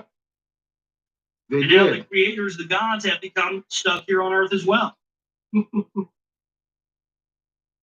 Now we as Earthlings have become imprisoned to this planet. This whole mission was turned to a nightmare by Enki and his Earthlings. From masters to slaves we were made. To the outburst, Galzu listened with compassion. Indeed, there is much to ponder, he said. On Nibiru, much thinking and soul-searching, and deep questions were being raised. Should Nibiru have been left to its fate, whatever by the creator of all intended, to be let to happen? Meaning, should we have just let it happen? Mm-hmm. Or was the coming to earth by the creator of all conceived, and we are only unwitting emissaries? The eternal question. Of that, my comrades, the debate will continue. So Galzu was saying to them. Now this is the secret of the command from Nibiru. The three of you on earth will remain, only to die. To Nibiru you will return. In celestial chariots you shall encircle the earth, and you shall outweigh the calamity. So right there, they're saying, okay, we're gonna give you ships. You're gonna orbit the earth while we wipe out the lousy humans with the deluge, and then you guys can come back here and live out your days until it's time for you to go back to the Bureau and die. To each of the other Anunnaki, a choice to leave the calamity or outweigh the calamity must be given. The Akiki who earthlings espouse must between departure and spouses choose. Meaning, do you want to stay on Earth with your spouse and possibly die, or do you want to leave without your spouse and survive yourself? No earthling, Marduk Serpentant included, is allowed to journey to the Nibiru. For all those who stay and see what Fuck you, I'm happens, going to the moon. celestial chariots, they must seek safety. As for all the others, to depart for Nibiru forthwith, they must be ready. So did Galzu, Nibiru's commands, reveal in secret to the leaders. So we're going to stop right there. You got more readings this week. 210, 210, 210, 210. I'll probably forget that. I'll have to ask somebody in the chat room tomorrow night. You guys will help me out. And we're going to be starting tomorrow night. Now, this is the account of how the Anunnaki. Yeah, I know it's an decided to underwater abandon cause. Earth. Tamu Massif is the So largest it's interesting volcano now, on the and planet. we continue to see more interesting It's the correlations Pacific between those Rim. we've already known about. The More whole rim. confirmations of really what these It's as big as biblical the stories UK, were, thousands of literally. years old by the time they were told the in biblical volcano form. in the middle of the ocean that I'm It's just talking about. amazing. So Hawaii is a definitely vent gonna of it. continue on that. I want to thank Tamu everybody for being Massif. with us tonight. I did a video. It's good to be back with you here, man. I feel like we hadn't had a live show in a while. I actually did. All those weird tech issues and whatever the cyber warfare stuff is going on, it's insane. But we since we only had 2 shows last week and we didn't get a They discovered it really a few years back, right now. So please don't not too long ago. TheEagleRoundy.com. Keep us commercial. There was a couple of stories, and then it just like we appreciate everybody out there. Love you so much. My name is Josh. vanished. I love each and every one of you. We'll see you tomorrow. I mean, like Podcast. maybe 2 stories in the world. Then all of a sudden, these pilots started going over the Pacific between fucking Japan and Alaska and shit, man. Started seeing the fucking bottom of the damn Pacific Ocean for miles. It's orange. They were like, oh, it's UFOs. I mean, like for miles, it's orange. Ain't no fucking UFOs. You're looking at Tamu Massif. That's exactly where it is on the map. They saying the whole ocean's glowing orange.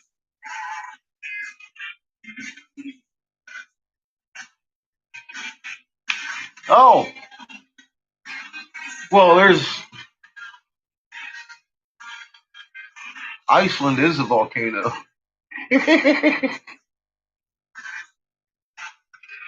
Yeah, over there too.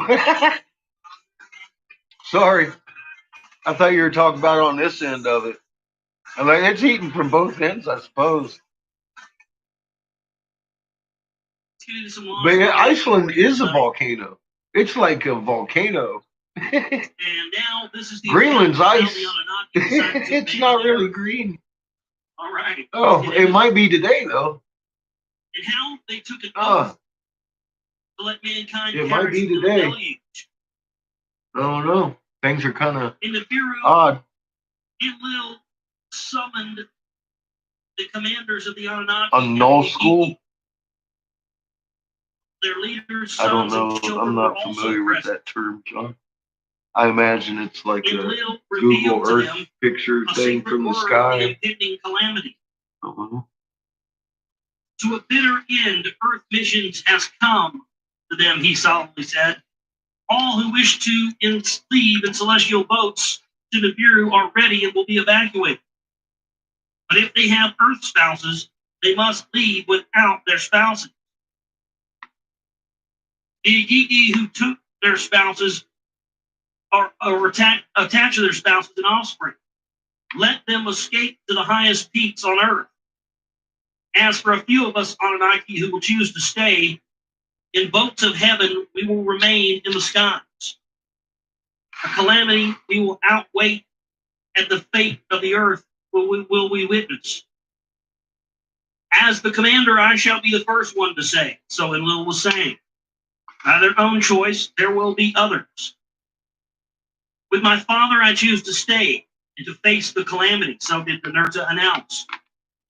The lands beyond the ocean, after the deluge, I will return. Nanar, Enlil's on Earth firstborn, announced an odd wish. The deluge to outwait not in Earth skies, but on the moon. That was his wish. So, fuck this, I'm going up there. Enki raised an eyebrow, though puzzled, and Lil approved. Ishkur, Enlil's youngest, made the decision to remain. He got the his fucking father's bachelor side pad Earth. on the fucking moon, Utu the and way Nana, station. Nanar's Why children not? who were born on Earth also declared that they would stay. Enki and Ninti decided not to abandon Earth and proudly announced that they were going to stay. The Igigi and Sarpanit I shall not desert, Oh, Marduk stated with anger. I use the site. One by one, Enki's other sons, too, announced their choice to stay. Nerdal and Gabil, Ningal and Ningashita and Dumuzi, too. That one. All eyes then turned to Ninmah. With pride, she declared her choice to stay. My life work is here. The earthlings, my creation, Oh, it does do water, doesn't it?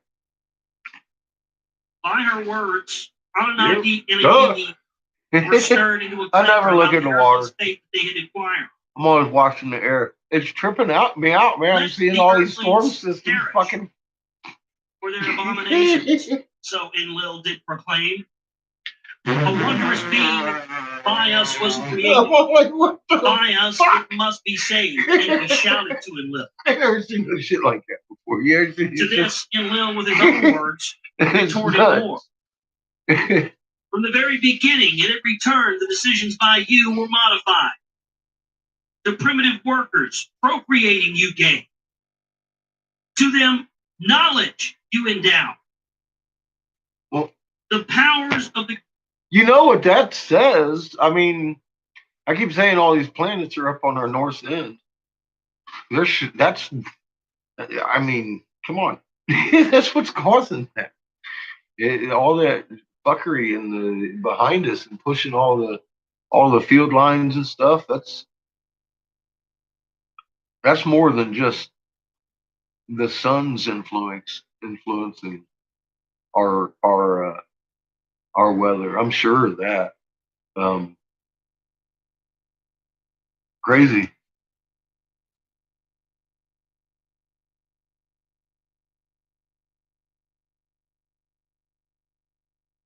Mm.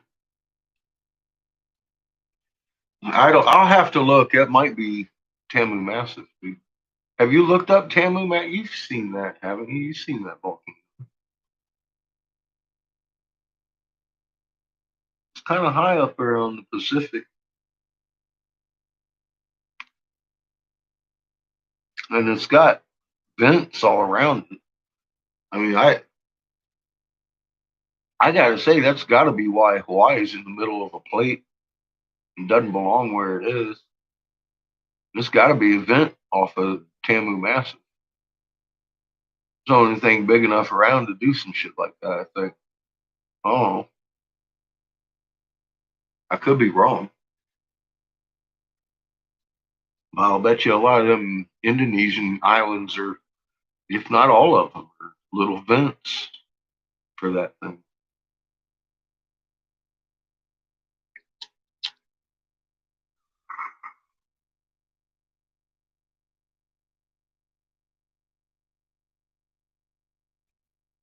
Hawaii, yeah, I know.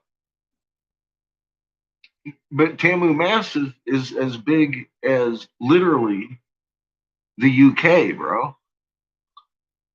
It's got vents far reaching. I could see it reaching down that far.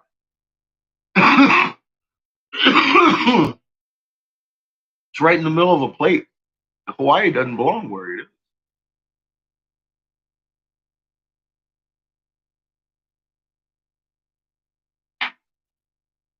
And it's all volcano.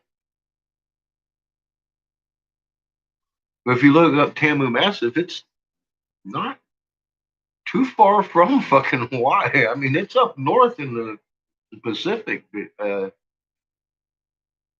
It's so big. I could see it. I could see that that's exactly why Hawaii is where it is. It's a vent for that big ass thing, and it probably grows a new island every damn time we go through this shit. I can only imagine. They got so many islands out there. We've been through this a few times. Tamu Massif is a big rift. It's as big as the fucking UK. I was like, fuck. And that's the surface of the volcano. I think that's where Ra was born.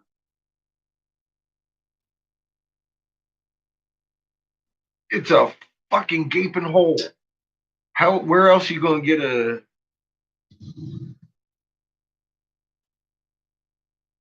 fucking induction furnace from? How are you gonna birth a chunk of magnet with encased in fucking carbon? It had to come from a hole somewhere, and they did. They just discovered this shit like in '08. So I theorize because Horus's mother, Earth is his mother. He of all the gods was born a baby, and he's destined to grow as big as his father and bright shit. I'm all like, so that's who's been micronova. Yeah. He stuck our son black like sackcloth. Say,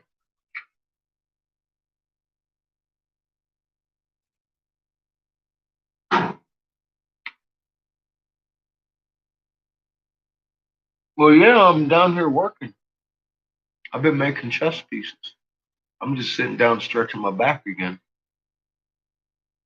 I'll be going back at it again. You know,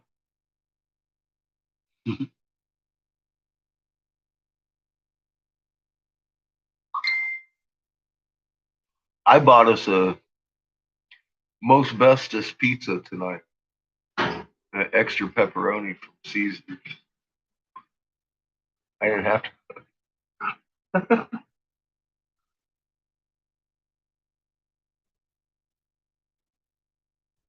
Mm,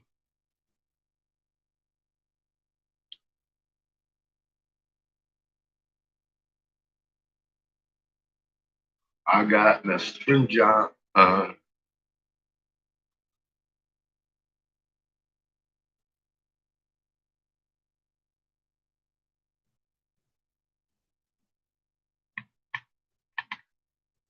What is that? The water?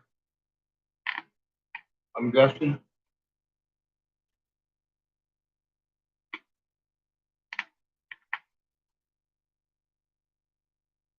Mm, well,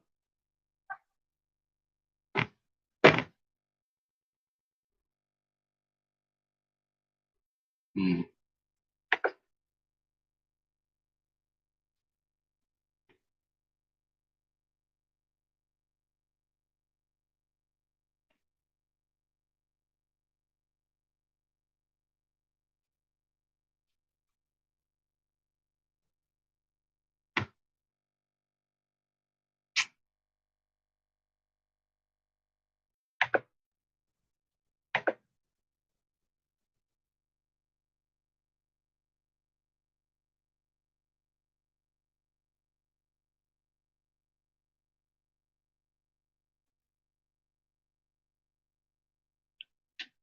Hmm.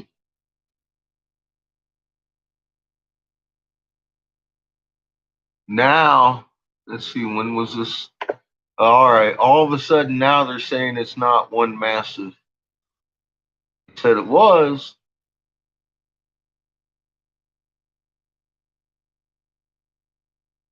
And some people are still saying it is.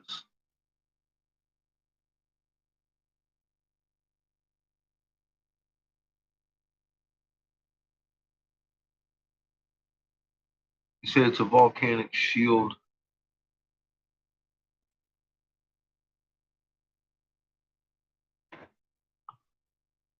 So it's no longer the biggest volcano cosmos because it was second in line to Mars's 1,600 kilometers east of Japan. I'm trying to get it on the damn map so I can.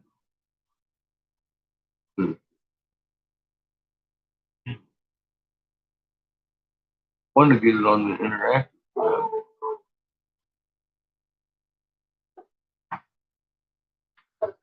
Anyway, it's as big as damn, and there's two of them.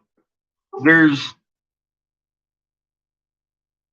Ori Massif and Tamu Massif. It looked well, Tamu Massif, and then there's one, two, three beside it, and then Ori Massif. So sounds like Seamus getting the dogs all excited.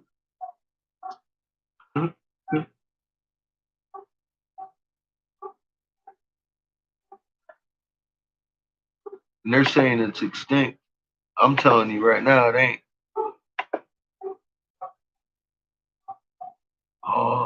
Is this a video?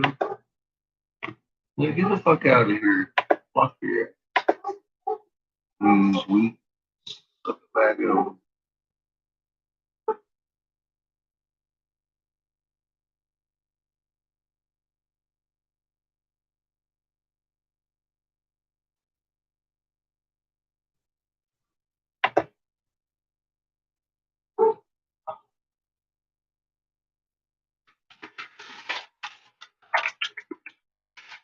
Oh shit.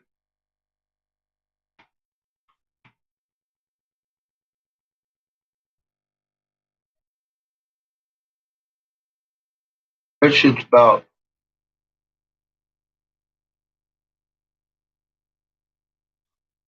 fucking huge. I want to see it on the big map though. I've seen it before. Give you the actual location of it. Seems like they're not very forthcoming here. It's fucking huge.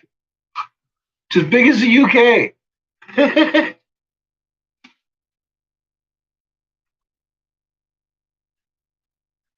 Anyway, there's a lot of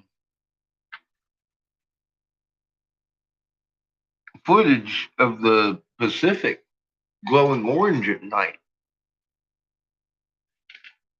and I'm all like, well, that's doesn't sound like it's a. And they have big quakes out there all the time on the rim. Well, that doesn't sound like it's a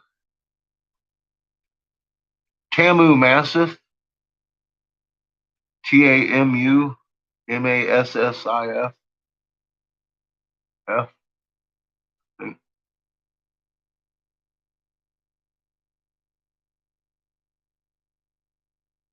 Yeah, it's the size of the UK.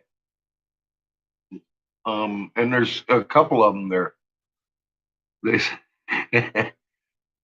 there's like Ori Massif and Tamu Massif. Ori is about half the size of it, but it runs up all the way up north into where that picture is. So it's probably Ori Massif then causing that, John. It's a volcano.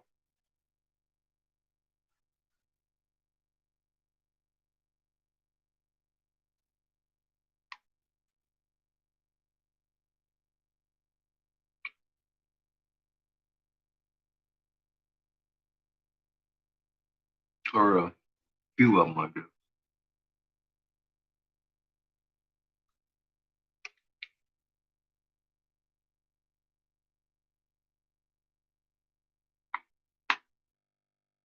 Mm-hmm. Well, it's the biggest hole in mama I ever seen, except for the ones at the poles. I don't know how big those are. Maybe she popped them out the magnet hole. I don't know what. You tell me. I'm guessing. I don't know. But it's a big gas in her.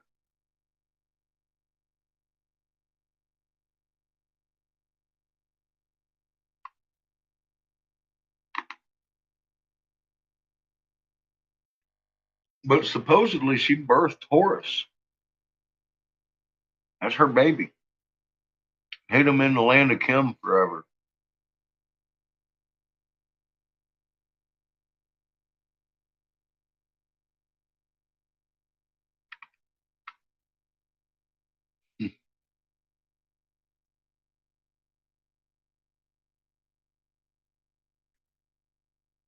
Ori Massif is right above Tamu Massif, John. They're both huge volcanoes, big volcanoes.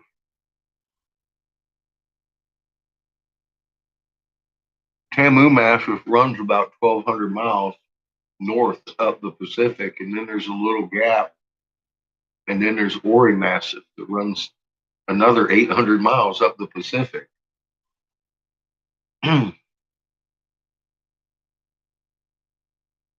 They're fucking massive, dude.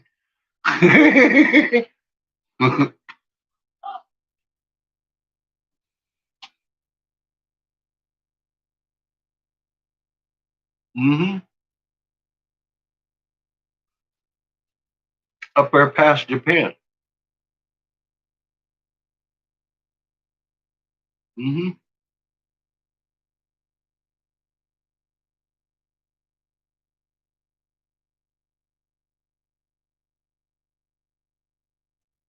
That's why I was trying to see where Tamu Massif was on the big map, but I couldn't find it. No, it's not near Hawaii. Well, I'm saying, John, it runs a couple thousand miles up the Pacific.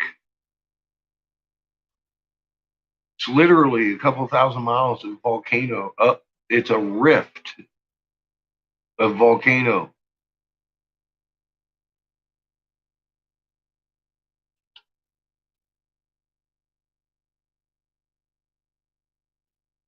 That's what I thought. So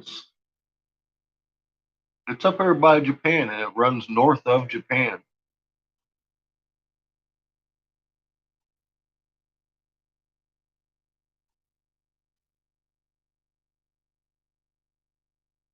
I just imagine as big as those are, they've probably got vents that would spread out to 1,000 miles. That thing's huge.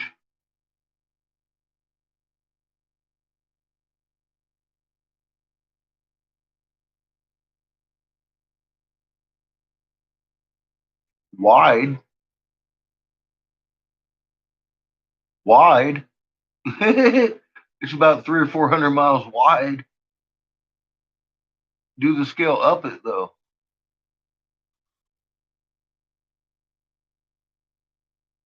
It's nowhere near where you're talking about. Okay, cool. Yeah, I can't find it on the map to look at it, bro.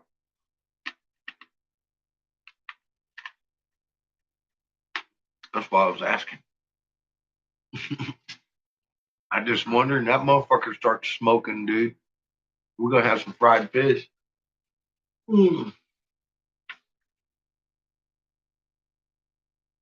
But yeah, I don't know if you guys saw the footage or not, but it's out there. They say it's UFOs and shit like that. But you can see as the plane's flying along, shit spans out for miles. I don't think it's no alien base because they were flying, like I said, up right above Tamu Massif, going up into Alaska and filming that shit at night. And there's plenty of footage of that where the whole Pacific's just glowing orange. So I don't think it's extinct. I'm just saying, something's going on in there. So it's having big quakes and shit, and they just discovered it in 2013. You're kidding me, right? They've been out down in there and everything. They've been cruising around out there for a long time. They knew that Pacific Rim was there. I known that shit was out there since I was a little kid. And in 2013, they discovered it's the largest volcano on Earth, second largest in the solar system, next to Mars. John sent me picture. You know what I mean? That's just, I mean, 2013. Oh, it's fucking almost as big as fucking the Mars volcano. Oh, it's huge. I'm like, fuck yeah, it's huge. 2013, huh? You just discovered this in 2013.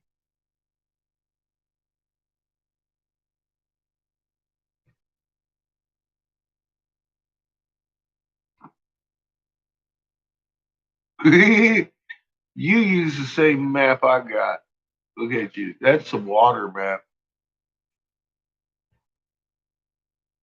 Oh, that's north.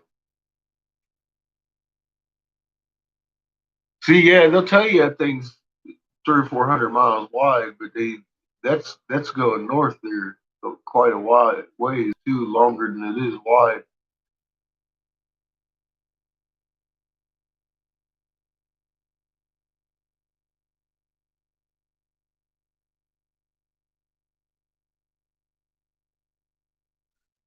Some kind of shield volcano. I don't know. That I'm not an expert on.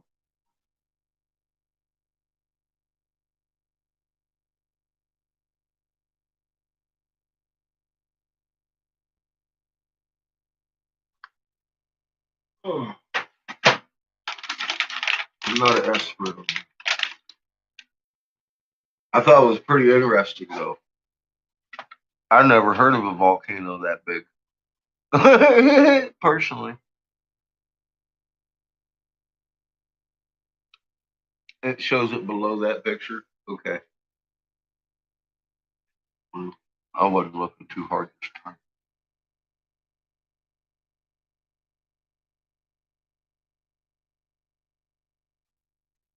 Yeah, it's more like a rift almost. CH. It's not really all that tall.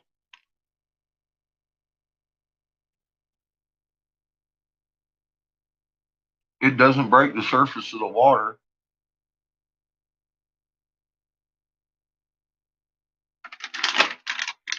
So mix the Christmas candy.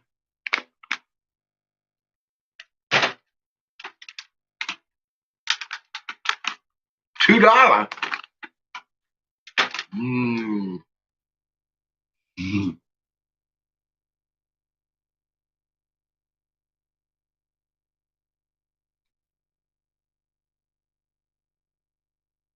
Nah, they're just Christmas candy. And no, it's killing me. I got my white set or halfway done. I got the bases in them and the mushrooms in them. I'm gonna size them up when they cool. I want to finish the black pawns too tonight. Get the bases and the mushrooms in them. Mm. I ain't got no damn teeth no more.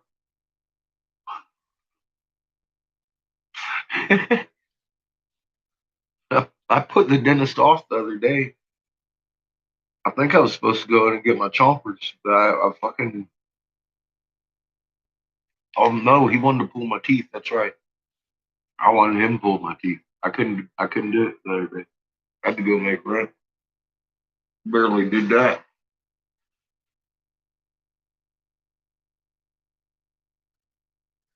Oh. Mm.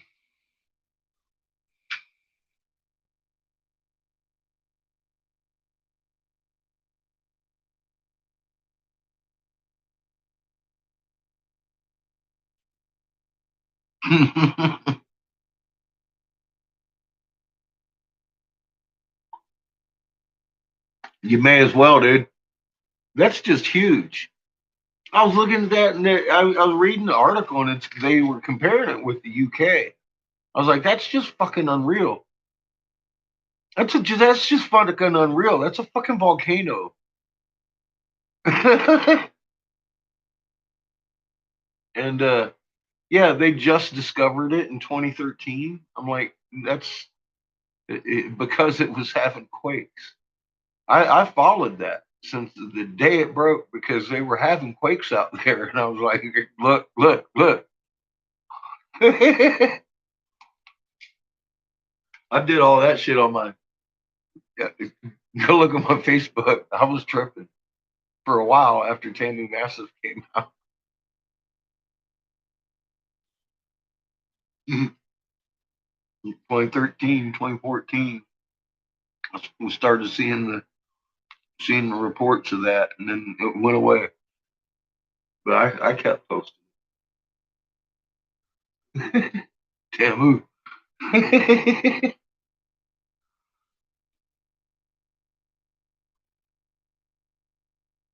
Yeah, they started talking about it as the second. They did. They brought it out big style. Talking about it's the second largest volcano in the solar system. Woo! And then the next day, nothing. I was like, now they downgraded it 6 years later. Forget that. It's just a bunch of volcanoes. It's a couple of them. That's good shit.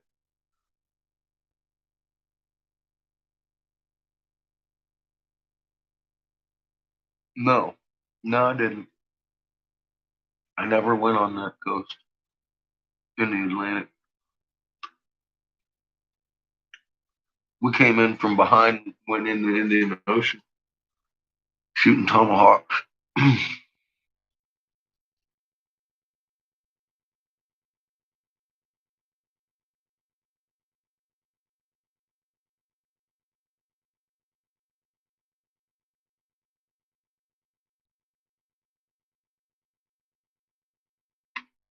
120-mile wide fucking floating pumice stone. Oh damn! That's a that's a big pumice stone, man. I had to run my boat into that shit, huh? What the fuck?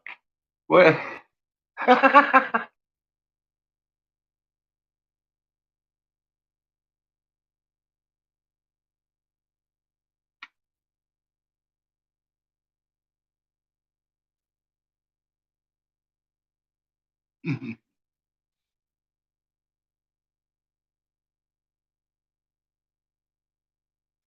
Yeah, I suggest people go see the world. Try not to do it through the military though. They see the world through different eyes. See as much of it as you can anyway.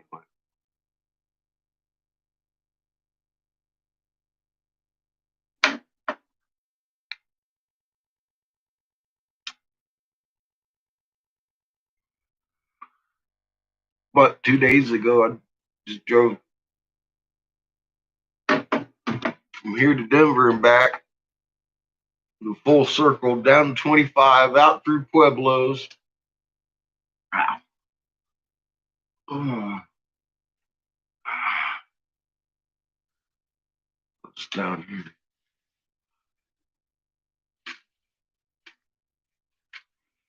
Got myself some marijuana. Oh, a little bit of grape pie.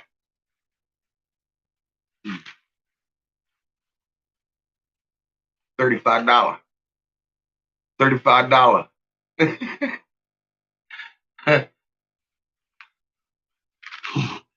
at all that fucking keef. Look at it. Look at all that fucking keef. $35. I got a bag for $35. Oh, it's a good bag. Kingsford, Pueblo West. Best spot in Colorado. Buy your weed. That's just shake. I get their $35 shake bag. I looked at that. I was like, 25, 35. And then they got one that's I think it was like 50. It was all nice, all of them nice little fucking round little popcorn buds. But that, mm, that was so fucking keefy. I was like, oh no, I want the 35 for sure. And I got a little bit of concentrate to go on it. Don't even need it with this shit. It tastes good.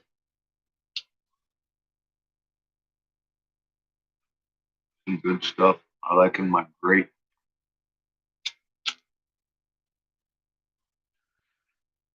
Mm. And I drove all the way back out in the desert. I drove by the cows today. Me and Seamus went all the way out in the Rocky Ford, fucking out by all the cow patties. They're about quarter full, maybe. Ain't hardly no cows out there. Like nobody eating no beef.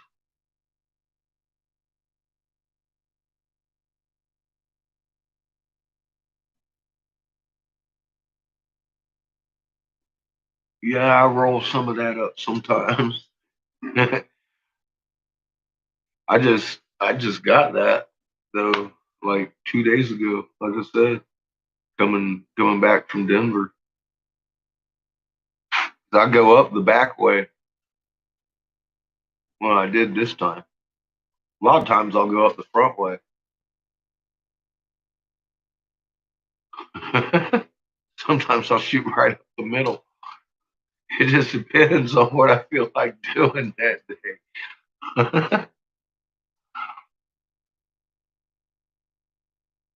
Hell, I've gone from here all the way down to Trinidad up to Denver and back in a day too sometimes.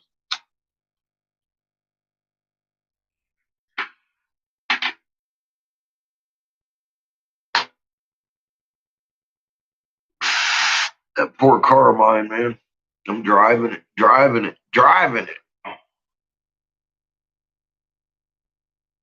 And all day yesterday, I couldn't move. And that damn, remember that damn car that I was fucking with all day on the phone that one time, and then I got it fixed? It wasn't fixed. All fucking day. They told me they couldn't verify who I was. They wanted the state to verify who I was. I was like, you gotta be kidding me. So I go to the state, couldn't get a hold of anybody. Finally got a hold of somebody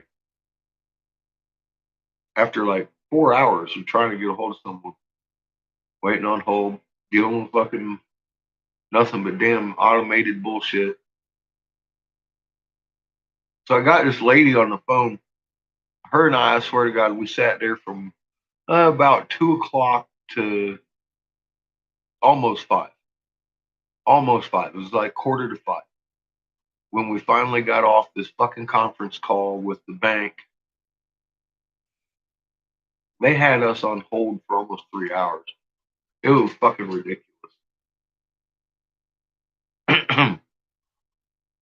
But they dropped the ball about 7 different ways. Right in front of my state worker, she says, I'm so sorry you had to go through this. It's like me too. I can't believe it. They should have.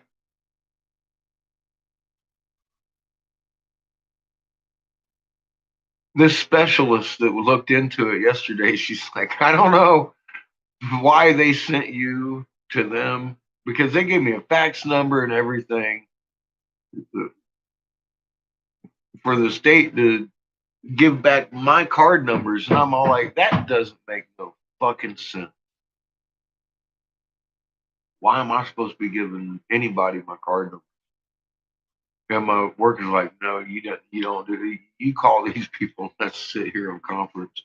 I did, and she walked through. She's like, I'm so sorry. Oh, angry, angry letter to the management, fucking U.S. Bank. So hopefully it'll be settled. And I'll be able to get my fucking glass ordered.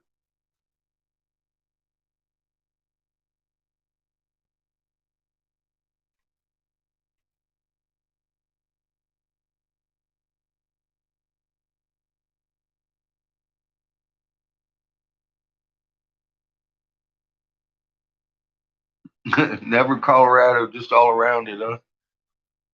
I like Colorado. It's all right. As far as states go,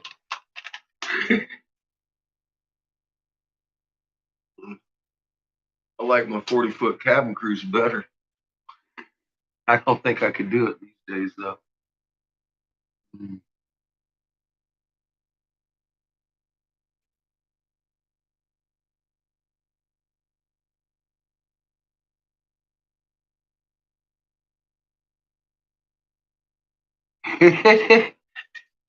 Fuck the DMV. Oh my god. Yeah, that has to suck. Yeah, I lost a whole day yesterday. Sitting around waiting on hold, talking to the state worker about this heinous activity this bank was doing. And it's just absolute incompetence. They need to retrain their workers or something. Because, I mean, the specialist figured out what it was real quick. She said, "Oh, yeah, they shouldn't have sent you back to the state. That's ridiculous. You've already got money on your card." I was like, "Yeah, they were supposed to put money on my card already." And they said they did. I'm sitting here looking at a balance. Why in the hell you got to tell me you don't know who I am? I sent them pictures of my ID and everything. She's like, "Oh, we need a W-2." I was like, "Well, fuck you. Why didn't somebody just tell me that?" I don't know. I see here where they sent you to the state and gave you a fax number to call. I was like, "Yeah, they did." Which sent me into a state of confusion and dealing with the state for a couple of hours before we even got to the bank.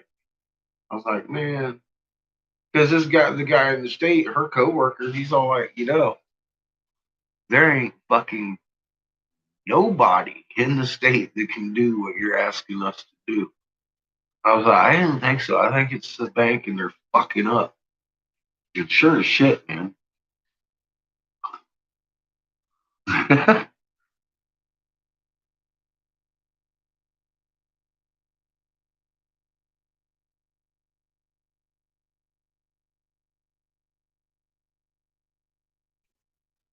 Yeah, they like charging extra every chance they get.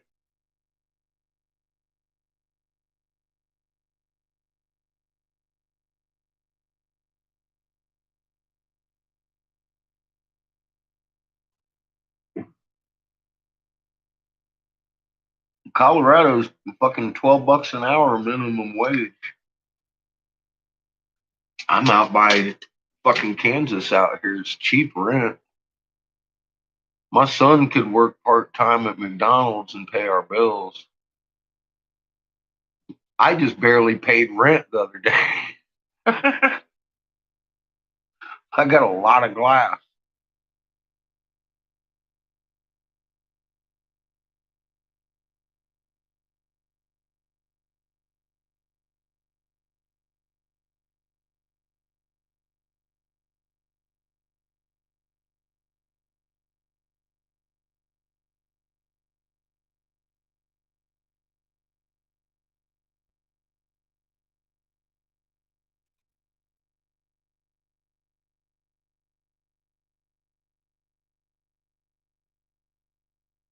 Woohoo, Yvonne! You know you're living then, right?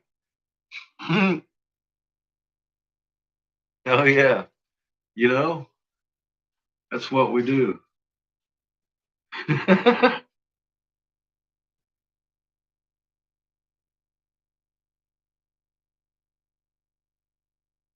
Yeah, this COVID thing has me in straps too.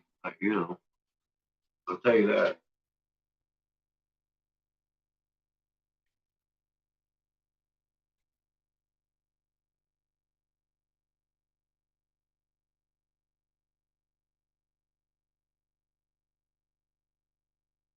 Now you're just a neighborhood weed salesman. I'm thinking about getting a minimum wage again. Serve some fries with that or something. I don't know. Maybe some senator's looking for an investigator.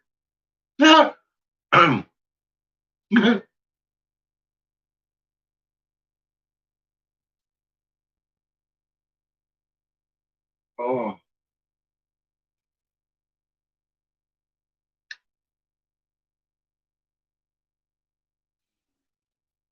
I'd like to blow glass, but seriously, it's starting to get that slow.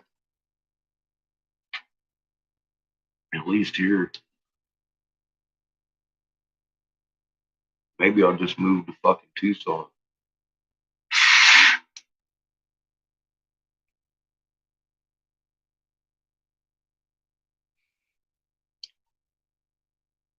Fucking always had good luck in Tucson. Phoenix.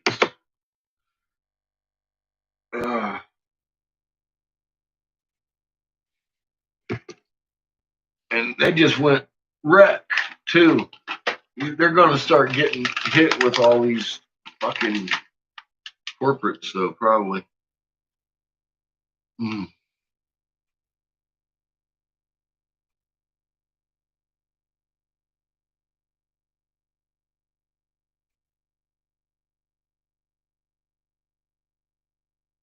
Nice. Yeah, I don't. I made the choice a long time ago not to own a house. I saw that go bad too many times. I've never taken out loans and shit for stuff.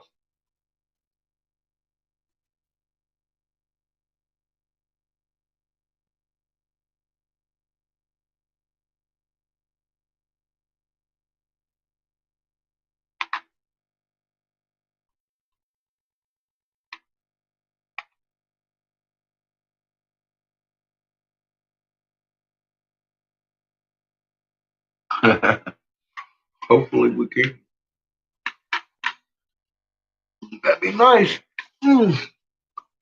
We'll make some more black pawns here. Mm. Yeah.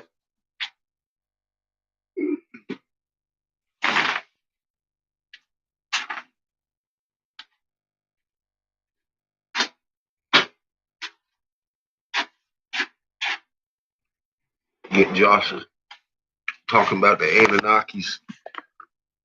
Mm.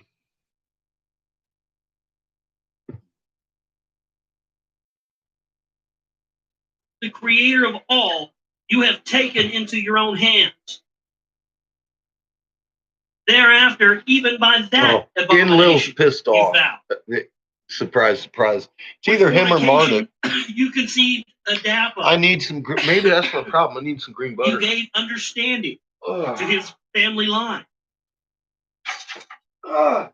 His offspring to the heavens you have taken. Our wisdom with them you have shared. Every rule you have broken. Decisions and command you ignored. Because of you, by a civilized earthling brother, a brother murdered. Because of Marduk, your son, like him, did intermarry with the earthling. Who is lordly from the Biru? To whom alone the earth belongs. To no one is no longer known. Enough to all that I can say. The abominations cannot continue.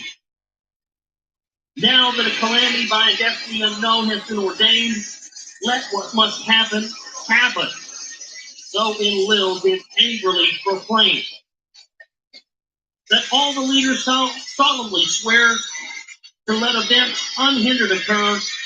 Enlil demanded of them all. First to take the oath of silence was Vendetta. Others of Enlil's side followed. Nergal of Enki's sons was first to take the oath. Others of Enki's sons followed as well. To your command I bow, Marduk to Enlil said. But of what worth is the swearing? Nergal's a little prick face too. If you abandon their spouses, Was not the fear among the earthlings spread? Nimrod was in fear. The words of oaths faintly whispered. Enlil gazed at his brother Enki. It is the wish of king and council, to him he said. Why will you bind me with an oath? Enki asked his brother Enlil. The decision by you was made. On earth, it is a commandment. The floodwaters I cannot arrest. The earthly multitudes I cannot save. To what oath to bind me you therefore desire? So Enki asked his brother. To let it all happen as if decreed by fate. Ah, see? There it is. Now that's a very important gun, getting all kinds of static and all kinds of crazy stuff here in my headphones now.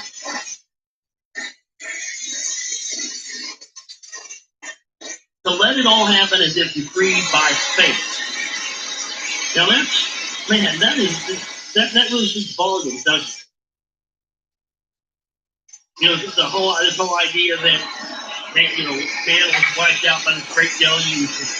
You know, let it be written down. Whoever speaks of it, let them say that, it was their destiny, that was their fate to be wiped out from the deluge, even though it was artificially created. You see? These same guys in control now, these same priest class guys now are doing the same thing. It's our fault that the wars are happening. It's our fault that we let Al Qaeda attack us. We had too many freedoms. They hated us for our freedoms. They attacked us. It's our fault.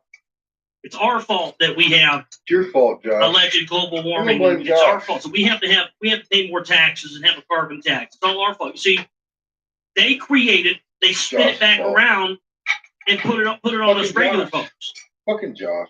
To make it seem as if it's our fault and our responsibility. That was our fate. That's what we deemed for ourselves. That's what they're trying to do now with all this. Don't you see that? Yeah, I do.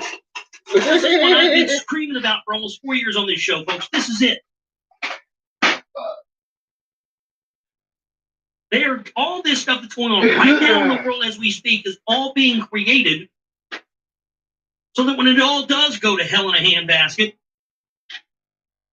the sole responsibility will lie on the shoulders of the citizens, the regular humans, the regular people, not the people in charge. Their power is going to go on and continue. But this is absolute, to me, absolute with all my knowledge, folks, absolutely, positively undeniable. That these priest class elite, these bloodlines go back to who the people we're reading about here. Because they are following the same playbook to a T. Wipe out mankind and, let it be written in the history books for the few that survived that, it was mankind's, fall out of the Garden of Eden that caused the deluge. Well, the reason they fell out of the Garden of Eden is because these Nephilim Anunnaki motherfuckers were coming down here and getting their dick wet every 2 seconds, setting themselves up as gods. Mm-hmm. They had to separate them out. That's how I see it, Josh. I mean, it's unbelievable. It's the same thing they're doing now. All this stuff is, it's our fault. You need the New World Order because, you guys can't manage yourselves on your own. So you need a global power to manage your everyday, every life and have everything tracked and traced and controlled by one group or entity. Yeah. But you can't handle it on your own. On Enlil alone, let the responsibility forever rest. Enki get pronounced law. Then Enki quickly departed from the assembly. Marduk also left with him. With quick words of command, Enlil ordered the assembly be brought. Tasked for what was to be done, he with firm decisions assigned. Both those who will depart and those who will stay will arrange the grouping. Places for assembly to designate, equipment to collect, chariots to assign. First to depart were those who were returning to the viewers. With much embracing and a locking of arms, with joy mixed with sorrow, they boarded the celestial boat. One after the other, the vehicles were to car roared along. Those left behind, at first those left behind very safely shouted, then muted with a cry. After the logging for severely were completed, the turn of Marduk being defeated with urgent fountain came. Marduk assembled them all in the landing place and gave them a choice. Go with him, the panic, the two sons of the daughters of Tubal, and to outwait the calamity, or the distant mountain lands on earth dispersed and find a haven from the deluge. And will then took account of those who remained, and by groupings assigned them to chariots. The to the mountain lands beyond the oceans, the wheels directed on earth rumblings to report.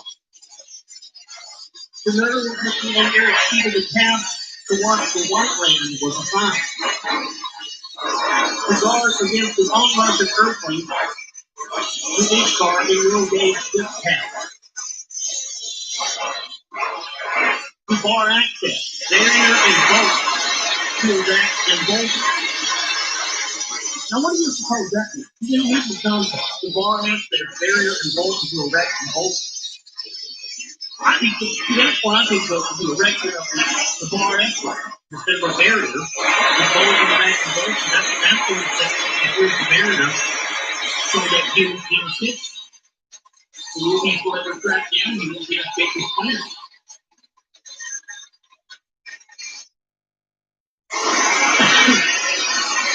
But all the preparations so far, the place of the celestial chariot was the center. The Sipar and Will moved the path of destiny from the Judah Sea to a temporary bond between heaven and earth that was established in wormhole. His brother Enki then addressed their will and said to him,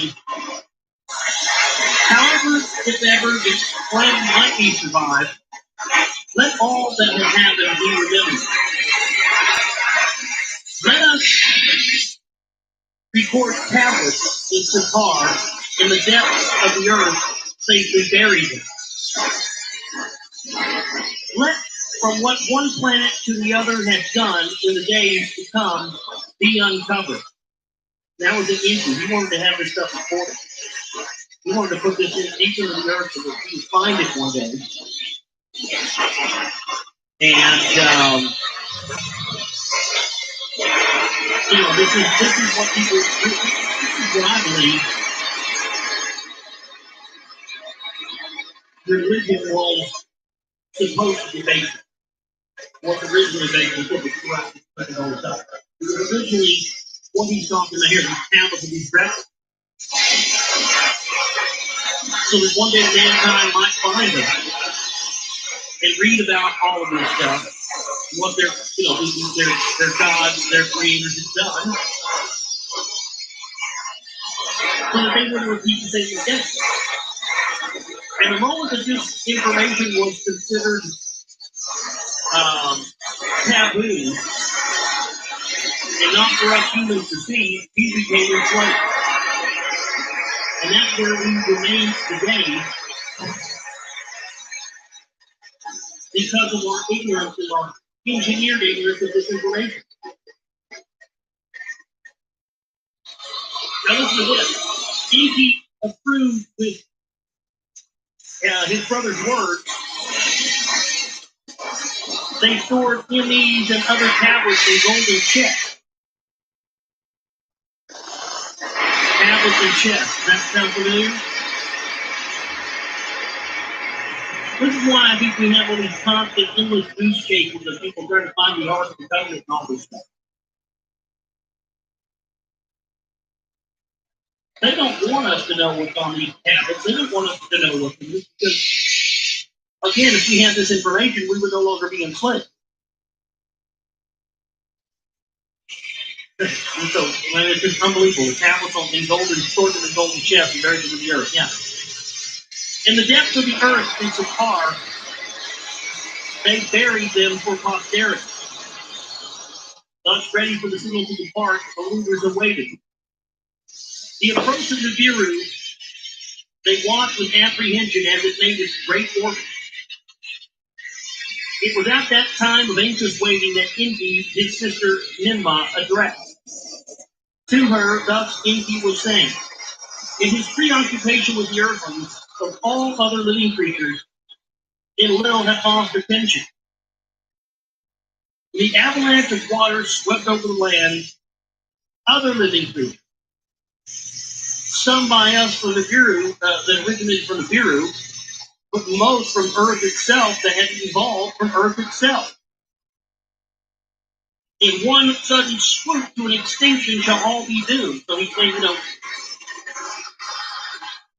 yeah, look, it's fine if you want, you want to wipe out my creation. No, I don't agree with it. I don't think it's right. Because they're living creatures that have souls and be created, and we shouldn't just destroy them. Give them a chance. Maybe show them where we fucked up, where we messed up, and if we do that, maybe we won't have another. I don't know why he got so much faith in Enki. Enki ain't doing no favor, John. See? And that's what we've done. We've just set up ourselves a mini Nibiru down here on Earth. And we're fucking up and doing the same goddamn things that these idiots did. Fucking here. God. And there's no reason for it. They never left. And he's saying here, they came back. Yeah, we want to wipe out these humans because we treat them, but look, there's a bunch of stuff down on here that we didn't. So what gives us the right to just wipe out all of that? I wonder if he ever understood that. I don't remember him saying anything to the. Let us, you and me, oh God, preserve their seed of life. We will extract and keep their life essences for safekeeping. Yea. Coded Ninmah, language. she who gave life, gave Enki her words of favor. Glowing wall of hydrogen on the edge of the solar system. You do so with the that kind of coding creatures. So to Enki she said. While the others sat idly watching. Glowing wall of hydrogen on the edge of the solar system. A challenging task. Ninmah in Shurabak was helped by some of her female assistants. Enki, by Nigazito, was assisted in the Abzu at the Olden House of Life. Male and female essences and life eggs they collected. One of each kind, 2 by 2 by 2, stayed in Shurabak and the Abzu preserved. For safekeeping while in orbit above the Earth, we will take them thereafter to the living times that we combine. At that time, work for the Mexican. Earth's rumblings are ominous. At that time, work to Nerval and Eric Spiegelman. The white land is shaken. In Qatar, all the Anunnaki gathered, and they awaited the day of the deluge. Let's read the ninth tablet. I believe one of the synopsis. We're going to be getting the fifth tablet of the next show. This is the synopsis of the 10th planet. I think I'm going to this way. Synopsis of the 10th tablet. The mystery emissary appears to Enki in a dream vision. Enki is told to save mankind for his son, Considera. By subterfuge, Enki directs Considera to build a submarine. A navigator comes aboard, bringing Earth's series of life. The Nibiru's approach causes the white land's ice sheet to slip. The resulting tidal wave engulfs the Earth with water. The remaining Anunnaki bewail the calamity from Earth's orbit. So that's interesting. Again, I don't mind all the security stuff, but it's hard for me to ignore that. The Nibiru's are getting close to Earth and what they're happening. They're heating up. Polar ice caps start melting, all this stuff, It's really hard to ignore that. Especially with all this stuff going on right now. The remaining Anunnaki bewail the calamity from Earth's orbit. The waters recede, Considera's boat rests on Mount Salvation. The symbol for the whirlwind and will discover species existing. Innkeeper Lucas and Lewis was destined by the creator of all. They used the surviving landing platform as temporary base. The creation chamber there, thought and pattern are found. Abundant gold is discovered in the lands beyond the sea. New space facilities are established in the olden lands, and they include 2 artificial mounds and a lion-shaped target. 2 artificial mounds and a lion-shaped target. Egypt, anybody? The Great Pyramid? Emma offers a peace plan to resolve erupting rivalry. So, page 218, 218, the 10th tablet. This word we'll be picking up next time, man. I love reading stuff you guys on there, and I really do. It just seems like I always get more out of it when I read you guys on there. You guys seem to get a lot out of it. It's unbelievable stuff. I mean, that's just exactly the same belief that these guys are following today, to this day. And no wonder the CNC Number Society of Phony Patriots and the Business, no wonder they built their entire structure around keeping you from looking at long-term information. That's why they've done it, folks. That's why they try to, on and off, blah, blah, blah, and act like fucking third graders. Look, just because you want to act like a third grader, because you don't want somebody to find out the truth, does not mean that people are not going to find it out.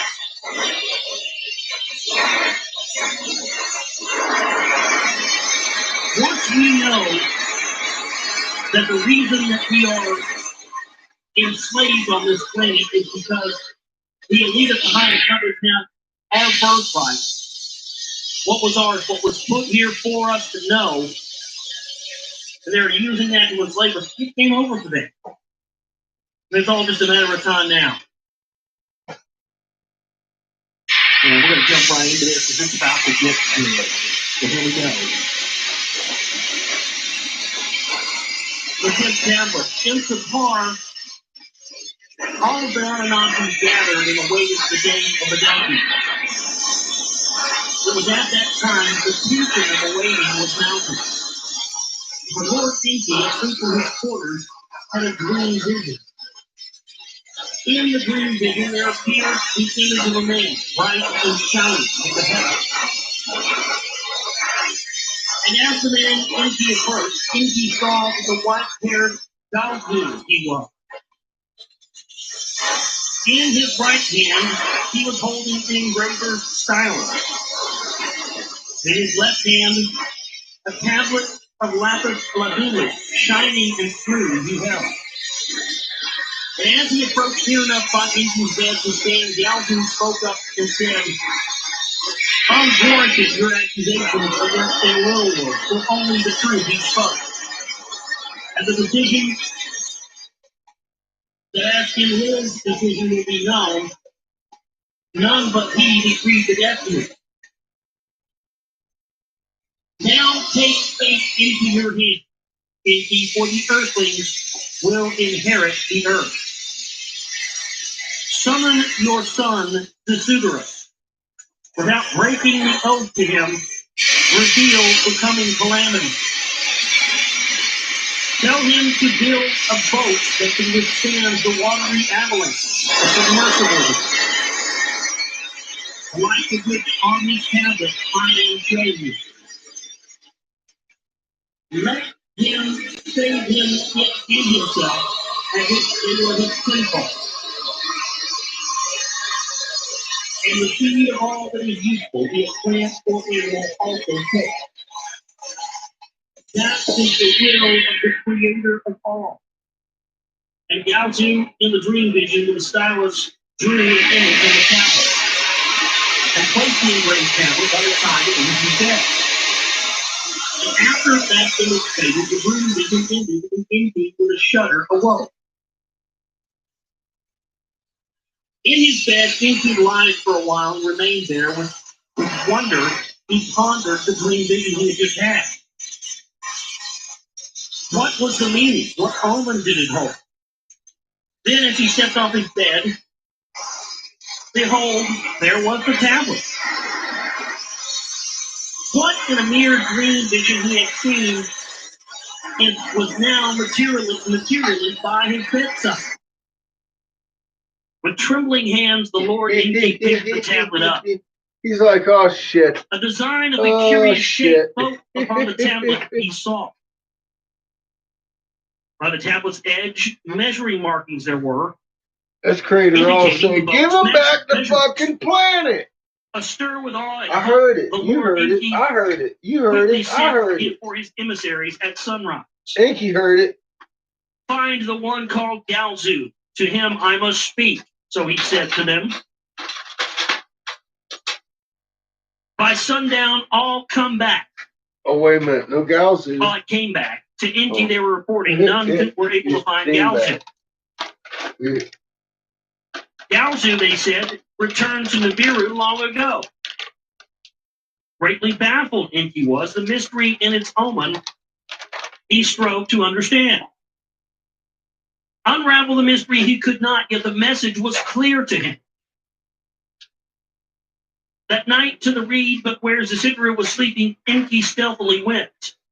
Reed Hut, Reed Hut! Not breaking the oath, the Lord Inky spoke through the hut's wall to Zisidra. Yeah, buddy.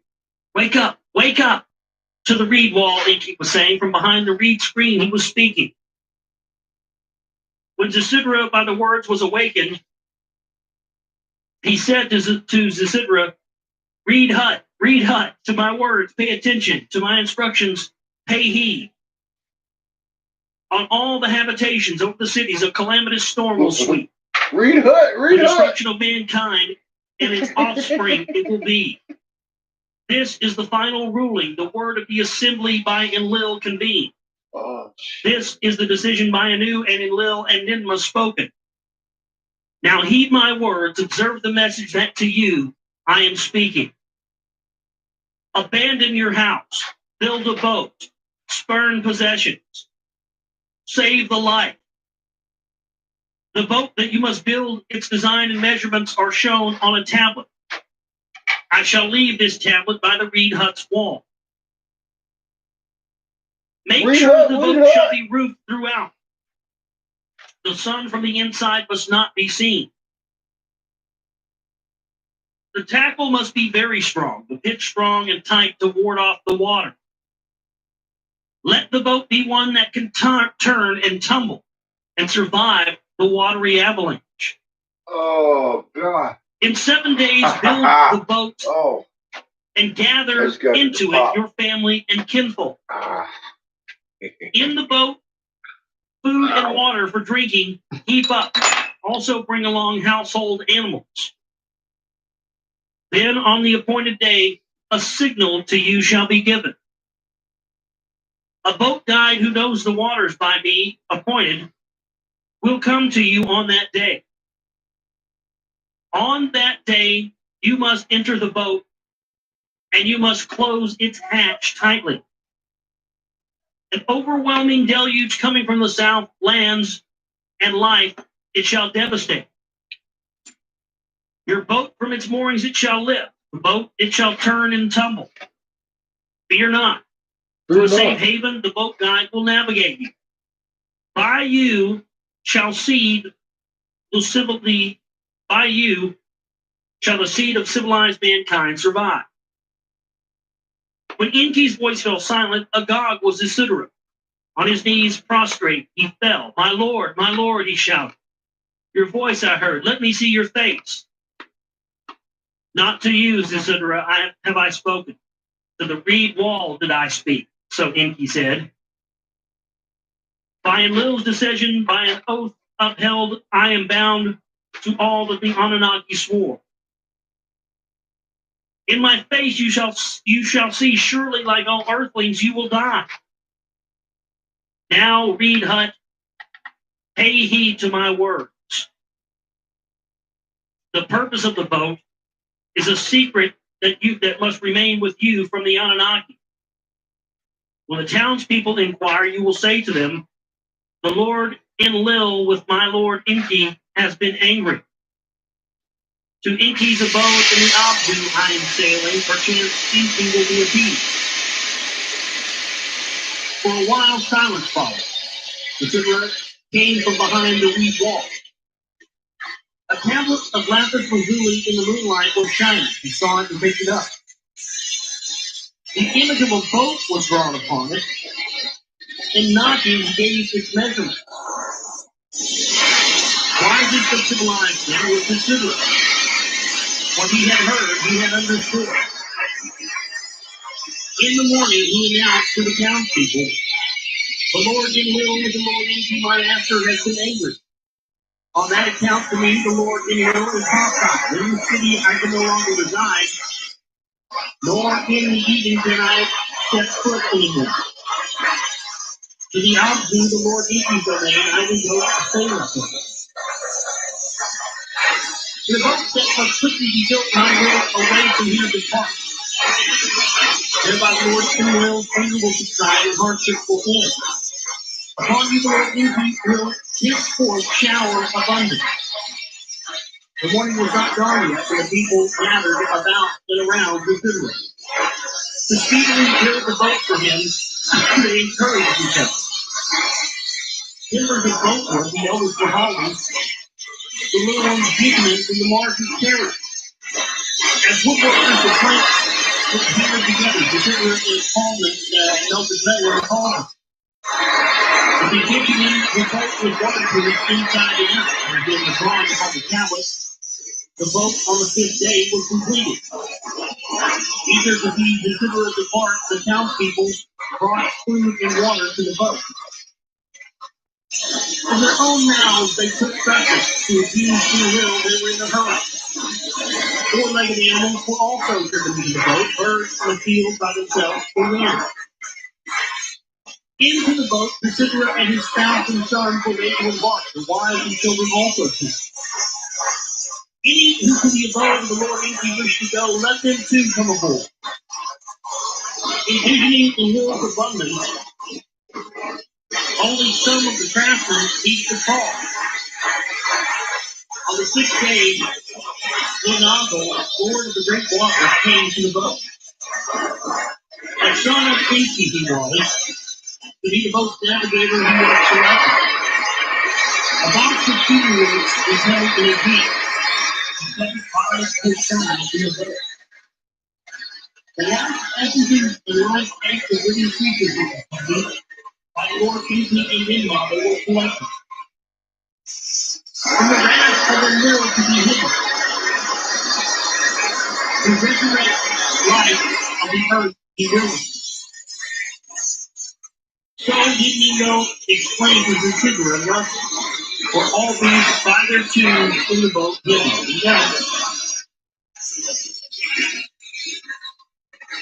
Now Nimrod and Considerate in the boat awaited the arrival on the seventh day. In the 120th shar, the deluge was awaited. In the 10th shar, the line came to Considerate was the deluge was coming. In the station of the constellation of the Lion, the avalanche was looming. And the next part is now this is the account of the deluge that swept over Earth, and how the Anunnaki escaped, and how the figure survived in the boat. Now this is the account of the deluge that swept over Earth, and how the Anunnaki escaped, and how the figure survived in the boat. For days before the day of the deluge, the earth was rumbling, and it groaned with pain. For nights before the calamity struck in the heavens, Nibiru was seen as a glowing star. Then there was darkness at the daytime, and at night, the moon looked as though it was swallowed by a monster. The earth began to shake by a death force unknown and agitated.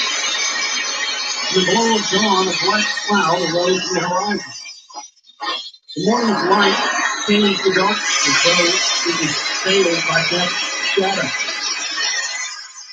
Then the sound of the rolling thunder came and lightning lit the sky.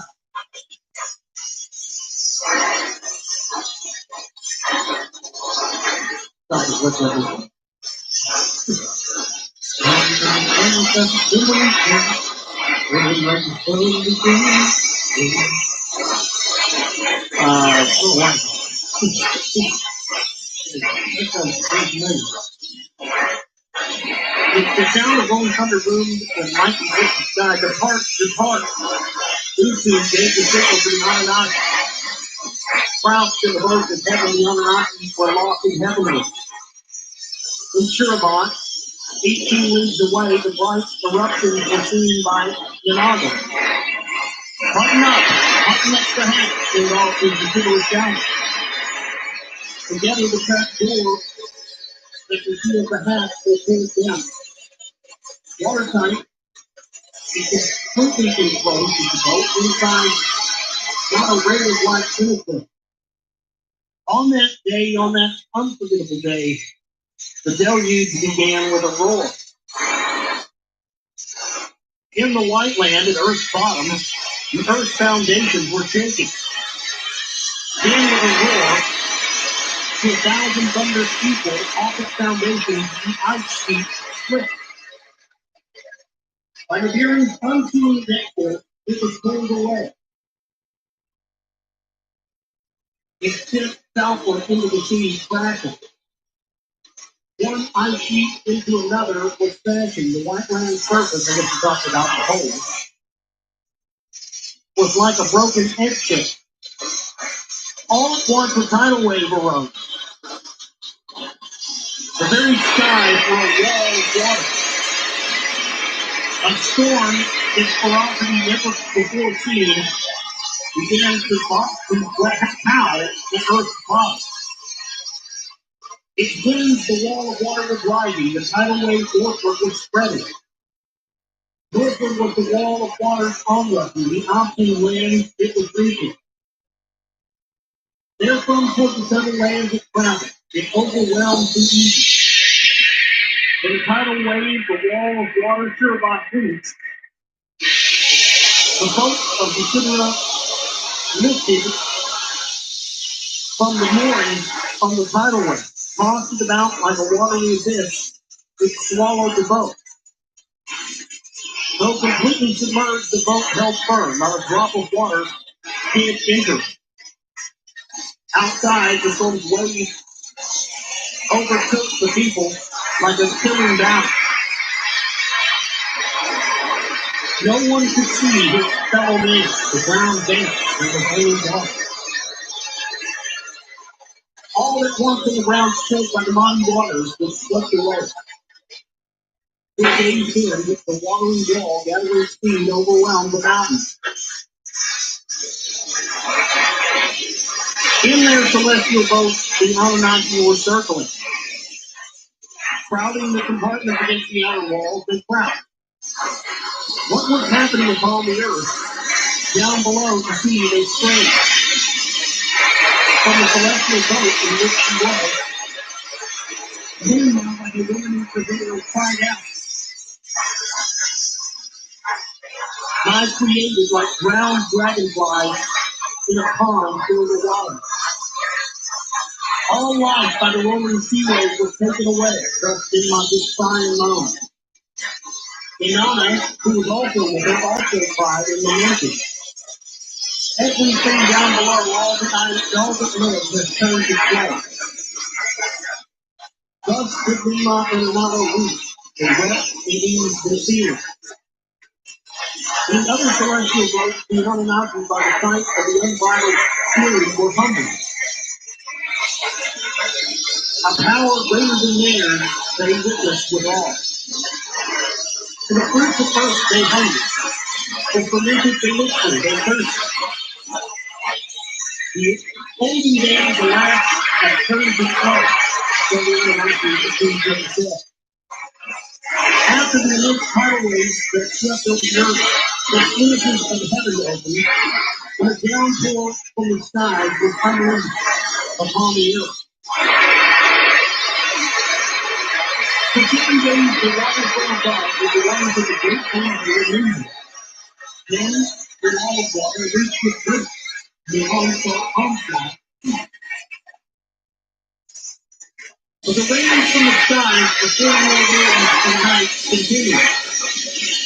From their perches, the young oxen looked down, but it was dry land down with the sea of water. And where mountains once to the heavens brimmed their peaks, their tops were now like islands in the water. And all that was on dry land that was living in the avalanche perished in the water. Then you had in the beginning the waters to the basins were gathered. Raging back and forth day by day, the water level came low. Then 40 days after the deluge of the earth swept, the rains also stopped. After the 40 days, the Consider's boat hatch opened, and he surveyed his warehouse. A bright day it was, the simple breeze was blowing. All along, until the turn of life, the boat upon the vast sea was rolling. Mankind and all living things off the earth's face are wiped out. No one except us few survived, but there's no dry land to set foot upon. So consider a big state of the kinfolk as he sat down and lamented. At that time, the Nile was appointed by Enki and directed the boat toward the twin peaks of Arata. A sail he shaped for her toward the mount of salvation. He guided the boat. Impatient the Considerate was, birds that were on board he released. He sent them to check for dry land and to verify for surviving vegetation. He sent forth a swallow. He sent forth a raven. Both to the boat returned. He sent forth a dove with a twig from a tree, and it returned. It returned to the boat with a twig from a tree. Now Considerate knew that the dry land had emerged from under the water. A few more days and the boat was arrested by rocks. The deluge is over. At the mount of salvation we are. So the Nile, this stage is Considerate. Opening the watertight hatch, Considerate emerged from the boat. The sky was clear, the sun was shining, and a gentle wind was blowing. Hurriedly, he called upon his spouse and children. The Lord Enki, let us pray to him and give thanks. With his son's stones he gathered, and with them he built an altar. And then on that altar he lit a fire with aromatic incense. A lamb, one without blemish, was selected for a sacrifice. Here we go. And the beginning of it all right here. And upon the altar to Enki, he offered the lamb as a sacrifice. At that time, a little from his celestial boat conveyed these words to Enki. Let us in whirlwinds from the celestial boat upon the beach of Arata descend. The situation to review and determine what needs to be done. Helicopters. While the others in the celestial boats continue to circle around the European world, orbit around the European station. They're coming in helicopters. Upon the beach descended on Arata. Trying to see whether nets with joy their arms and locks. Then in little by the wicks of fire and roasting meat was puzzled. What is that to his brother? He shouted. Has anyone survived the deluge? Let's go and see, meekly to him, Enki responded. In their whirlwinds, they flew over the other peak of Arata.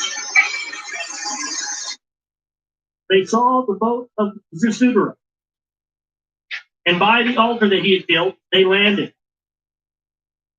When Enlil saw the survivals, Nanagal among them, his fury had no bounds. Every earthling had to perish. Here's your He little shouted with games fury. are all little. And he lunged at Enki with anger. To kill his brother with his bare hands, he was ready. Nope, that ain't gonna work. Oh. He is no mere mortal, my son he is. Enki, whose Isidra pointed, crying out. For a moment, Enlil was hesitating.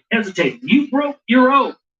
And Enki No, he shouted, didn't. He talked to the fucking reed to hut. a reed wall I spoke, not to Isidra, he said. He didn't speak to Suzuki. And then he related his dream vision to Enlil. By then, Dingal had been alerted, and Ninurta and Ninmah also touched down in their whirlwind. When they heard the account of the events, Ninurta and Helicopters Ninmah were not angered by the account. in their whirlwinds. We've seen pictures. The survival of mankind must be the will of the creator of all. So Ninurta did say to his father, Go figure. Ninmah, her necklace of crystals, a gift from Anu, touched and swore, on my oath, the annihilation of mankind shall never be repeated. Now that's sort of an interesting phrase, isn't it, in terms of it's 2012 fear mongering and the return of the Anunnaki and the fear and all this stuff, rantiness, because that's the common held belief that the Anunnaki are come down and slave us and kill us all, and they're going to return, and They're still here. we're going to have to fight against them and stuff. But it distinctly says that they have sworn that they will never repeat the annihilation of mankind. Keep Yeah, reading. that's what we hear. It's constantly this, this idea, this threat of hostile alien. Keep reading. They destroy us, I think. Relenting In about Enlil half a by the hand of chapter. Isidra in Zara took his spouse and blessed them thus. Ow. Be fruitful and multiply and replenish the earth. There's that Genesis reference. Yeah, twice in one show. All of a Isn't sudden, that interesting? That's synchronistic, isn't it? See, I didn't know that was going to be in here. That's exactly the phrase that the Christian I just watched Noah last night. dominionists bastardize and use to justify the idea of dominion. Be fruitful and multiply and have dominion over everything of the sea and on the land and everything else. And that's their whole basis of that. Yep.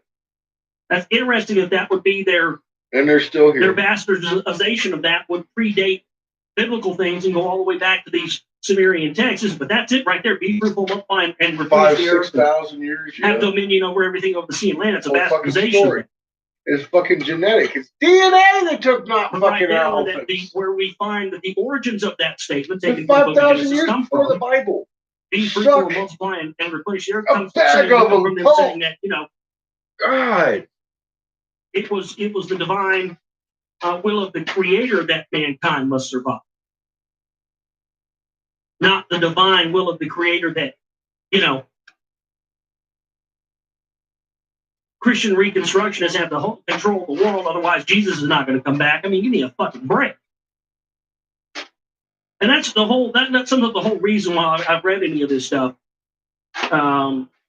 Is stuff like that. Really seeing this stuff for what it really is and what it really means. Thus, were the olden times ended. Now, this is the account of how survival on Earth was restored, and how a new source of gold and other earthlings beyond the oceans were found. Mm-hmm. It was after the encounter at Arata that the waters Descendants of the of Cain. deluge continued to recede, Descendants of Cain, then they got some and the corn face of the earth from was gradually showing Marduk. from under the waters. Masah. The mountain lands were mostly unscathed, but the valleys under the mud and silt were buried. The trickster. Masah. From the Marduk. celestial boats and from the whirlwinds, the Anunnaki surveyed the landscapes. All that in the olden times in the Eden and the Aptu had existed under the mud was buried. Eridu, Nibiru-Ki, Shurabak, Sipar, all were gone, completely vanished. But in the Cedar Mountains, the great stone platform glistened in the sunlight. The landing place in the olden times established was still standing. Well, that's because Peru is in a higher level of elevation. what they're talking about, the whole Peru and Nazca Lines area, yeah, at a higher elevation was infected. One after another, the whirlwinds landed upon the platform. The platform was intact at the launch quarter. The Helicopters. huge stone blocks held firm. Oh, Clearing debris and tree branches away, the first to land, the chariots signaled. One after the other, the celestial chariots came and touched down upon the platform. Then to Marduk on Lamu, Mars, and Nanar on the moon, words were sent. And they too returned to Earth. Upon the landing place, they came down. Now the Anunnaki and the Agigi, who were thus gathered by Enlil to assembly, were called. The deluge we have survived, but the earth is devastated, Enlil did say to them. All ways to recover we must assess, be it on earth or be it elsewhere. So they're talking about, that's interesting, isn't it? Is that an allusion to the possibility that these Anunnaki took their earthling creations and took them and also put them on other places and other planets? Very well could be. Let us assess ways to recover, be it on Earth or be it elsewhere or anywhere else, you see. Maybe they'll iterate more on that later in the reading here. after they kill us all? Mars was also Again? devastated by the passage of the Viru, Marduk did relate. Its atmosphere was sucked out, and its waters thereafter evaporated, and now it is a place of dust storms. The moon itself cannot sustain life. Only with eagle masks is staying in Eagle commanders! Oh God, ow! So did Nanar, and to the others give the account. And then the words of Anamar he added. Once there, Fuck! that it was Tiamat's host leader, one must recall. Oh. Of Earth, a companion it is. With Earth's destiny, it is connected. Yeah, it Lovingly is. Enlil Because you locked it onto us.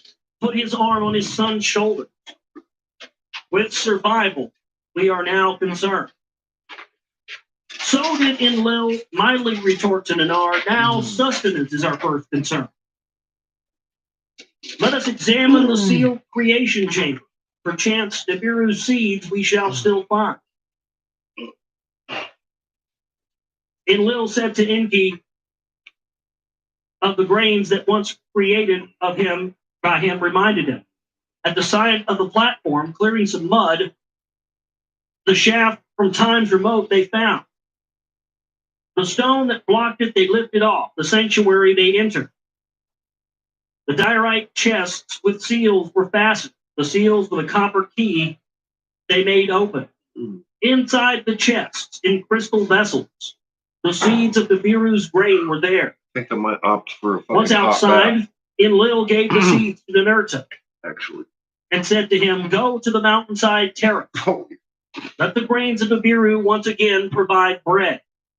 Poopy! In the Cedar Mountains, on the other mountains too, Ninurta waterfalls dammed up waterfalls so they could have drinking water. Terraces constructed. The eldest son of Zidra was taught how to raise crops. I went up to my local place today. They're So almost these out of four, pipes, his but the youngest, ladies in New Enlil York assigned were talking another about might get quarantined Where there. the waters I'm have like, that receded, doesn't sound good. go and find remaining fruit-bearing trees. To him, as fruit cultivators, Zidra's youngest son was assigned. The first fruit they found was brought to Ninmah. I say, you need to get the fuck out of New York. As the Anunnaki's renowned elixir was made up, Zidra took a sip. By one sip, then and another, Zidra was overpowered. Like a drunkard, he fell asleep. Then a gift to the Anunnaki and Earthlings, Enki presented. The chest that Nanagal had carried, he unveiled. Its surprising contents to all, he announced. The life essences and life eggs in the wombs of the four-legged animals from Censorship's boats can be combined. Sheep for wool and meat will multiply. Cattle for milk and hides we will all have. Then, with other living creatures, the earth we shall replenish. To Demuzi, the shepherding tasks Enki gave, and to Sidera, his middle son, was to assist him. Then to the dark cube landmass, where his sons and sons' domain had been, Enki turned his attention. With Ninagal at the confluence of mighty waters, he dammed the mountains, fierce waterfalls to a lake he channeled, and made the waters accumulate into a lake. Is this where he's creating the Tigris and the Euphrates River? Mm-hmm. No. It very well could be. Mm-hmm. Then the lands between the Abzu and the Great Sea with Marduk he surveyed. Where habitations once were, he now considered how to drain the river's valleys. At midstream, where the river's waters cascaded, he raised an island from the waters. In its bowels, twin caverns he carved out. Above them, from the stones, he fashioned sluices. From there, the two channels in the rocks he cut for the waters, two narrows he fashioned. Thus, the flowing waters from the highlands, coming, he would slow or let go faster. With dams and sluices, the two narrows, the waters he regulated. From the cavern island, the island of Abu, the river's serpentine valley from under the water he raised. In the land of the two narrows, for Demuzi and the shepherds, a habitation did Enki fashion, a land of two narrows, land of two rivers, between Tigris and Euphrates. Mm-hmm. The land between two rivers. There you go. With satisfaction to all of this, Enlil sent his words to Nibiru. With words of concern, Nibiru responded. The close passage that Earth and Mars affected on Nibiru caused too much damage. Mm-hmm.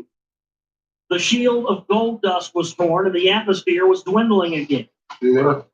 Now new Didn't do no supplies of good. gold were All that needed. fucking gold. See, these guys sound like our fucking elite, don't they? They sound like the same type of motherfuckers our elite. I mean, let's wipe out Earth. Let's wipe out all the Earthlings. Fuck the gold. Fuck everything else. Wipe them out. Kill them all. One And the guy ship has compassion, fails. decides to save them. Then once they find out, okay, yeah, we wiped out just about everything, but there is a little bit surviving. Well, now our atmosphere got fucked up again, so, we're going to need you to send some more gold. These fucking, no wonder we were ruled over by greedy bastards.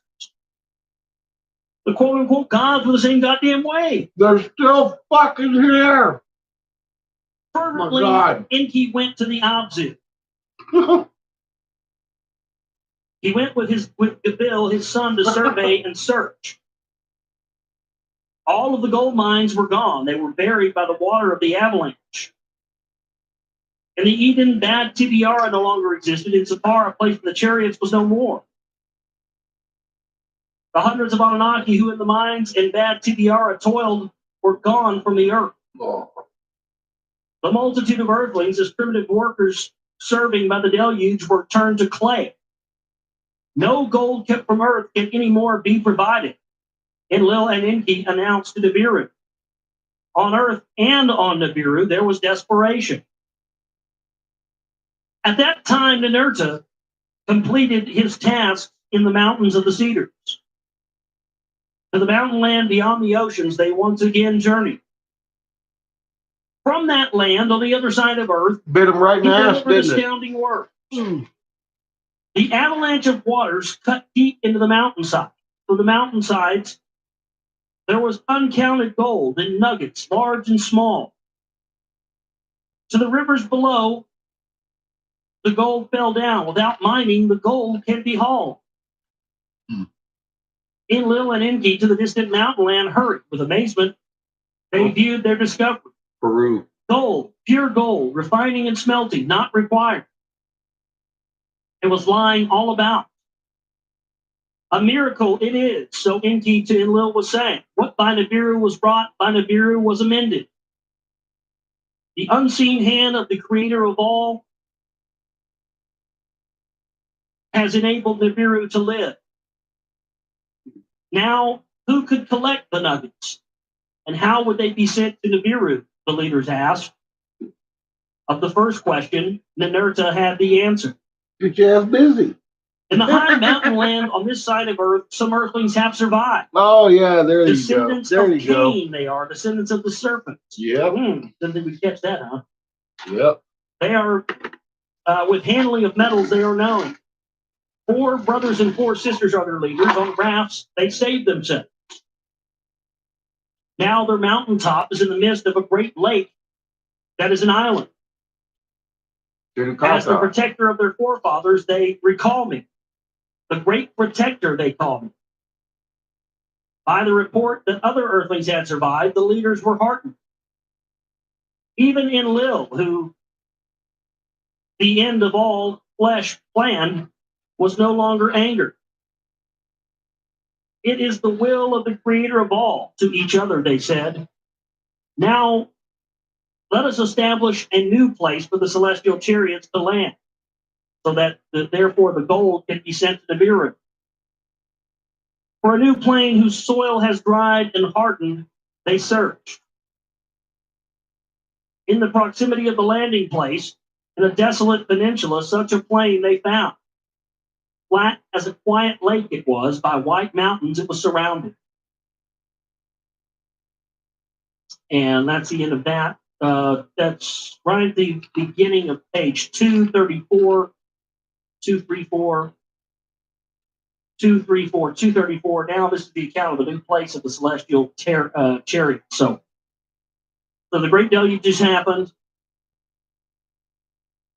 They've all come to the conclusion that this was, they played God and created mankind, and mankind believed these extraterrestrials to be gods, but you see, there's still that creator of all that is even elusive to these people, and once they've seen the hand of that at work, then it changes everything. See, very interesting stuff. That whole tie-in with, be prosper and multiply stuff is a very interesting thing there. And we'll get into more of this tomorrow night, page 234. Man, quite a show tonight. Lots of good info. I hope that you'll spread the show around, tell your friends about it, and continue to tell everybody about the network and what we're trying to do here. Always trying to read the cuneiform. My email address. You got questions, comments, anything else? GlobalRealityShow@gmail.com. It's GlobalRealityShow@gmail.com. TheGlobalReality.com is my website. Please support our work, folks.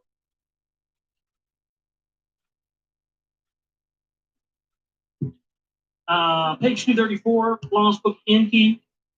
Now this is the account of the new place of the celestial chariots. Without further ado, I'm going to jump right into this tonight.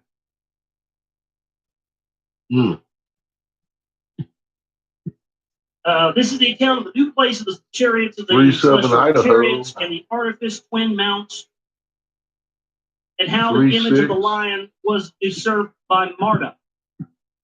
Idaho's just decided. In the peninsula that was chosen by the Anunnaki, 5-5. the heavenly ways of Anu and Enlil on earth were reflected. We're down to 6. Let the new place of the chariots be located precisely on that boundary. Let the heart of the plain reflect the heavens. So did Enlil suggest to Enki. Once Enki agreed to this, Enlil from the skies took measure of the distances. On a tablet of grand design for all to see, he marked out. Let the landing place in the Cedar Mountains be a part of the facilities, he said. The distance between the landing place and the chariot place he measured. She got a funky hairdo on today. In the midst, therefore, a place for a new mission control center, he designated. There, a suitable mount he selected. The Mount of Way Showing, he named it. A platform of stones akin to but smaller than that of the landing They place, just reached all the way he in. ordered to be built there. In its midst, a great rock was carved inside and out. To house a new bond to heaven and earth, it was made. Sounds like fucking NORAD, doesn't it? Sounds like Cheyenne Mountain. Maybe we didn't really carve that rock out and put our military stuff in there. Maybe it was already there for. Ever think about that? A new navel of the earth. The role of the Nibiru key to replace before the deluge. The landing path on the twin peaks of Arata in the north were anchored. To demarcate the landing corridor in Lil required 2 other sets of twin peaks. To delimit the landing corridor's boundary So, to Cosmic, how you secure doing? ascent and descent. In the southern part of the desolate peninsula, a place of mountains. In Lil selected twin adjoining peaks.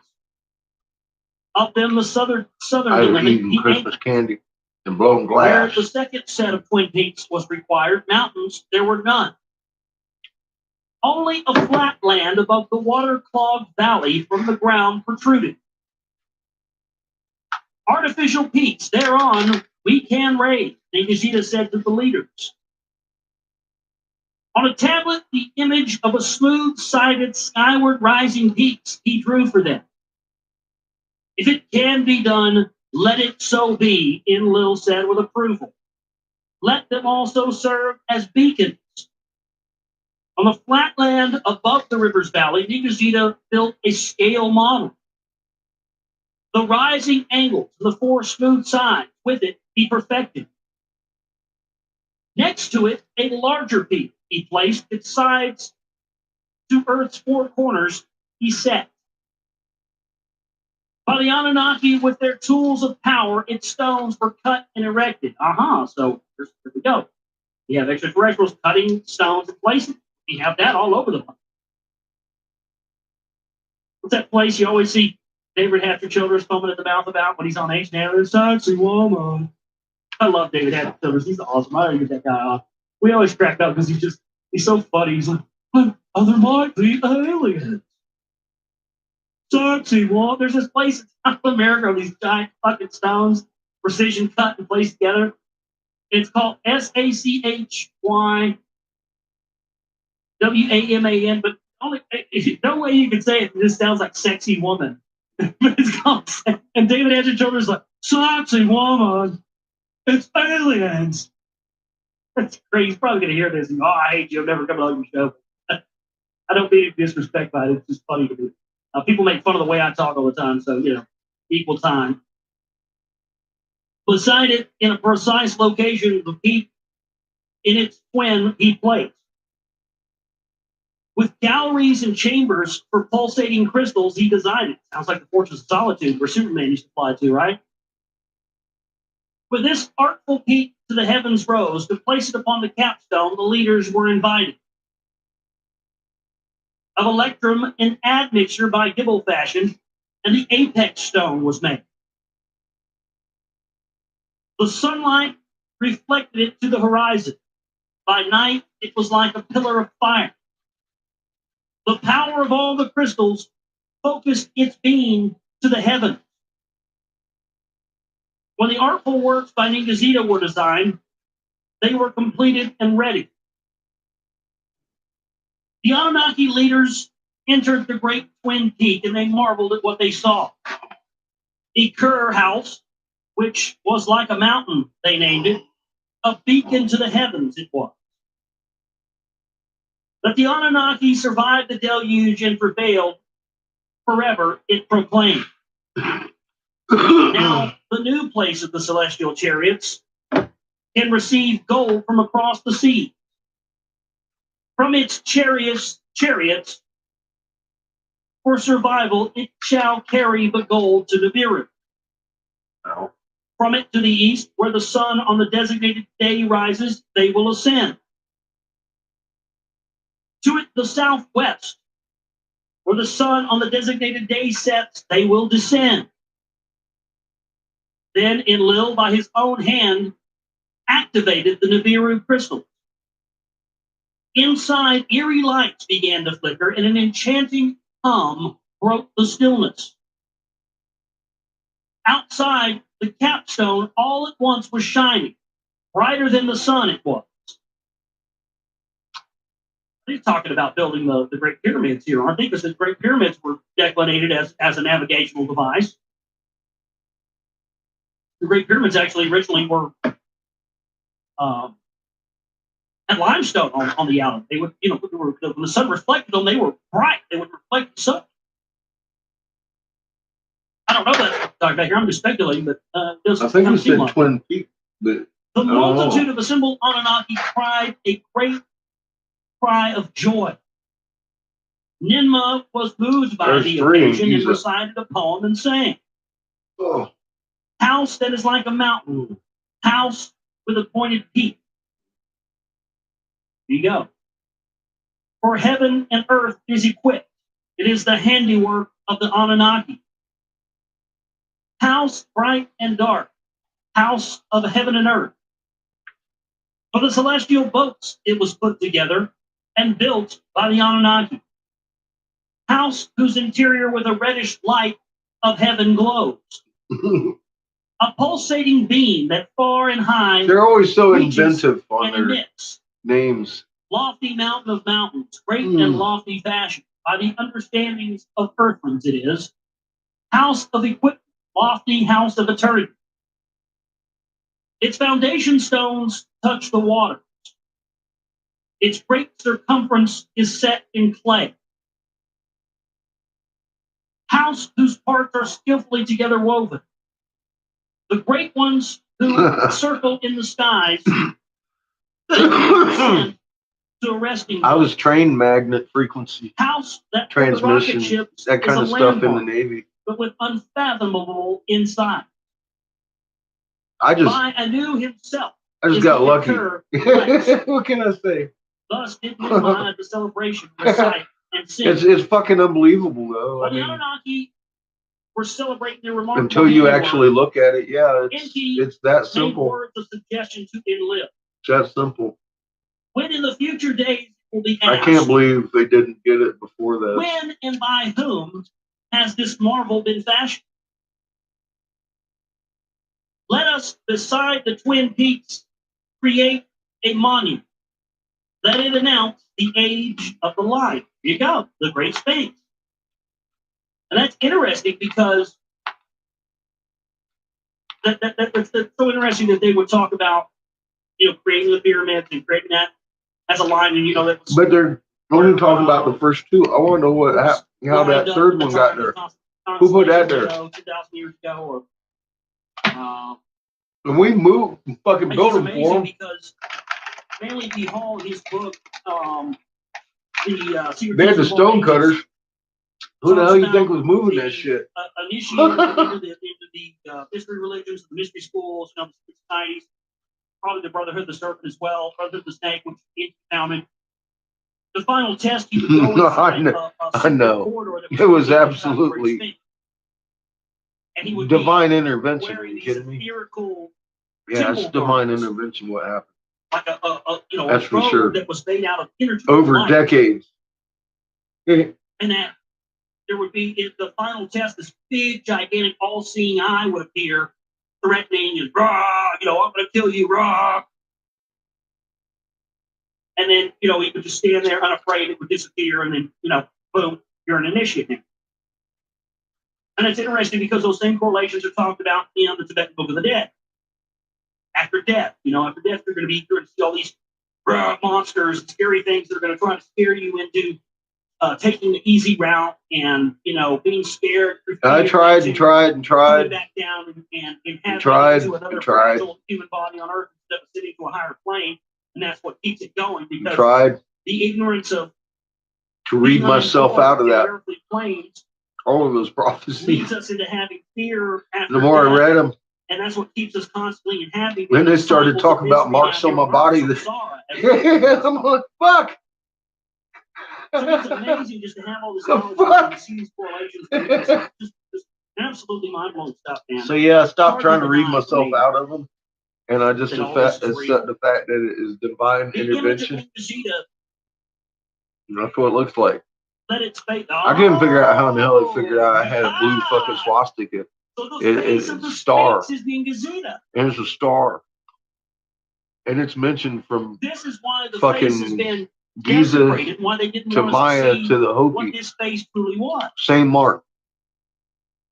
Came right from Inky and Enlil. Yeah, I'm starting to get it. It makes And I'm sense hearing why it there from was some them of the that royal coats of arms. I wanna That read. man. There's other books that I haven't read That's why I'm yet so glad we read this stuff, or man, had because read this stuff is, that goes into this. How This they revelation get as well. together, I guess, I don't and know talk that about stuff. how they were affected by By the way, if the you have creator suggestions of all. for what I read next after this, But please I send them mean, to me. like I said, man, after they get shit going again, what they do? So Marta they got all let the shitty, deep and then designer fucking they who went and was killed us using again. design They're still here. It's fucking crazy. The pyramids. And so I thought I was using his crazy face on for a the bit, Sphinx. but no, But it turns out I'm actually not. Let it precisely gaze towards the place of the celestial chariots. When, by whom, and the purpose, let the future generations reveal. So what they're saying here is when, just as Graham Hancock and many others have, when you go back and you look at where the Sphinx was pointing at the time in which around we know it was built, that will reveal to the children of the future just exactly who built it. That's unbelievable to me. That's absolutely amazing. God, I've got my hair standing up on my arms right now. I got chills.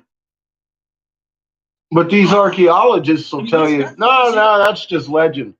It fits every fucking hole they have in the world. No, it's legend. If mankind does not know this information, we are going to be destined to meet the same fate that the people on these other planets have before. Jackass, they're still this information, folks, is fucking here. The power structure has been based around to hide from us.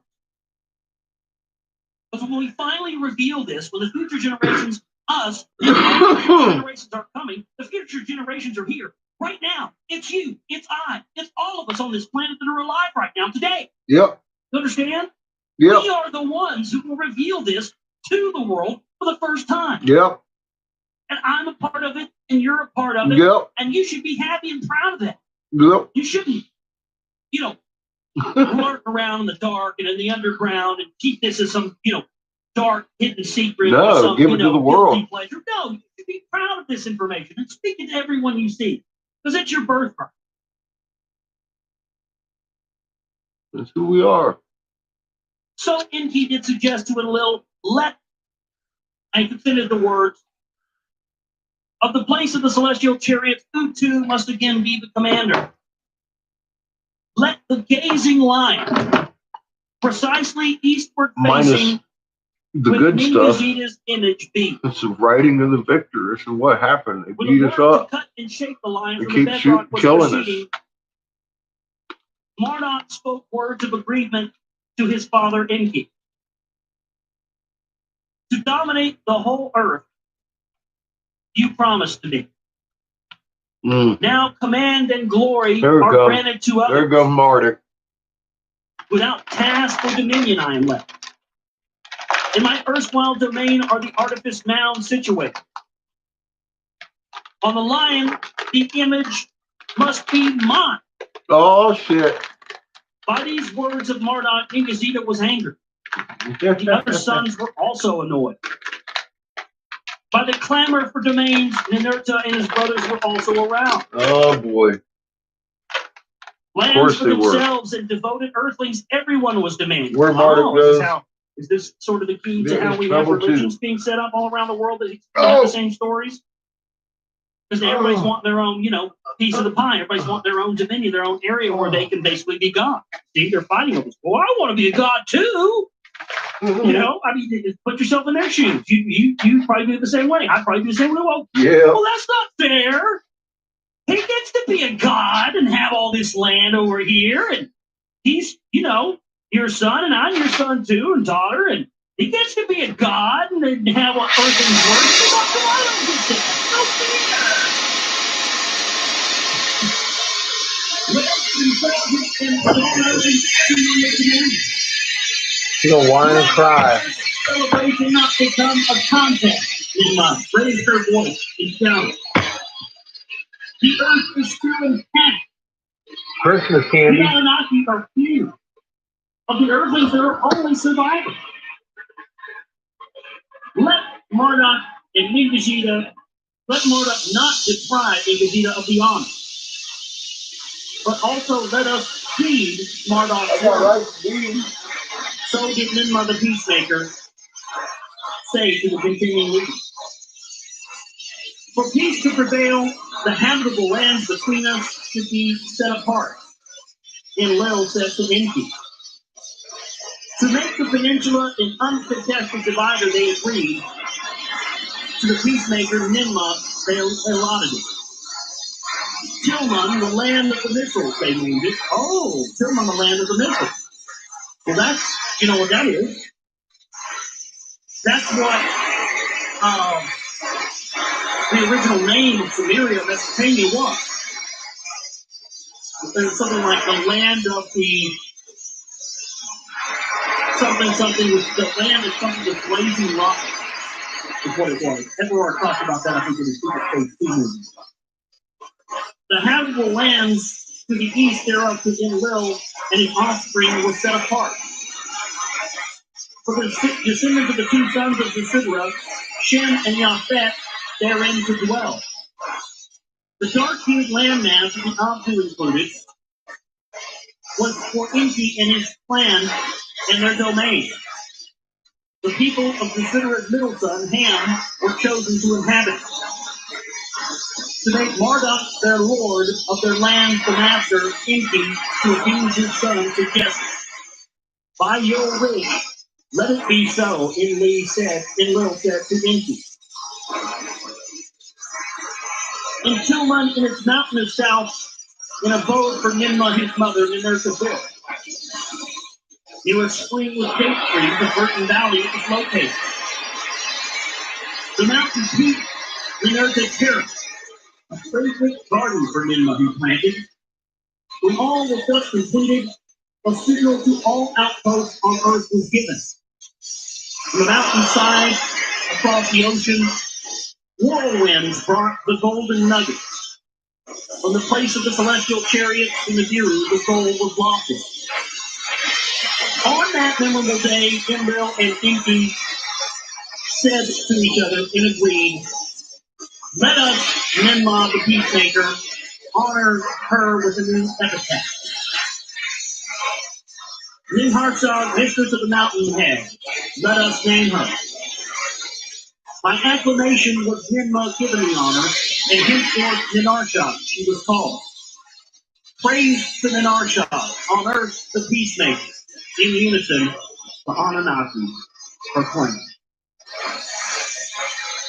So that is the end right there. Synopsis of the 11th tablet is coming up, so we'll be getting into that next. We're leaving off on page 240. 240 is the end, so the synopsis of the 11th tablet is next. That's what we'll be picking up next time on the show. Wow. Awesome stuff. Completely mind-blowing. Man, let me show the view. Last night, tonight, especially. Oh, man. It shows like these from what I do.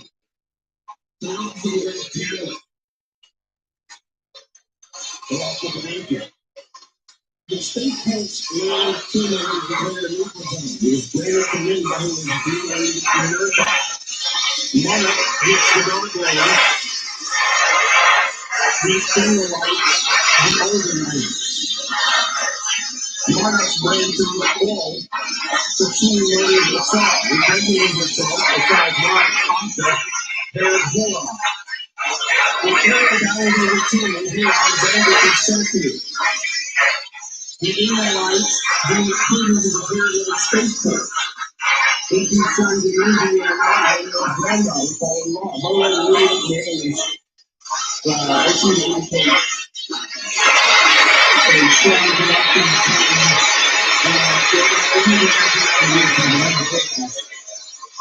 between Talk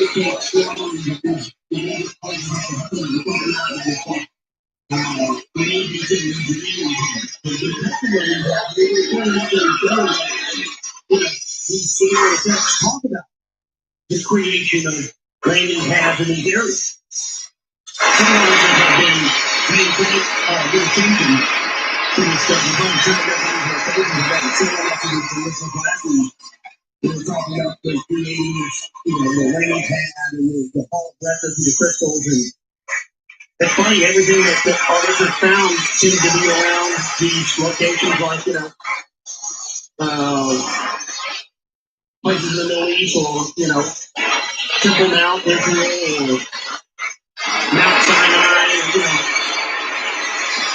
Now, wouldn't that be interesting?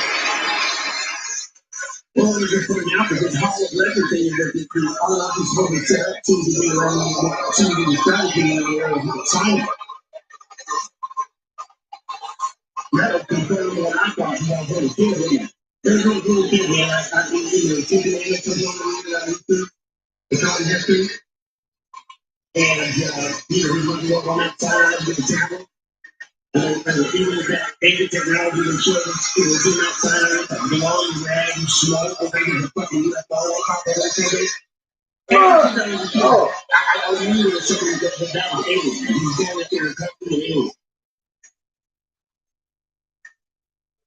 There's a whole other set of commandments as well that don't get talked about as much. The 7 aphorisms of summer. And when you read the 7 aphorisms, the 7 aphorisms are described. I've read them many times on the show, probably 3 or 4 podcasts on them. The 7 aphorisms of summer. And the 7 aphorisms sound like, supposedly what the 7 aphorisms do, that is the other commandments that Moses didn't feel the Jews could handle. And when you read them, they sound like a playbook for the elite. But it talks ultimately about not allowing yourself and your emotions to be swung like a pendulum, or your beliefs to be swung back and forth, left or right, like a pendulum. But keeping them centered and not getting caught up in either one of those illusions is, the key to success. So the antithesis of that would be what? To keep somebody in a constant state of being swung like a pendulum, right? Left, right, back and forth. And what do they do with politics? Left, right, back and forth. They keep us off kilter. And who's participating in that? Well, as my work into the Council for National Policy has shown, part of the importance of why we have to expose these Council for National Policy connected cronies in the patriot movement, research community and stuff, is that exact fact. They're participating in keeping people back and forth in this left-right paradigm stuff, while simultaneously claiming they don't believe in the left-right paradigm and keeping people, I don't believe, how can you, Alex Jones says he doesn't believe right paradigm, yet vote for Ron Paul. If you didn't believe and support that system, you wouldn't tell somebody to vote for any candidate, because you're still getting people to participate in that phony system, and that is not going to solve anything. And Jones and Ron Paul and all the rest of these clowns know that. They're designed to suck more money out of you and get you to be pissed off. Yep, pissed. When the phony system proves to you something you should already know. That it's not designed for you. What's up, Cat? And they're just using Ron Paul and that whole thing all over again to get people pissed off. Poppy man wanting to arm conflict when they show everybody yet again. You're just getting up. You didn't sleep much. The elections are controlled, they're phony, they're fake. But this time they want to use it to get people really hoppy mad. That's why these guys need to be exposed. The Inner Alliance team is going to prepare another spaceport. Inky, son to Musi and Inanna, and Lil's granddaughter fall in love. Fearing the consequences Marduk causes to Musi's death. Seeking his body, Inanna is put to death and then resurrected. Inanna launches a war to seize and punish Marduk. The Inner Alliance break into his hideaway in the Great Mount. Everybody dies, but Marduk. They seal the uppermost chamber to entomb Marduk alive. So they sealed Marduk inside the Temple Mount, the Great Mount. That's why the Temple Mount in Jerusalem is so holy. Okay. as they interred Marduk inside of it alive. Well, religion just makes so much more sense to me now when I read this stuff. Marduk's wife Serpanit and his son Nabu plead for his life. Dingazida, knowing the Mount's secrets, reaches Marduk, and Marduk is spared his life and goes into exile. Enki and Enlil divide the earth among their other sons. Praise to Ninarshag on earth, the peacemaker, in unison the Anunnaki proclaimed. During the first Shar after the deluge, Ninarshag managed to cool down the tempers. Near Nibiru, to be resupplied with gold was paramount over ambitions and rivalries. Slowly, the earth returned to teem with life, with the seeds of life that were prepared by Enki, or preserved by Enki, rather. What by itself survived was augmented on land, in the air, and waters. Most precious of all the Anunnaki discovered were mankind's own remnants. As in bygone clays, when the primitive workers were created, the Anunnaki, few and strained, now clamored for civilized workers. By the time the first Shar after the deluge was completed, the peaceful truce by an unexpected occurrence was shattered. Not between Marduk and Ninurta, not between Enki and the Enlil clans, but by Marduk's own sons, the Agigi abetted. When Marduk and Serpanit and their sons and daughters on Lamu outwaited the deluge, the two sons, Asar and Satu, took a liking to the daughters of Shamagzog, the Agigi leader.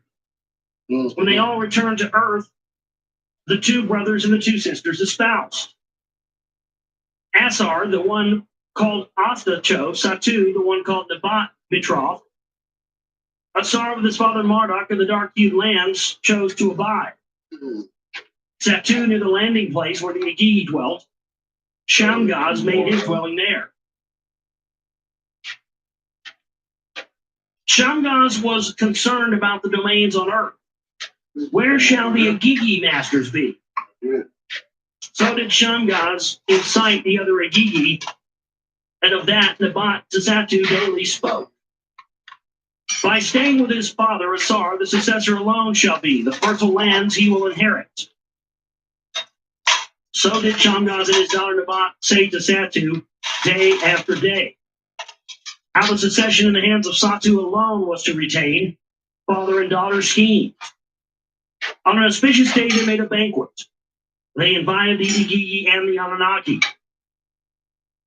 Asar, unsuspecting, also came with his brother to celebrate. Nabat, his spouse's sister, prepared the tables, and she also set footstools out for them. She beautified herself with a lyre in hand and sang a mighty song to the Asar. Satu, before him, cut choice roasted meat with a salted knife, and Shamgaz, in a large goblet, offered Asar new wine with an admixture that he had made for him. A large vessel, mighty to look upon, with elixired wine he gave him. In good humor was Asar. Merrily he arose and sang. With cymbals in his hand he chanted. Then by the admixtured wine he was overcome and fell to the ground.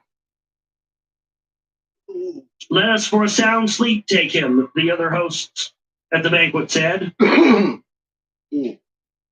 they carried Asar to another chamber and laid him in a coffin. The coffin was tight with seals. They closed it and threw it into the sea. When word of what happened reached Asta, to Marduk, her husband's father, she raised a wailing. Asar was put to his death in the sea's depths and brutally thrown in. Quickly must the coffin be found. They searched the sea for Asar's coffin. By the shores of the dark-hued land it was found. Inside, the stiff body of Asar lay. From its nostrils the breath of life had departed.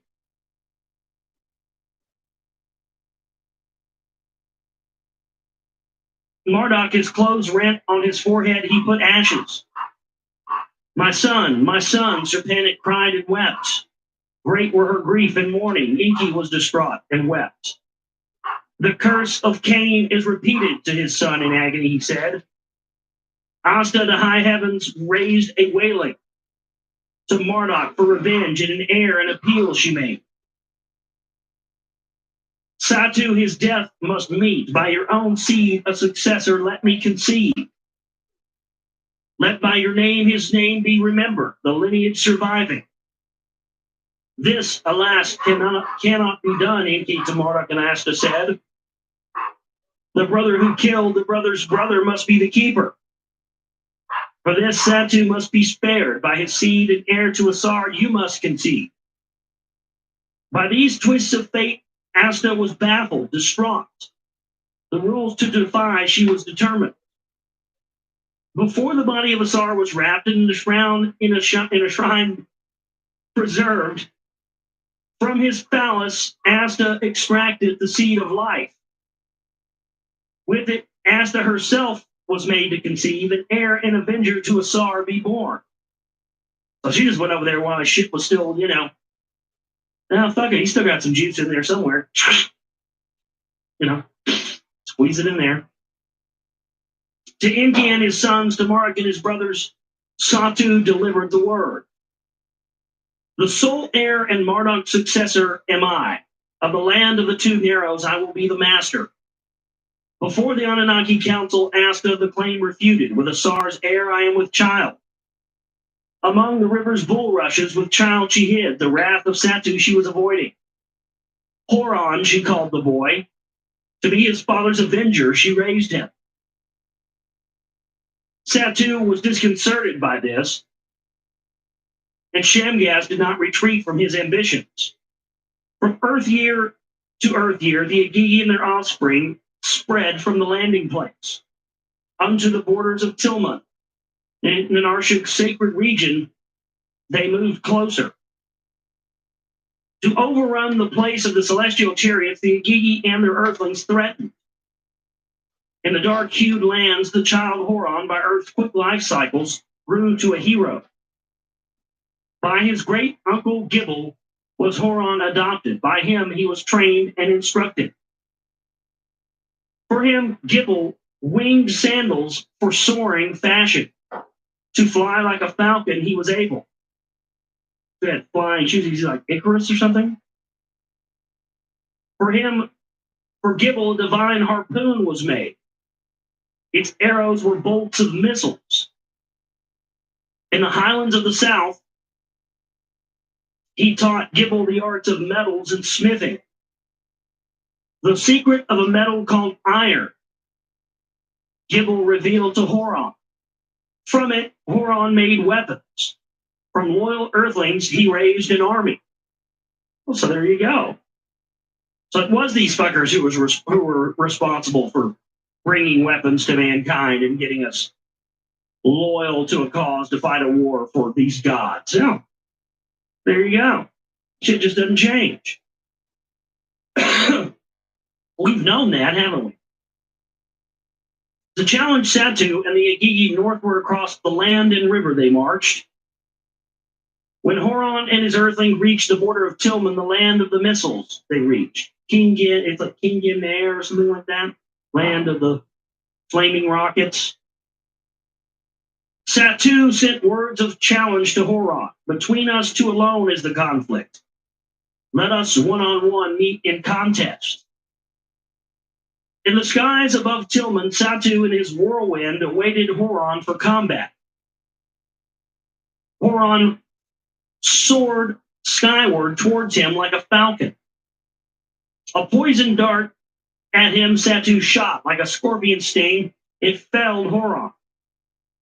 When Asta saw this, a cry to heaven she sent forth. For Ningazida she cried out.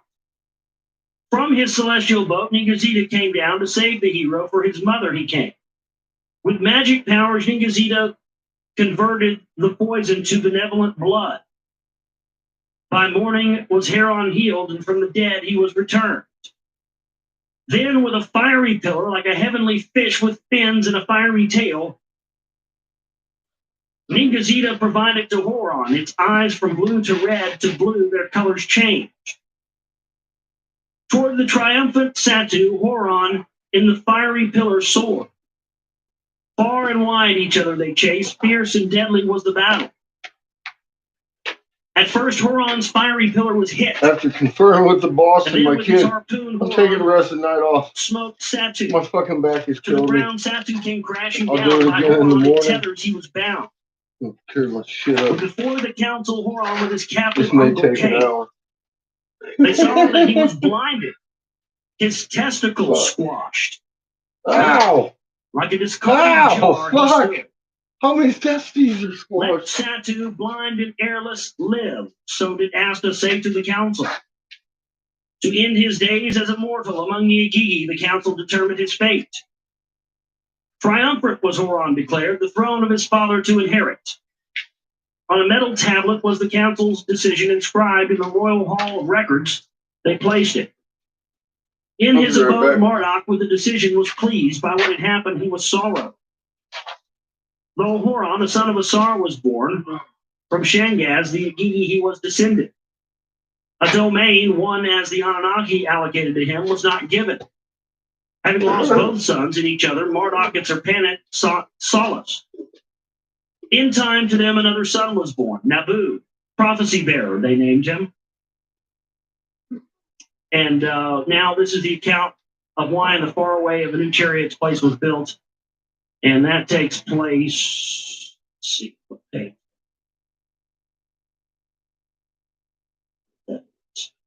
247.